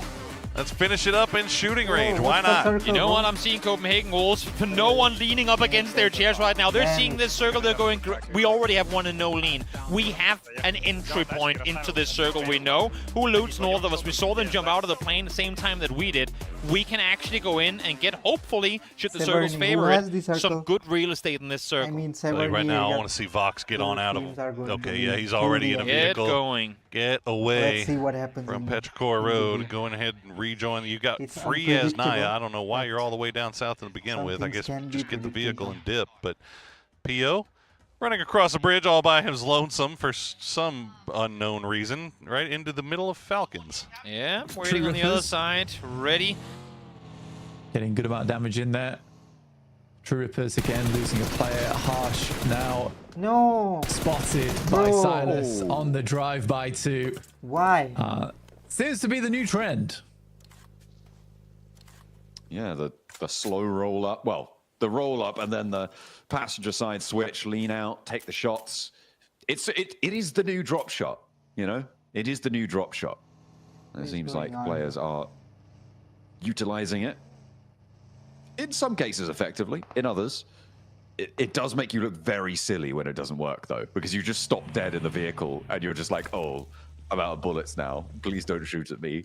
And you don't have any speed and you're basically a goner. You have to hop out and then you have to reload. It takes a long time to recover from a misplay on that front. Damn. So unless you have the backup, it is a difficult time. True Rippers just losing players by the minute, seemingly. Jelly getting picked back up now.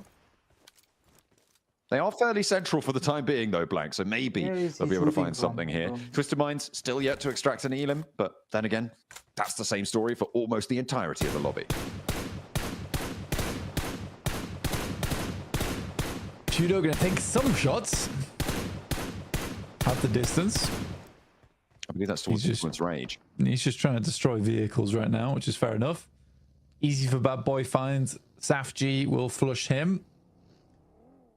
And we've got a bit of a crossing to be made for Nuclear Zone over on the western side. Crazy, and bro. they should be in Check sight the lines chat. of Twisted Minds PUBG come next mobile circle, chat. which is around 20 seconds from now.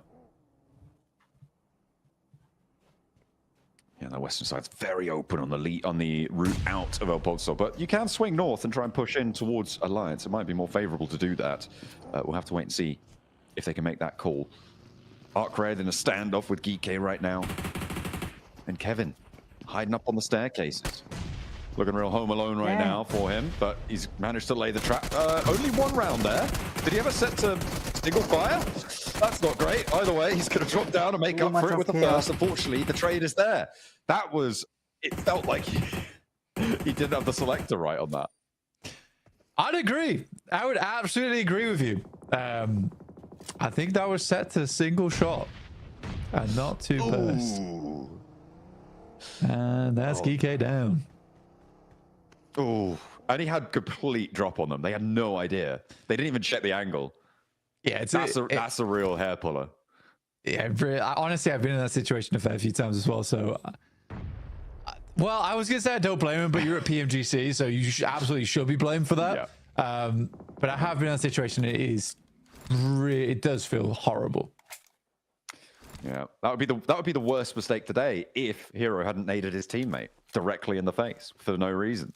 But there you go. That's just he's playing under the smoke cover right now. Hero jumping on that grenade, or rather throwing it at Sook for him. Well, for Geeke's chances too, I mean, having the drop still on in the fight that again. squad. I don't know what's happening. That could have been all the difference to get up towards 80 points and see yourself like even with Influence Rage there, because like you say, he absolutely did have the drop on them. Yeah. Ragnarok at least is able to find Easy for Bad Boy, trying to put some more points on the board. ETSH getting shot out by Nuclear Zone. Fajita finds Shiva.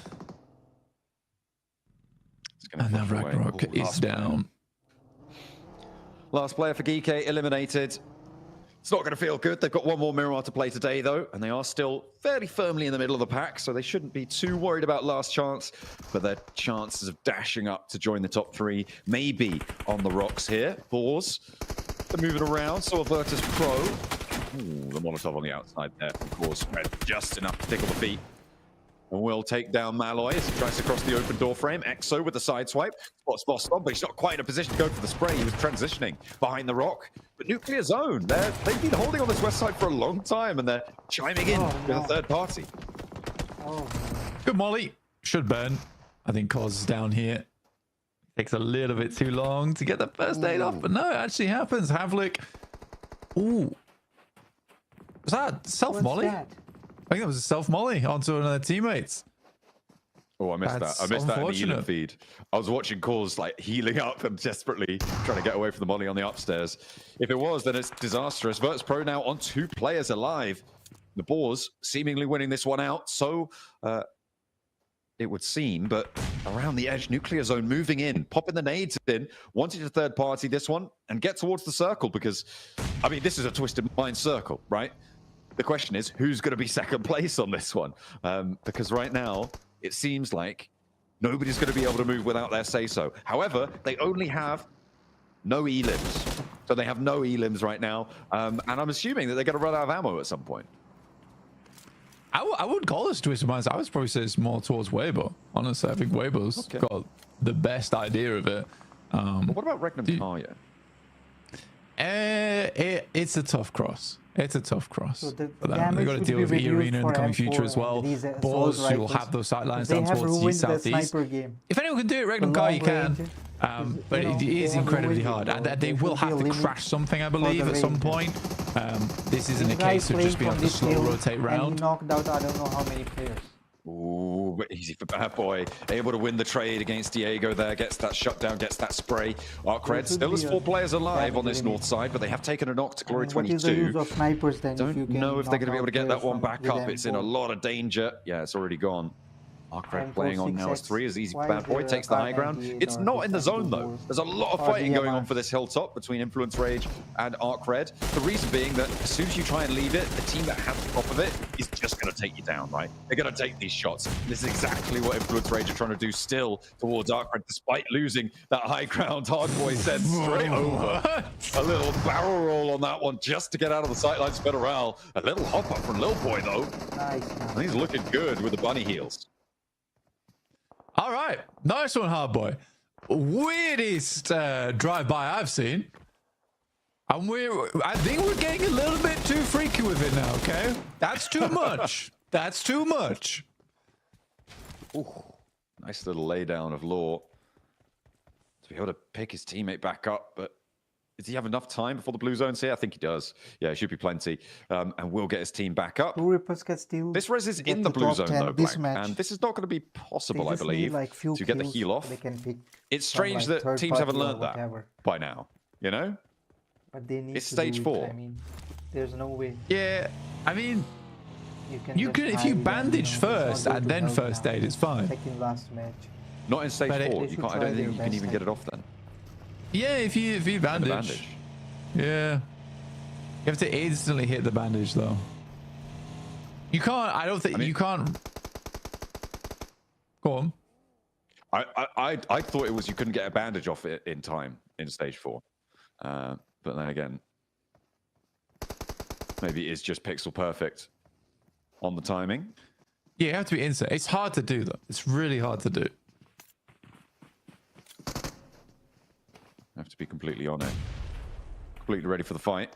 Our nuclear zone ready for the fight with 2 players of Virtus Pro. I mean, any other team, and I might think, okay, yeah, this should be done and dusted, but the nuclear zone, maybe not. They have lost a player as well in the course of it, but they've got 3 points of blank. They are at least level with Team Secret. If they can get these 2 players down, it seems like they will do. They will have exceeded the 2-day score of Team Secret, so they will not be the new bottom of the table laughing stock. Not this time. How many Molotovs did VP have? And how many times did VP just want to Molotov and do damage themselves rather than just taking shots with weaponry, with a man advantage? Good shot from Unknown. Well, that's very nice from the Ghouls. Push on through on that eastern side. We'll finish off the final player there from Influence Rage. Tough push though. Twisted Mind's yet to have too much of a say into this one. Teams haven't come quite close enough yet. Does move away, and suddenly the Flash is now in a really strong position. Just slightly deadened by the sight lines at the moment, that's all.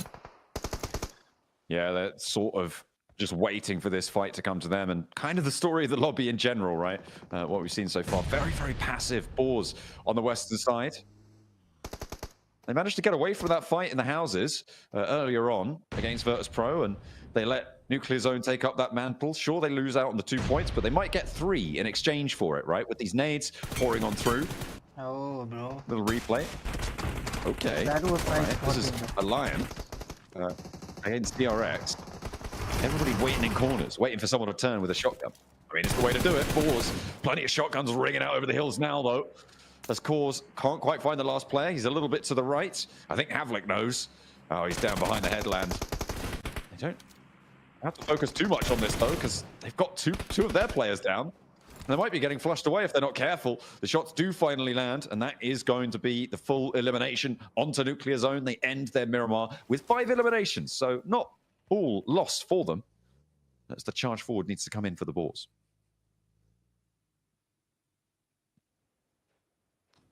I think I'm most interested right now in E-Arena. I think for E-Arena, this is a difficult pushover towards the northwest side, but I'm also curious to see how they play it out. Just because I've been way more impressed with E-Arena so far, but I can't tell if E-Arena is good because this group is not that aggressive, and also E-Arena is just a cut above the rest right now, similarly to Regnum Kaya, or if E-Arena genuinely has made some big improvements. So I'm curious to see how they play this one, because I think this is a tough task for them. See, and it's a good little riddle. Test them. Yeah. A little brain teaser to end the day. Why not? A morsel.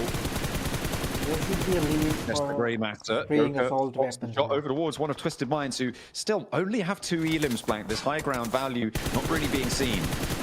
Ooh, that's nasty. Silas does get clocked. Will get taken down. Loxy has to back off the angle. And this 2-2 split, well, it was a 2-1-1 split with Silas all the way down there. Not too sure on the efficacy of that one. It's not even in the zone, blank. It's not even towards the zone. It's not like he was pushing in, but he was establishing a second angle, right? Over towards a potential crash, I suppose. But no, it felt weird for Silas to be all the way out there. It's complete chaos going Nah, on. you're sweeping. Just trying to pick up as many points as possible. They're fast, and now it's all down to Souls. Great hold there on the side of fantastic understanding where the pressure was coming in from as well. Assaults now trying to do this one on his own against his opponent in a 1v1 issue. Is Explosive is taking away all the points from them, and the help will come through to the end of it too. Rosited finding the final one, and for Rock, very good, very good. see if they get to stay alive as 2, or maybe T5 is coming here to finish them off. Third on 5. Will be eliminated. Definitely have to make their way through Rock to get this done. Virtus Pro, meanwhile, run into Myth at that plane crash. Sizing each other up right now. Corexy. Oh, he's going to get spotted out by Scappy on the low ground. Nice shots from him. We'll take count Corexy. And that will be 1 knocked here for Virtus Pro. And the flank angle as well. That opens up a great push potential for Nice. Myth. Jelly, The thing for them let's is go. they don't really have to go anywhere further. From this as well, but if you're Arena, you're chasing this. You're absolutely chasing this down towards the southwest side. Oh, but he's down now. I wouldn't personally let Regnum Kaya get away with that. For Burmese Ghouls, this is survival now. Absolutely all about survival. For Twisted Minds, they've kind of waited a little bit long as well on this. True Reapers. Ooh.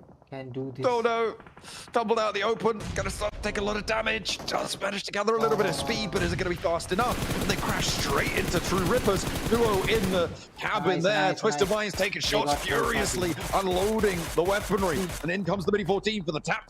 Looking for more as well onto the True Rippers. The flushes come through, they're snaffled away by True Rippers, but now with 1 player left standing, he's got the pump action on the inside, and E-Arena really suffering on the approach. A terrible tumble on the open leaves them wanting on health bars. He was lucky, bro. On hope, but it seems like it's all up to Tony K. That mean you're a 4-man. Crash Flash's position. Crash them. Why are you Navi, and just like that, they get eliminated after trying to make the revive, trying to make a run. Wolves get taken out. A valiant effort for the Wolves. I would have loved to see them try and go south rather than north around on this one, but of course, hindsight 101. To hold this. Great attempt, but not enough, despite the fact they got 2 players back in it. Looks like the window's not going to be helping the door Finding frame. shots on Kiss, doesn't get the knock though, as now Virtus Pro trying to stay alive with Lukarux. He's going to get spotted. Nice shots will take down Tycon, but Scappy will finish him off in the end. VP going down in 12th, as now we are cleaning up what's left of this fight. Tycon, we need to get him back on his feet if you're anyone's legend. They only got 1 point off of this so far. Scappy just staying alive, trying to run away, will go down in the end, and that's 3 for anyone's legend. 3 points are still yet needed for AL. They have destroyed still inside the circle and the compound down to the low ground, but as safe as that position is, that is not a compound from where you get any activity when it comes to kill feed. Up and coming here from South Korea. Very, very good player, but again, versus 3 of China's best. A little bit more of complete chaos in both of the matches. There he goes. It's Legolas. He's laying in with the bow. Or maybe it's retribution time. Maybe Hero's going to go down to it. I would love that. I would love that so much. But Order falls first. Gunbin is traded off and immediately dispatched. 1 player now stands so easy. Moves on in. Nah, he's going to take it down to the door frame. Wavebot play on with 3 on the west side. Find just a little bit of a ridge line to play here. It's a good cleanup. Very, very good cleanup there for Weibo. A lot more control as well. As DRX are coming off a bit of a high from their previous game as well. That's a really, really good result in my opinion. Not still maintaining value. Twisted Minds in general on this high ground. I think that they have got a lot more out of this position than I expected them to. And I'm quite happy with the way that they've played it out. Oh, He knows. okay. What a shot Pio about with an arm. Haven't seen that in a AWM. minute, and that is He does not absolutely believe filthy DG stuff for onto those not taking Pio. shots. More so that he's only got Getting 20 real bullets close to left. getting So into placement that's probably points also here. a contributing factor as to Will the lack get of shots being flushed sent. out. You imagine there's a drop down coming Taking a in the little very bit near of blue future damage. Luke for the 12 Twisted just off to Minds. his Back south. down I think to they earth. both know that the other is So there, but get away you with can their see how 5 much damage elims. we're Weibo doing at actually this point, pushing and now up to the FaZe tries foothills to take now. a fight with Falcons. Has Rock 3. will go Exo down. not really They going to do will too much remain about it. tied Just with wanting to stay Petrichor covered off, Road. not challenge at Petrichor all. Road And getting the Weibo actually going to roll tiebreaker on around placement. towards Twisted Minds. Exo's playing Assassin's Creed right now. He's playing a completely different game, stalking his target. Oh, it's like, where are these shots? Weren't we just in Fight there? that we got to keep an eye on right now. FaZe versus Falcons. Absolutely. But the Three blue up zone's for in there now. FaZe. They've So got Exo the has to show. inside track towards the zone, so Falcons are going to have to push through them, but they don't know about Fex with this nasty little flanking angle. Third on 5 going to go down, and they will secure their spot in the top 5, so they get a nice little rest before the grand final. But where, oh where, will Falcons go? How will they push in? Will they spot out Fex? They get the knock on a Jeems to start things off. So now it's just down to Vard and Fex. Fex will try to come through, but Tiggleton is on time, and he will spot him out. It's all down to Vard. 85 would be practically guaranteed for Falcons here, but they ain't there just yet. Having said that, we are seeing players eliminated by the second. One more placement point will go their way, but it's going to keep them at 84, I believe. No, make it 83 as the final flush didn't come through. So they're now set on the block as well. And Game Start Win actually stole one of those away, so that is a point picked up off of the team that they're chasing. 4 points, you said, Toby, is all there is keeping FaZe from going home early. Game Start Win still 4 strong. They're pushing in, change the game. Shots from Tian. They have been allowed a lot of peace in the last few minutes, Blank. I mean, they only have 1 elim. They haven't really needed to defend too much. A nade over towards the Boars, takes down Havlik. Snoix is next, and they hop out immediately, taking him down. Really nice little flex out there. They control the sight lines, and Tops moves through. Suk not connecting. Twisted Minds on the descent through Rippers with the pump action shotgun in the shack. He steps out. He's going for the fight. He's actively taking this one. And 2 of the players have fallen, looking for more. Keo wants to stay up with the pump action, but he's finally put to bed. Freak able to keep things under control. Weibo had the off angle coming on in, but the blue zone's crunching too. Nearly miraculous coming on in for True Rippers. Really initiative taking kind of play as on well. his own here. Well, he's got Tian right there as well. But Game Start Win, they're going to wrap around over here on the west. That might push them right into Falcons. That's what I was just going to say. I mean, it's on Falcons. Got to make a play here. Just set up a complete contain on that northwestern side. CC, we've seen what he can do with nades to try and open up fights. He has 2 of them already available. They're going to hear Tiggleton's vehicle creeping closer, so they know that there's a threat on the top of the hill. But down on that southern side, for anyone's Legends, they got to get out of that valley soon and get aggressive in these fights. Anyone's Legend, they're still 4 up, but they need so many more points if they are going to have any shot of pulling off the miracle here. Begopa, Pio has been doing magic with that arm. Going to have to put it away real quick just to get the res onto Guyon. Meanwhile, Team Liquid, Sparking and Luke 12, the last 2 up. They're going for it.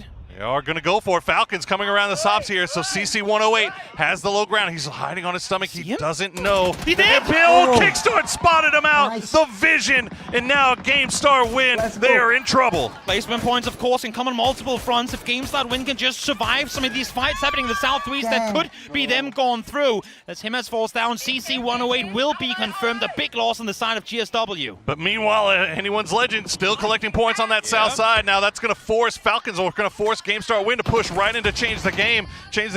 Trying to reposition. Wembo has the hard cover. The grenades are going to come through. Wembo low, but he's got the Doritos to hide behind. Ming Ming down to 50 HP. He's going to go down to Tian. And now the push through for Xiaopian. He'll get spotted out by Wembo. Game Start Win is falling apart. Could this be FaZe's salvation? This will be it. This will be the fight for Game Start Win to either make it in or be sent home. And what worse than be taken out by your fellow countrymen. CTG holding strong here, but they too have a taller order at hand. They want to surpass Begopa. They want their grand final spot secured right here, right now. Xiaotong, oh, he gets spotted out by Winbo. The smoke wall keeping him alive for the time being. Falcons have pulled off. They're still looking over in this direction just in case, but Xiaopian gets flushed out. That's a nice grenade. We'll take Xiaotong down to 20 HP, will stop down to heal up, staying alive by the grace of the smoke. We'll try to go a little bit lower, and now it's just survival time. There is a world in which anyone's Legends cleans the house, gets the win, and even that could push FaZe out. It's only 14 points, and placement points are available to make that happen, but it's going to have to come with a lot of kills, and I think they're starting to realize it too. They have one, and that's one more point garnered. Another placement point in the back as well, pushing them up to 81 with game start win, getting that one placement point. Every single point they can get here could be at 3 more points needed for Xiaotong to make it happen, but here's the northern rep from Liquid. Liquid's hunting, trying to find anyone they can. They know that Tianchan and Wembo are at that the little shelter right above them, and they know that somebody else is over here, but they can't spot them. Xiaotong just staying alive, hiding behind the coop, and just waiting for the inevitable push from Falcons, but it's just not coming. Falcons just controlling that western side, and now they're starting to look more towards the south. They're going to push into the back of anyone's Legend. And that's the thing, unless if Liquid back off, Xiaotong is the next to have to make a move in this. Everyone, I mean, anyone's Legend in the southeast, plenty of space. Falcons got all the room in the world to maneuver. CTG is close enough to circle center. They're going to be fine for a while, so it's Liquid. Either you wrap north around or you wrap over towards the C4. C4 vehicle into the bunker. That could be what sets up this player. Maybe a move for Xiaotong to go through alongside his team in GSW.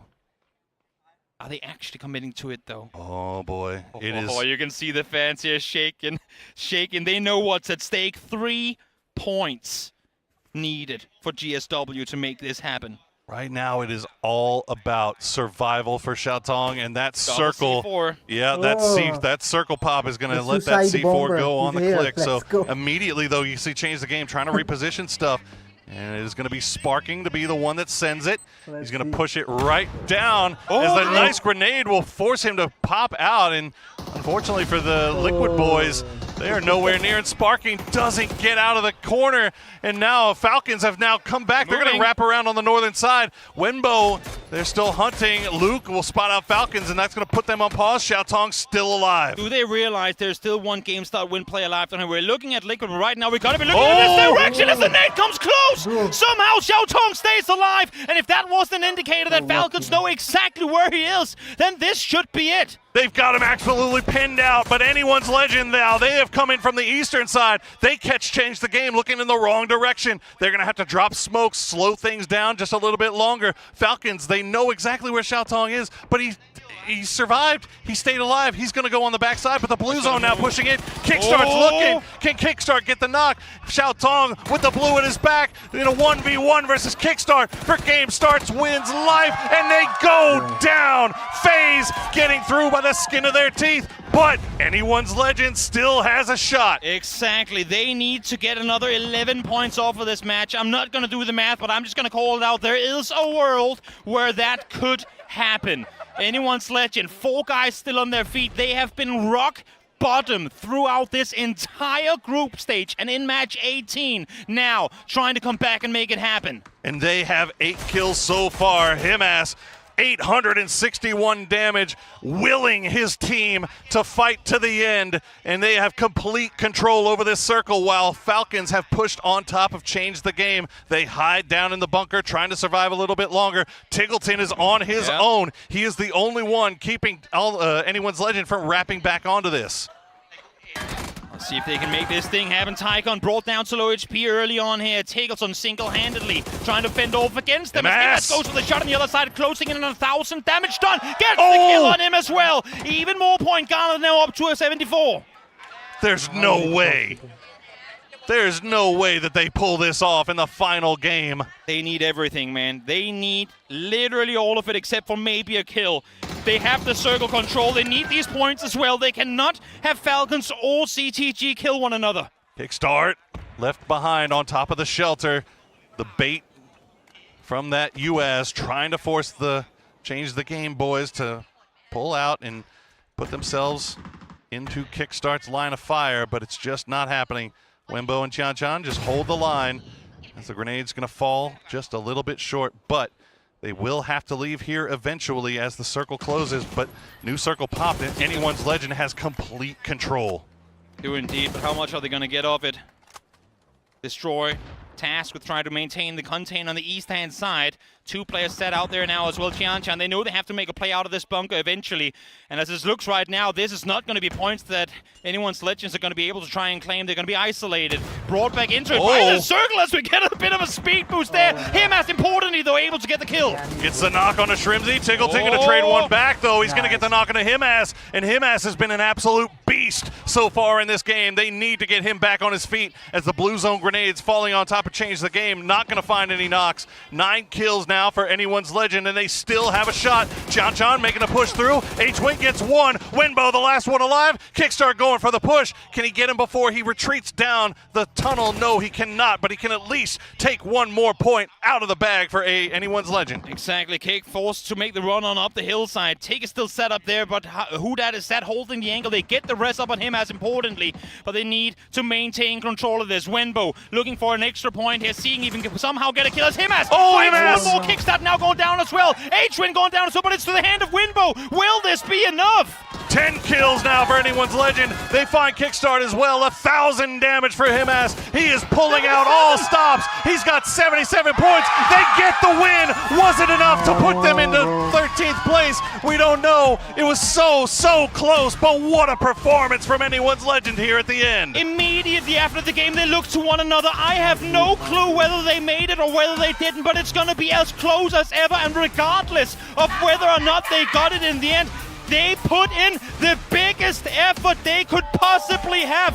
I'm not sure if they know. I think they realized in this, if Tick dying to blue is what denied them a final point, I don't know what to say. This has never been this close before. Tig dying to blue, Wenbo stealing one a kill. Falcons getting 1 kill off of CTG. There was only so many points left for anyone's Legend to get, and they did so much. They did everything they possibly could. Himass going absolutely nuclear in the final game, but was it enough?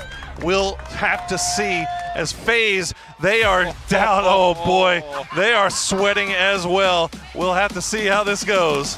You can realize it then and there. They made it through. FaZe are in the next stage, and yes, the smiles are on their faces. The smiles of relief.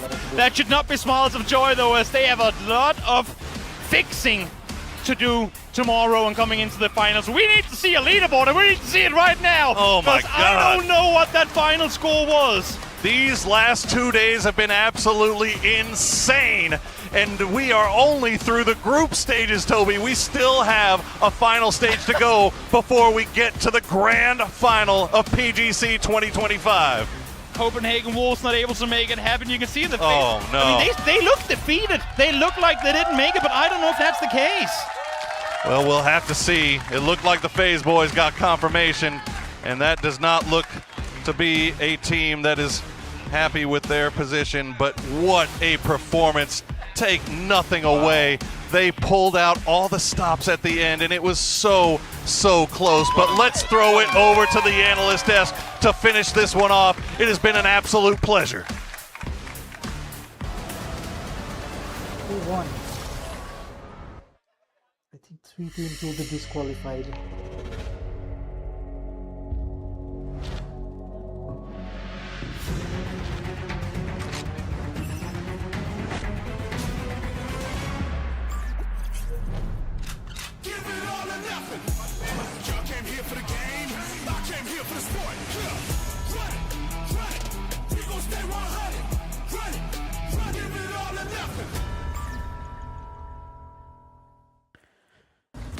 Well, what might go down as one of the most insane... We thought yesterday was crazy, and then all of a sudden, anyone's Legend who we thought was completely done suddenly revitalizes, suddenly resurrects from the dead, and might have just been defeated by 1 point, 1 deny after they went radio rental in the last game. That is unbelievable if this has just happened. TGLTN has had the Chinese fans turned against him in the past. Now the Vietnamese fans will never forgive him if that is indeed the difference maker. Death to blue may have been that 1 point difference. We don't know for sure We saw the faces of the players. We saw FaZe rejoicing. We saw anyone's legend crying. It's possible that the backstage leaderboards have updated, but either way, this is my takeaway. Anyone's legend can now look forward to next year. They can find a way to put the roster a little bit tighter because that Tycon him-ass connection fired back up in that last game. Where was this until the 12th hour? Where was this? This was just what we expect from him-ass, but it was just too late, it feels like. We're expecting when we get to those overall leaderboards an 83 versus 82 points. Of course, we'll see that whenever that does come along, but of course, hold your breath on that one as we kind of watch out the rest of this game. When you have a scenario go down like this, Thomas, what do you say about this game? I mean, yeah, right. It's tough too because there was so much that happened in this game leading up to this point. Whether important things, sort of the FaZe situation, whether it was the Wolves getting ambushed early on and having to wait for almost 15 minutes to bring their players back in from the blue chip, and it's still managing to get 4 back up. It was close. There was a moment. The Na'Vi trap on the north side ultimately cost them their chance at going to the finals. FaZe was on the precipice of absolute disaster as this fight goes down here at the end. CTG tucked into this bunker. They tried to win him out, but they could not do it. GSW, single player Xtong, still alive during all of this. Survival of him. To be able, if he was to survive just a little bit longer, maybe that could have jumped GSW into a position where they were able to move on as well here. And again, just mid-circle, suddenly they're playing edge. They're not trying to make silly rotates on anyone's legends. They're just destroying everything.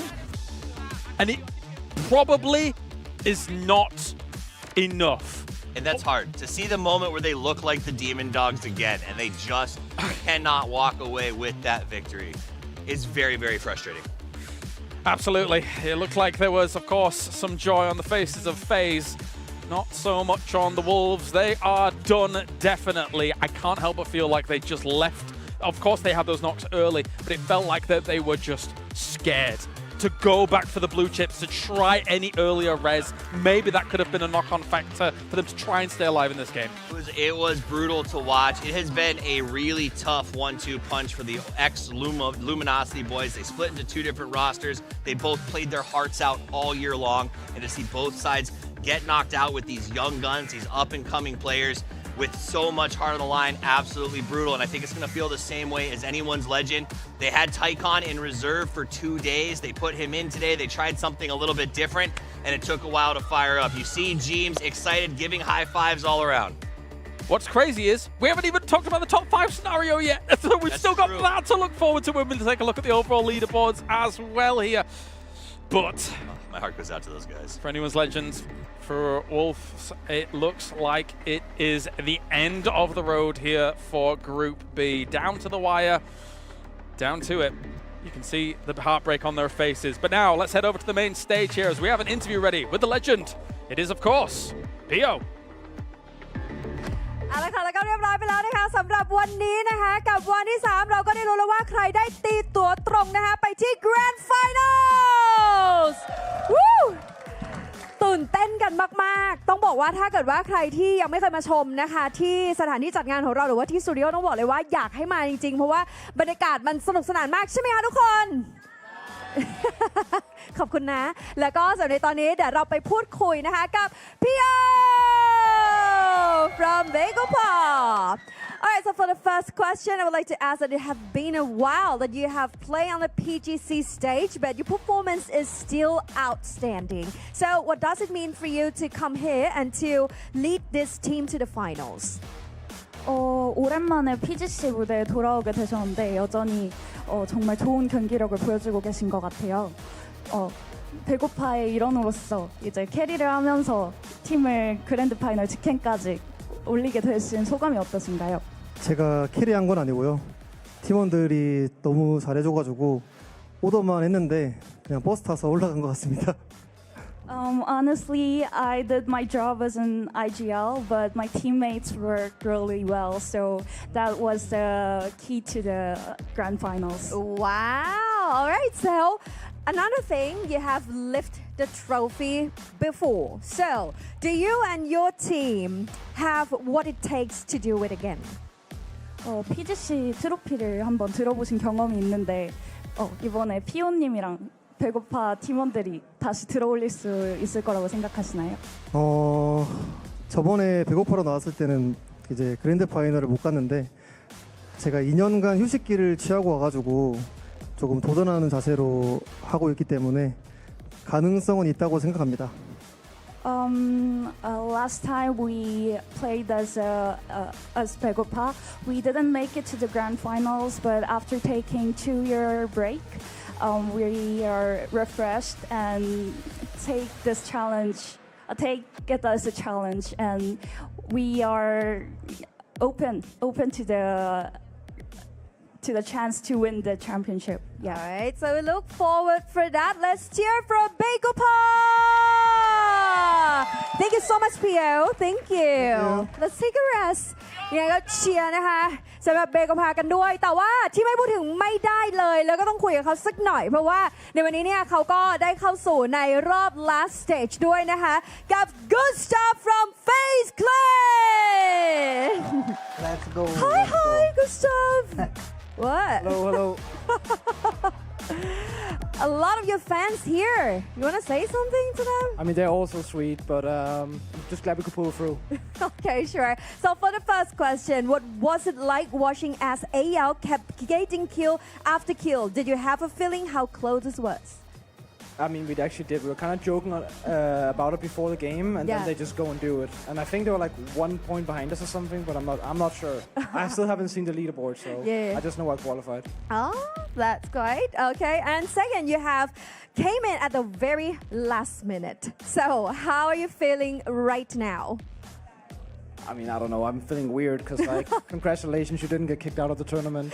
So, like, I mean, I live to fight another day, I guess. Sure. You're still here. Everyone needs you to be here. So it's been a tough run for your team, and some people might say that today results came out from luck more than performance. So what do you plan to hold your ground into the last stage to secure the spot to the grand finals?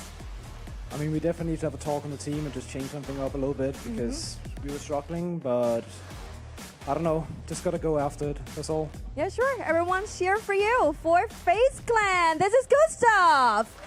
Thank you, Gustav. Let's take a rest and we'll cheer for you at the last stage. All right, ก็เชียร์กันนะคะสำหรับในวันนี้เนี่ยก็เรียบร้อยไปแล้วได้ทราบไปแล้วว่าทีมไหนเนาะที่จะได้ไปที่ Grand Finals บ้างแต่ว่าสุดท้ายแล้วเนี่ยเรายังมีต้องบอกว่าเป็น last stage กันอยู่นะคะยังไงก็สามารถมาเชียร์กันได้ส่วนตอนนี้ค่ะส่งต่อให้ที่ analyst ของเราดีกว่า back to you our analyst. Woohoo! Consider the following. Is it any more brutal? Day after day, Group A was insane. Group B, anyone's legend. I don't know what was fueling them in this last game, but here are the results from it, and it must be... There's no word to describe it. 12 kills, 1,500 damage, desperation, a chicken dinner, everything you could do, but it's an 18-game series, and one game will never change that. They don't take the win. It's brutal for them. I gotta be honest, I love Gustav's mentality. They were celebrating, but yeah, right, he immediately pivoted to congratulations, you're still in the tournament, right? Like that was it. That is it. You didn't get You kicked out. now have to go to the final stage. You now have to do it all over again. There's joy there, but there's also frustration. 9 kills and 1,000 damage. Himas decided to just run with it this game. It felt like he'd completely expended all other options in every other game and was like, I'm just gonna shoot. I'm just gonna shoot. Oh, here, hold my water. I've got some things to do, boys. And he did. He basically tied his team and just dragged them. He said, cover my back, make sure I don't get flanked. I'm going to go do some crazy things, and ends up playing out of his mind. Huge point. It makes you think, right? Obviously, they've just had Sololzi join the team. They do have Hisaki as well. I think a lot of people are looking at it as, are we going to eventually, in 2026, have Cerberus 2.0? Maybe that may be the case, but I mean, in the future, who knows if their style really actually works out the same way, considering that the landscape of PUBG changes year on year, month on month, when you've got the teams looking like they do here on the Battleground. And taking a look at the match record again. It almost hurts to see that. Yeah, this is becoming painful for me to constantly watch through. It's like morbid. It's a little morbid, right? It's like we're celebrating the loss of this incredible player who's been with us for so long and such a shining light. And his final game of 2025, he gets to be featured again as he prepares to head towards the airport. Show the leaderboard, man. Those are the numbers. Yeah. All right.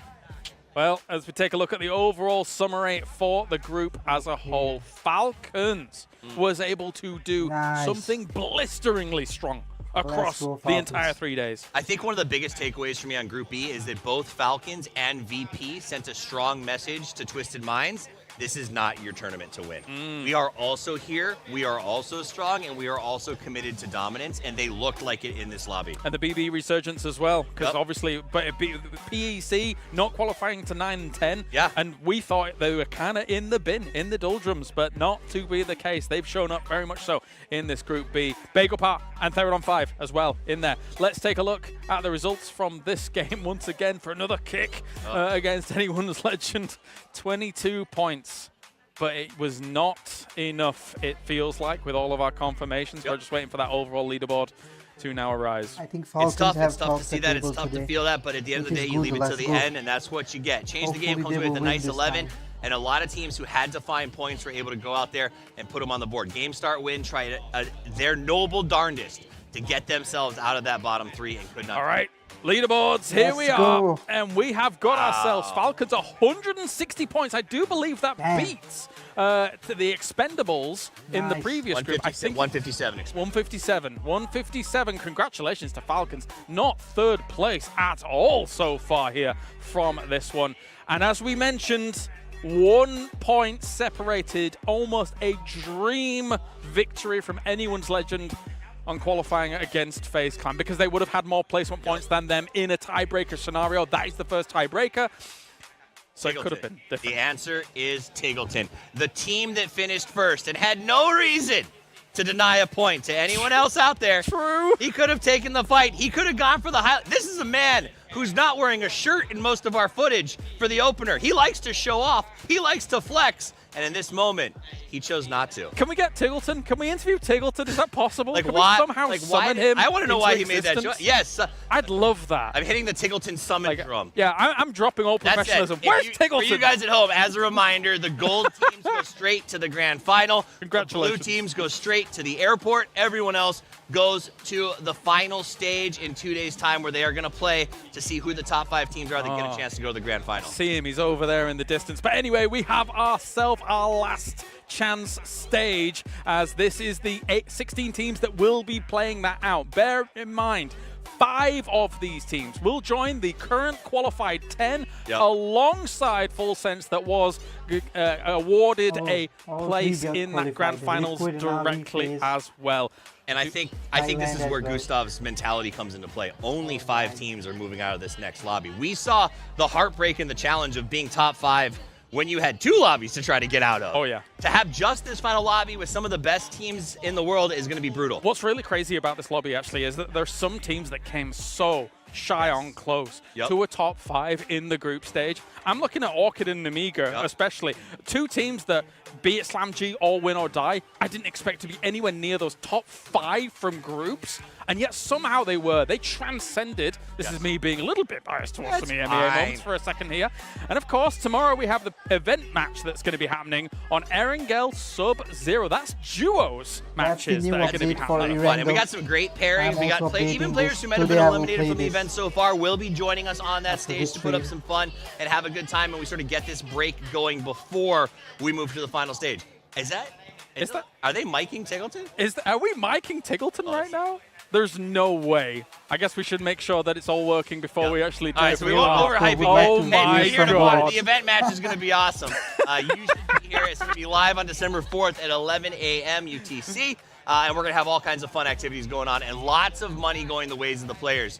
So that should be a very, very good time. Yeah, no, absolutely. There's some cool duos that are going to be part of that as well. And you know what? Because we've been traveling this whole time, I've barely even seen the Erangel Sub-Zero thing. I don't think I've so seen it. I would like to actually watch it myself. I'm pretty excited. I'm excited about this new Blue Zone grenade that maybe sticks to BRDMs. That looks like it could be quite a bit of fun. Yes, indeed. I'm I am flabbergasted. I am shooketh at what we just witnessed here. Bring him on. Come here. And right here. Let's go, Tigleton. Well. Hello, Mr. Tigleton. All right, we've got a few questions for you. Really, what? What does that mean? Okay. You guys are in first place, 160 points. Yes. You chose to deny when anyone's legend needed 1 point my first question. to advance. What was going through your head when you made that choice? Look, I'm not going to lie about it. They're a great team. They're very talented. I'm sorry to the Vietnamese fans. Don't hate the player, hate the game. I get that. I said in comms, I think they're on the brink of qualifying. I don't want them to qualify. And I hit prone, and I crawled in the blue zone. And I guess it was actually the difference. He's meeting on the other side. Let's go, True Reapers. It makes sense, right? Because technically speaking, if this team is capable of something like that in a pinch, is that the reason you don't really want them in? It can be a threat. Everyone knows Hamas is just like capable of dropping 40 kills out of nowhere, and you're like, what's going on? Yeah. And like, especially on some maps when we loot around them, and you know, I just don't like being around them because this APAC style of gameplay, it's not predictable. They're loose cannons. Yeah, fair. I guess my follow-up question actually is beyond that scenario. First place, 160 points here. I guess 1, are you coming for that Cayenne? I guess 2, are you coming for PGC? Yeah, I mean, we were like kind of chilling, and then we heard about this Porsche on the line, and I was like, things have changed. That would be kind of nice, you know, like, I can't imagine being live on stream and another player just sending me a photo of him driving a Porsche or something. Like, I just can't allow this. So I need to make sure that I am the driver of the Porsche. Do you think Shrimzy threw yesterday's C4 so that from now on you have to be the C4 sacrificial lamb going forward? Because that one today was great. Well, technically, we've designated H-Win as the sacrificial lamb as well as the IGL. Oh, True But, Reapers. you know, Shrimzy yesterday, he said, True I'm Reapers going to do going it, and The then we just completely banned him. Nice. Yeah, that was. I remember that one. Yes. I don't want to remember that one. We've given him as well towards Geeky. some memes for it. We saw a doozy in the kill feed today, blew himself up as well, and all of us started clapping. I'm the only one, buddy. A difficult situation now. Just glory up. All right, so focusing on, you guys are headed to going straight to the final. Don't get the reps in between. Damn. Who do you think are the, I would say, #1, #2 threat to you guys, preventing you from winning this PGC? It's got to be VP and Twisted Minds. Okay. I mean, both of them have been having stellar years so far. Twist is an obvious threat. They're always farming. VP, I just think he's on an absolute roll since EWC. I think they got like 3rd, 2nd, 1st. Yeah, it's crazy. They're cleaning up, and mechanically they're looking super strong. I haven't seen any cracks in their like defense. Like, if they're fed the zone, they're winning the games. Yeah. All right, well. Final words for your fans, final words for the people that are spotting you, considering you got 106 points, which is technically above the expendables from the previous group. Yeah. Shout out fans, followers, shout out friends at home, socks on gamers, mom and dad. I miss you guys a lot, and see you soon. Socks on gamers. You heard it from Tigleton himself. All right, leave. Go on. Get out of here. All right. Games, buddy. GG to Falcons, of course, for taking 160 points. #1 in the group. It is a big statement.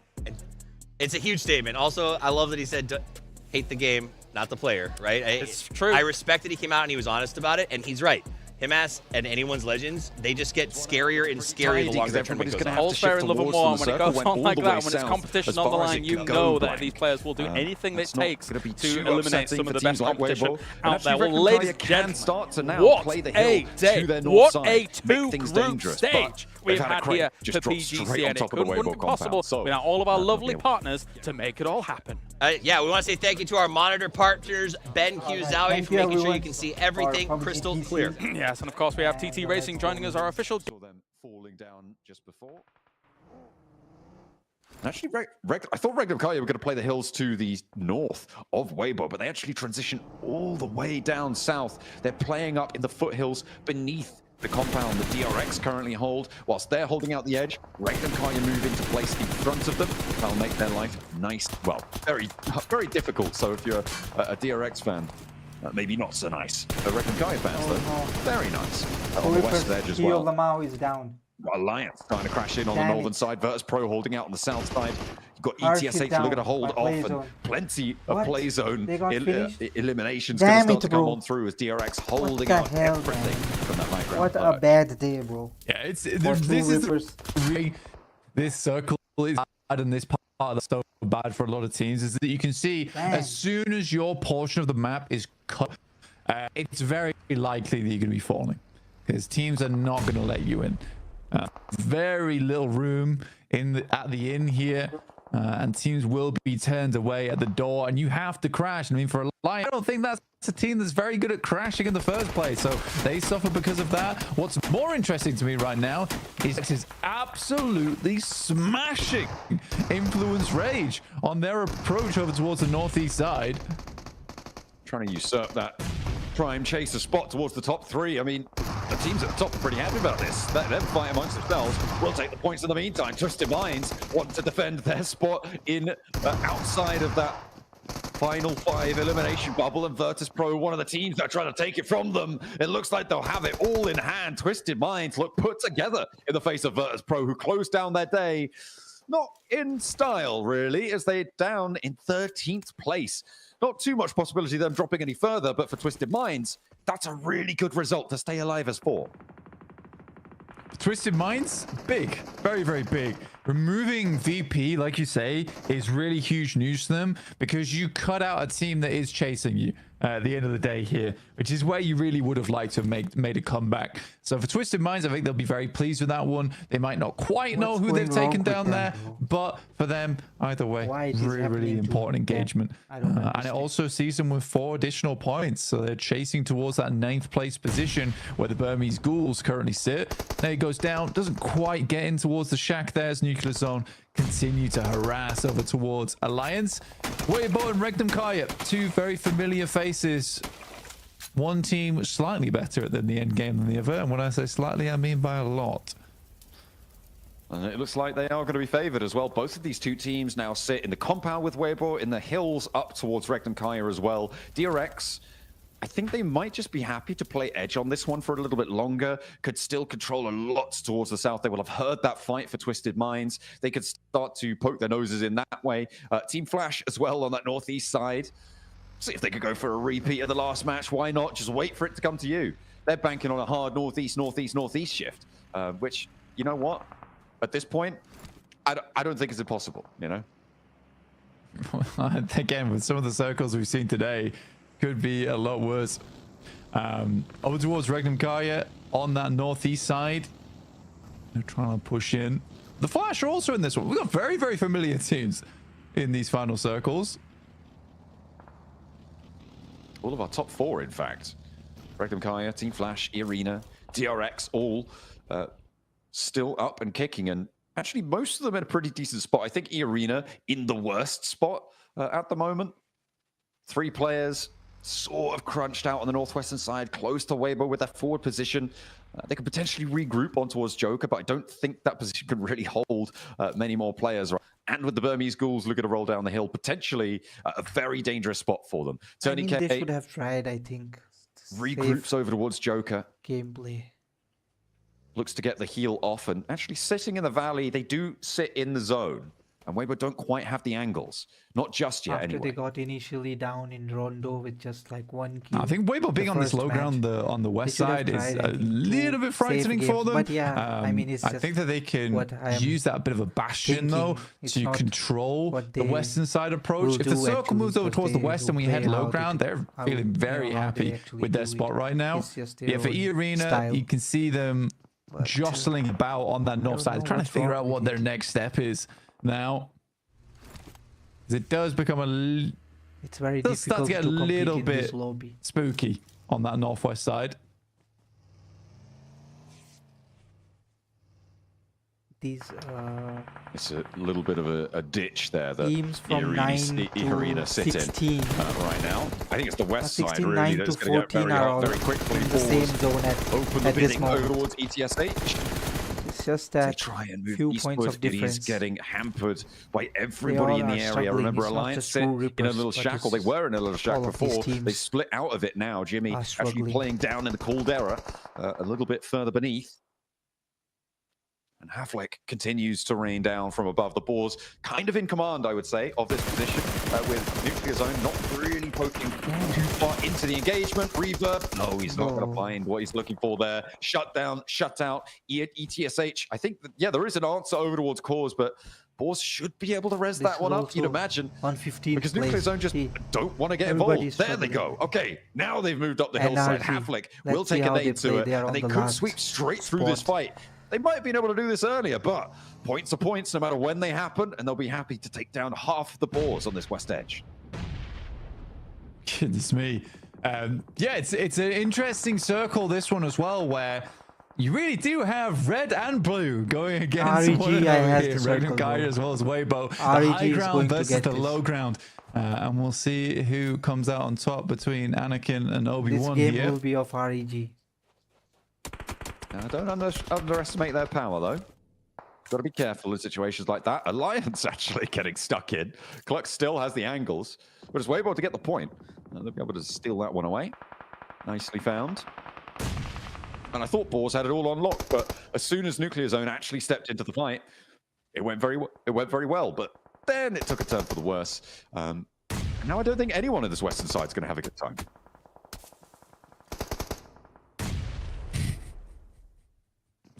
Max is talking about how the road is white and it's red and blue, therefore France. Stop it.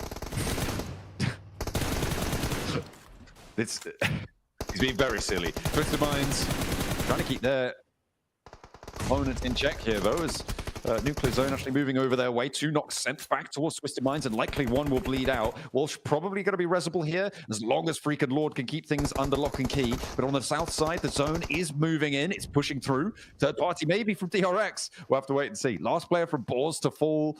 And the teams are kind of taking care of themselves, clearing the way for Weibo and Regnum Kaya to have their long-awaited standoff. I mean, it's taken a while. They're both staring at each other fiercely, lightning sparking across the roadside. E-Arena in the background of that photo. Looking also quite menacing, but from a distance. A little bit further away there. Walsh takes a lot of damage from Arthur's nade. We'll be able to get away from it. Lord, again, taking a little bit. Not really finding too much. The Arena take a knock on the north side. We're going to hop over there as well.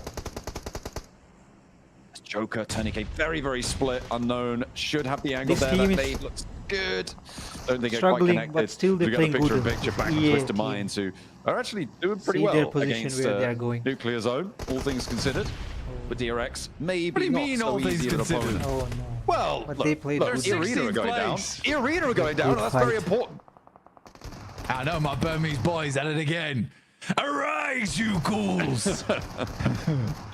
Oh dear. Oh no. That's going to be in my nightmares. Seems like Nuclear Zone are going to be having some uneasy dreams themselves, as they are not going to be happy with the close down of their day. 24 points is not a lot. Twisted Minds caught between DRX and the duo from Alliance. How are they here? What? Weren't they all the way on the other side of the map, and now they're, as a duo, taking down Twisted Minds? What? How? Someone explain this to me, please. I think the duo from DRX just took down the entirety of Regnum Kaya, by the way. What? And now they're taking on the Flash. They're up to 12 elims. What a game so far from DRX. This is an elastic band snap out towards the top of the tables. I was busy looking at that fight on the north. Goodness me. E-Arena go down, and all of a sudden, chaos unfolds. Regnum Kaya went down entirely. Goodness me. Team Flash actually just said straight on in and get to the roadside building. I'll be happy with that. Nice pickup, but what has just happened in the last minute? I think WGB can do this. Pretty wild. Went to them. Yeah, I mean, as a 4-man, only to go down like that is pretty crazy. Yeah. So we've got currently the second time they've done that. Yeah, currently got Sung Jin Woo down on the southeast side. Got a little bit crazy on this one. I understood that reference. What? Good. I know that one. Weibo need to have their wits about them here, hopping through the smoke. Looks like they are going to go positive on the trades, but there's still one on the inside to deal with. The Burmese Ghouls putting up a good fight here. Order isolated, and Soup moves in to go for the res. Ever the team player. It's not like that balmy hero throwing nades at his own teammates. But 33Z keeps them under control from the top floor. They're not going to let this one get away. DRX looking to continue this, though, and Hero gets spotted. The nade out the side from Ichi. He is itching on that trigger finger. Soup now moving in, and he will maybe even look for another res here as the last of Team Flash gets dispatched off in the distance. Ichi still giving them a little bit of trouble. Nice, bro. bro. Schools not done and dusted just yet, and he might even get the flush here. No, he manages to get out the door frame. 33 said, might get the res? No. Oh my goodness me. They're sending so many bullets out this way. DRX want to keep adding to their tally. Oh, bro. What a timing. Come on. Oh, unfortunately, she is down. And now, Weibo. Pitch warfare between them and DRX. So easy, and it certainly has been this game for DRX. Hero goes down to the blue zone. And they should be able to get the res here. It's right on the edge of the zone, though. But DRX have played an absolute blinder here. So much so that we were blind to it. I think we missed most of the fights that they took just because they were so instantaneous. I would love to see the replay between them and Regnum Kaya. What a fight that would have been. I mean, this is the second time today that Regnum Kaya have sent out from a central position to go to an edge position and try and take a fight. It's fine. No, it's fine. They've immediately been wiped because of it. Yeah, no, it's fine, though. It was a 4v2. Let's be honest. Let's be honest with ourselves. Okay. But they did all die, though. So yeah, exactly. But it's a 4v2. It's the right play. It's bad execution. I don't think you can complain about the macro, though.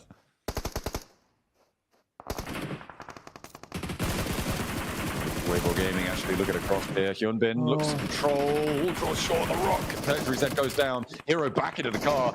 He's not wanting to stay in danger, but Order able to clip the wings a little bit. Meanwhile, the rest of his team having a real tough time. It's up to Suit to keep them safe. Does he still have that explosive bow? Now might be the time to use it.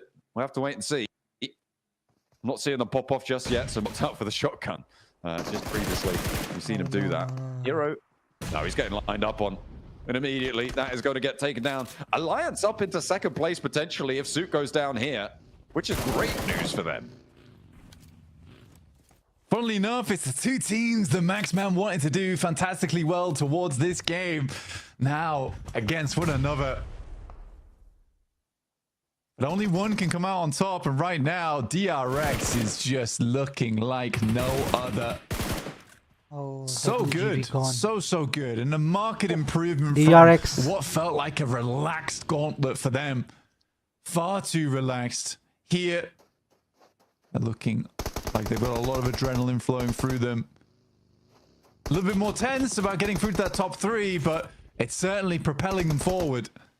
Blank and undenied chicken dinner here sits them tied in first place with Regnum Kaya. I don't know who wins on that, on the chicken dinners, but DRX got to be feeling good about this one. Finding the first, that's great news. Now, just for the second, one more player between them and a joint first place. DRX are able to do it. A 20 Elim chicken dinner.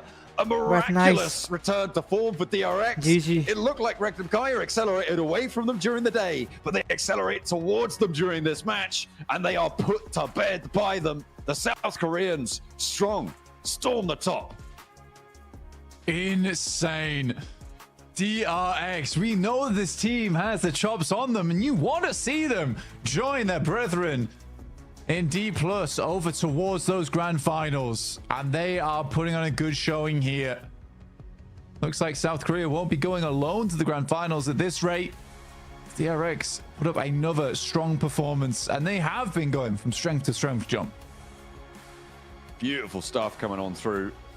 Previously, I believe they were on 2 chicken dinners, Blank, and I think that is actually going to put them straight up into first place. We'll have to wait for the overalls to double check that one, but DRX, a massive bid for freedom in the last match.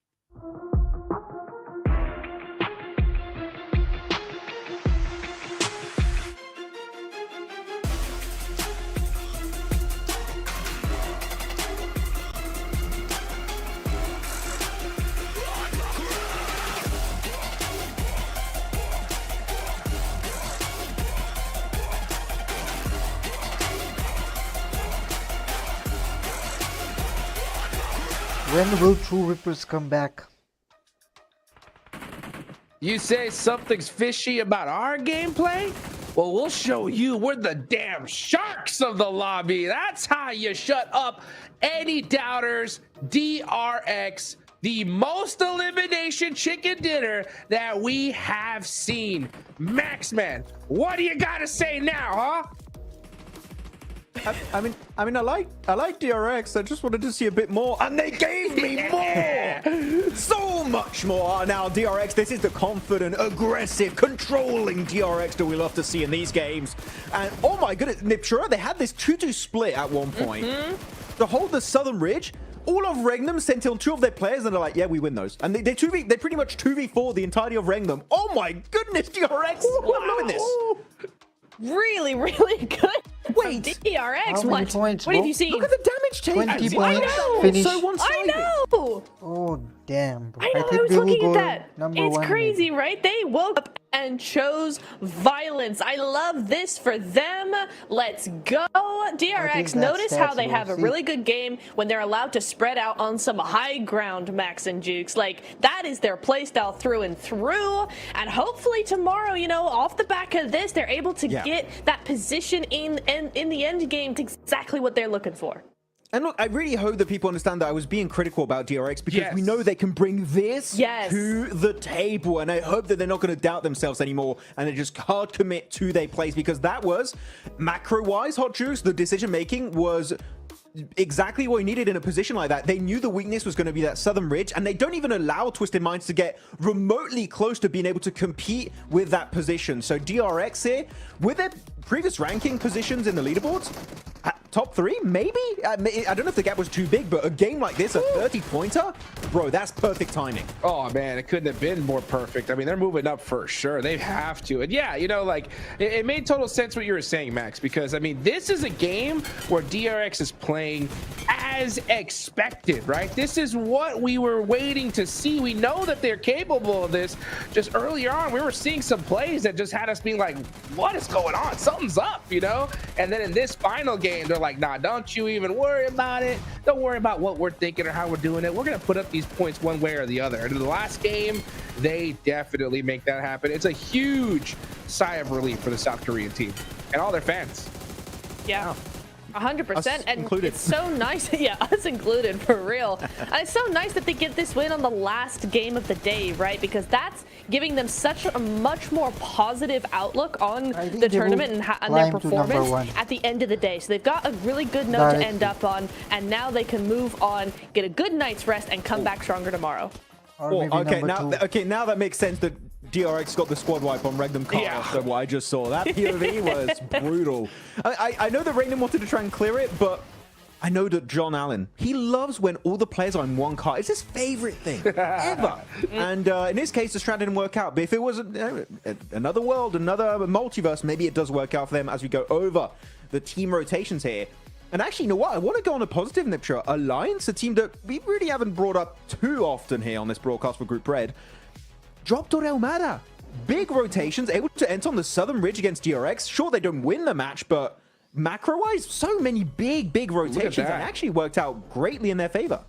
Yeah, I always really love when you see big rotate, those wide wraps around, because it shows really thinking hard about the best possible for the team, right, no matter where it takes them. I really like that. It's not just super short, let's just go here and see what happens. It's really thought through for the next few zones. So love what they did here. Twisted Minds as well had a great game coming in from the south side. That whole western area was really tough, so a lot of these teams gravitated more towards the south or the eastern side. So really love that heads up play from a lot of these teams, Max. Yeah, very good setup here. Of course, Weber also very happy about their performance, able to bring 10 points on board because from 30 points, bro. 30 points down to 10. Now, that is a dominating performance from the South Korean Overlords. I'm sure our boy Kalaris, he'd be happy about DRX and their performance. He loves seeing South Korea dominating in these global lobbies. But yeah, Alliance doing really well. And Twisted Minds also knowing the value, I would say, Niptura, of that Southern Ridge line. Unfortunately for them, DRX were just too smart and were able to control that ridge very early on. But Twisted Minds today have also stepped up significantly. Would that be enough for them to secure last chance spot? Maybe. Yeah, it's entirely possible. 100%. 100% sense, yes. 100% think that coming into tomorrow, they've got an excellent chance now to keep that consistency up. As we see, it's QXZ as our MVP for that match. 6 eliminations, 27 minutes survival time. But yeah, really good damage for those 6 elims as well. He's like popping off trying to control teams as well. He has to be MVP of the day. Right? Who else? Well, maybe actually, Wild Loxy had some. That's no. I'm gonna stick to QXE. He has to be daily MVP for sure. Yeah. Okay. Dude, That's let's take a look at the overall leaderboard. DRX push themselves up Just to 1 point. second place. By the way, everyone, we cannot stress on the desk how impressive a 30-point game is. How rare it is to see 30 points in one match. I guarantee you, we're not going to see that for the rest of the year, folks, or for a long time indeed. That is extremely difficult to do at such a high level here, Max.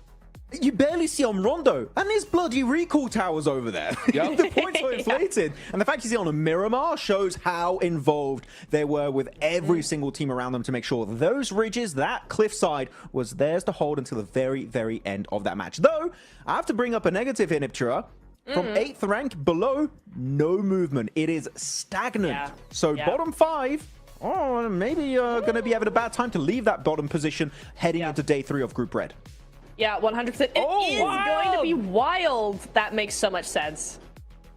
Yeah, okay. That makes so much sense. I keep being wrong on the desk, and Niptura's always right. It's not my day. It's a good call. No, it makes sense, right? It does make sense, Jukes. Yeah, it makes total sense. Regnum Karya, such consistent points all day long, and Wild in particular was making some serious plays. It's honestly, I'm still a little shell-shocked here, guys, because, I mean, I thought Regnum Karya were a lock for first place because they had so many points on the leaderboard, and with DRX's 30-point game, there's now only a 1-point difference between these two squads. So impressive. It makes me just kind of really question tomorrow, Neptura, what we're going to see. Because if a 30-point game is possible in this lobby, who knows who could just pull something like that on us tomorrow. Like I said, it's super rare, but now we know it's possible, right? Yeah, 100%. And I want to point out that at the beginning of today, right, after match 1 today, after Rondo, DRX had 44 points. Regnum had 48 points. They're now 110 and 111 points. Like, the point difference here between these, just in 6 games, just able to put up that many points is actually crazy for these teams. So if they can do it day 2, who's going to do it day 3? That is going to be the question. Well, oh boy, guys, what a day we have seen. Let's take it on over to the stage with 7WG to wrap things up for day number 2.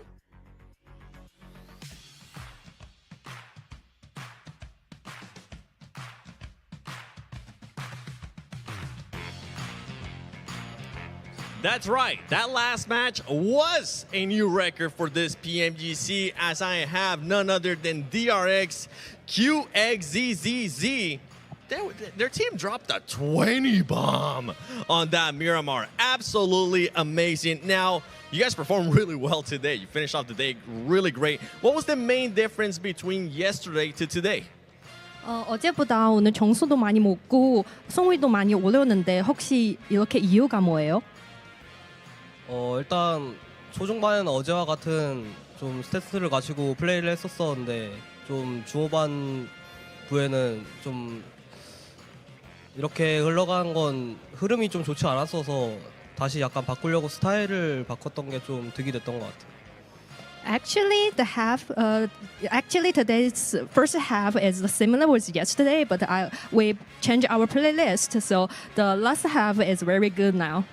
I'm happy to hear that. The decision making in this last match especially was really great. What alluded to that quick decision making? 그 마지막 경기에서 진짜 점수가 많이 먹었는데 혹시 이렇게 할 수 이유가 뭐예요? 좀 스타일을 다시 원래 하던 것처럼 바꿔서 마음 편한 점도 있었고 팀원들과의 이제 팀 플레이가 잘 맞아서 이뤄낼 수 있었던 결과였던 것 같습니다. As I have said, we have changed our play style, and also our teamwork is better now, so we made it. Well, I'm hoping that's going to continue tomorrow because this lobby, even though many people didn't consider the group of death, it is stacked. What I want to know is, out of all these squads that you have here, you had Regnum step it up today as well. Which one do you see as the biggest threat going into tomorrow? 이번 골프 스테이지에서도 엄청 잘하는 선수도 있는데 혹시 어느 팀이는 제일 잘하는 생각하고 있어요? 뭐 딱히 특출나게 잘하는 팀은 보이지 않고 그냥 지금 흐름대로 가면 저희 팀이 제일 잘할 것 같습니다. Actually, we can't say other teams. We can just say our teams. Our teams is the best. Well, hey, that's a big statement as it is. I see Regnum Karya just staring us down over there, seeing like a bull if they seen red. And I'm pretty sure they're going to be hunting you down tomorrow. Best of luck tomorrow, 감사합니다. And, I mean, can this squad keep it up? Can they perform like they did today? Because everybody's going to be stepping it up on the final day of Group Red. All right. Let's bring it to the end and let's end Well, this. folks, that was the best game of PMGC so everyone. far. And of course, we got to shout out the best device for PMGC, and that's the Infinix GT30 series, the official gaming phone of PMGC 2025. Engineered for precision, performance, and victory, empowering every gamer to be the one and outplay the rest on the global stage. Guys, one more day tomorrow. And that is it for the group stage. Then we're going to last chance. Maxman, what are your expectations going into tomorrow? I mean, it was the day of Regnum Karya and DRX today, so tomorrow is the day of Weibo Gaming. The comeback, it's real, it's happening, and if it's not, well, nothing. I don't want to be fired, so I'll stick around. What about you, Tara? I want to see Influence Rage come back, Jukes. They were doing so well on day 1. They've been pretty much non-existent day 2. Day 3 is really where they need to step up now. I want to see them win. Yep, that's what we need to see. We need to see Weibo win. Where's, Influence Rage? Where are all these squads from day 1? Hopefully we see that happen tomorrow, guys. That's it for today, for day number 2. One more day later. I'm Hot Jukes here with Maxman Devtura. Shout out to everybody on the broadcast. We will catch you guys tomorrow.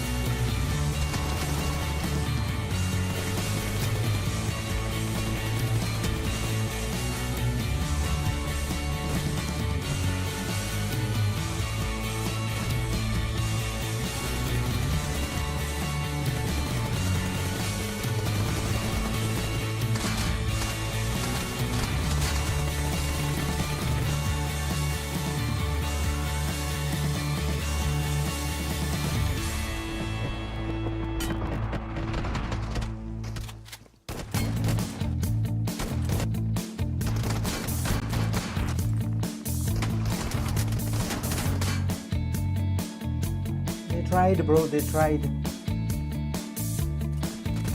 I hope good luck for tomorrow. True Reapers. Hopefully they will fight back.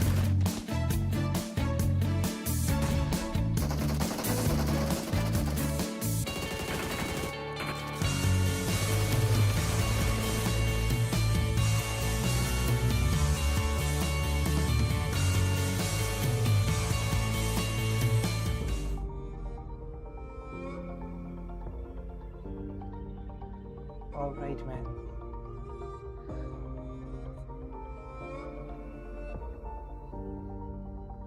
Thanks for joining. GG. There's a fire in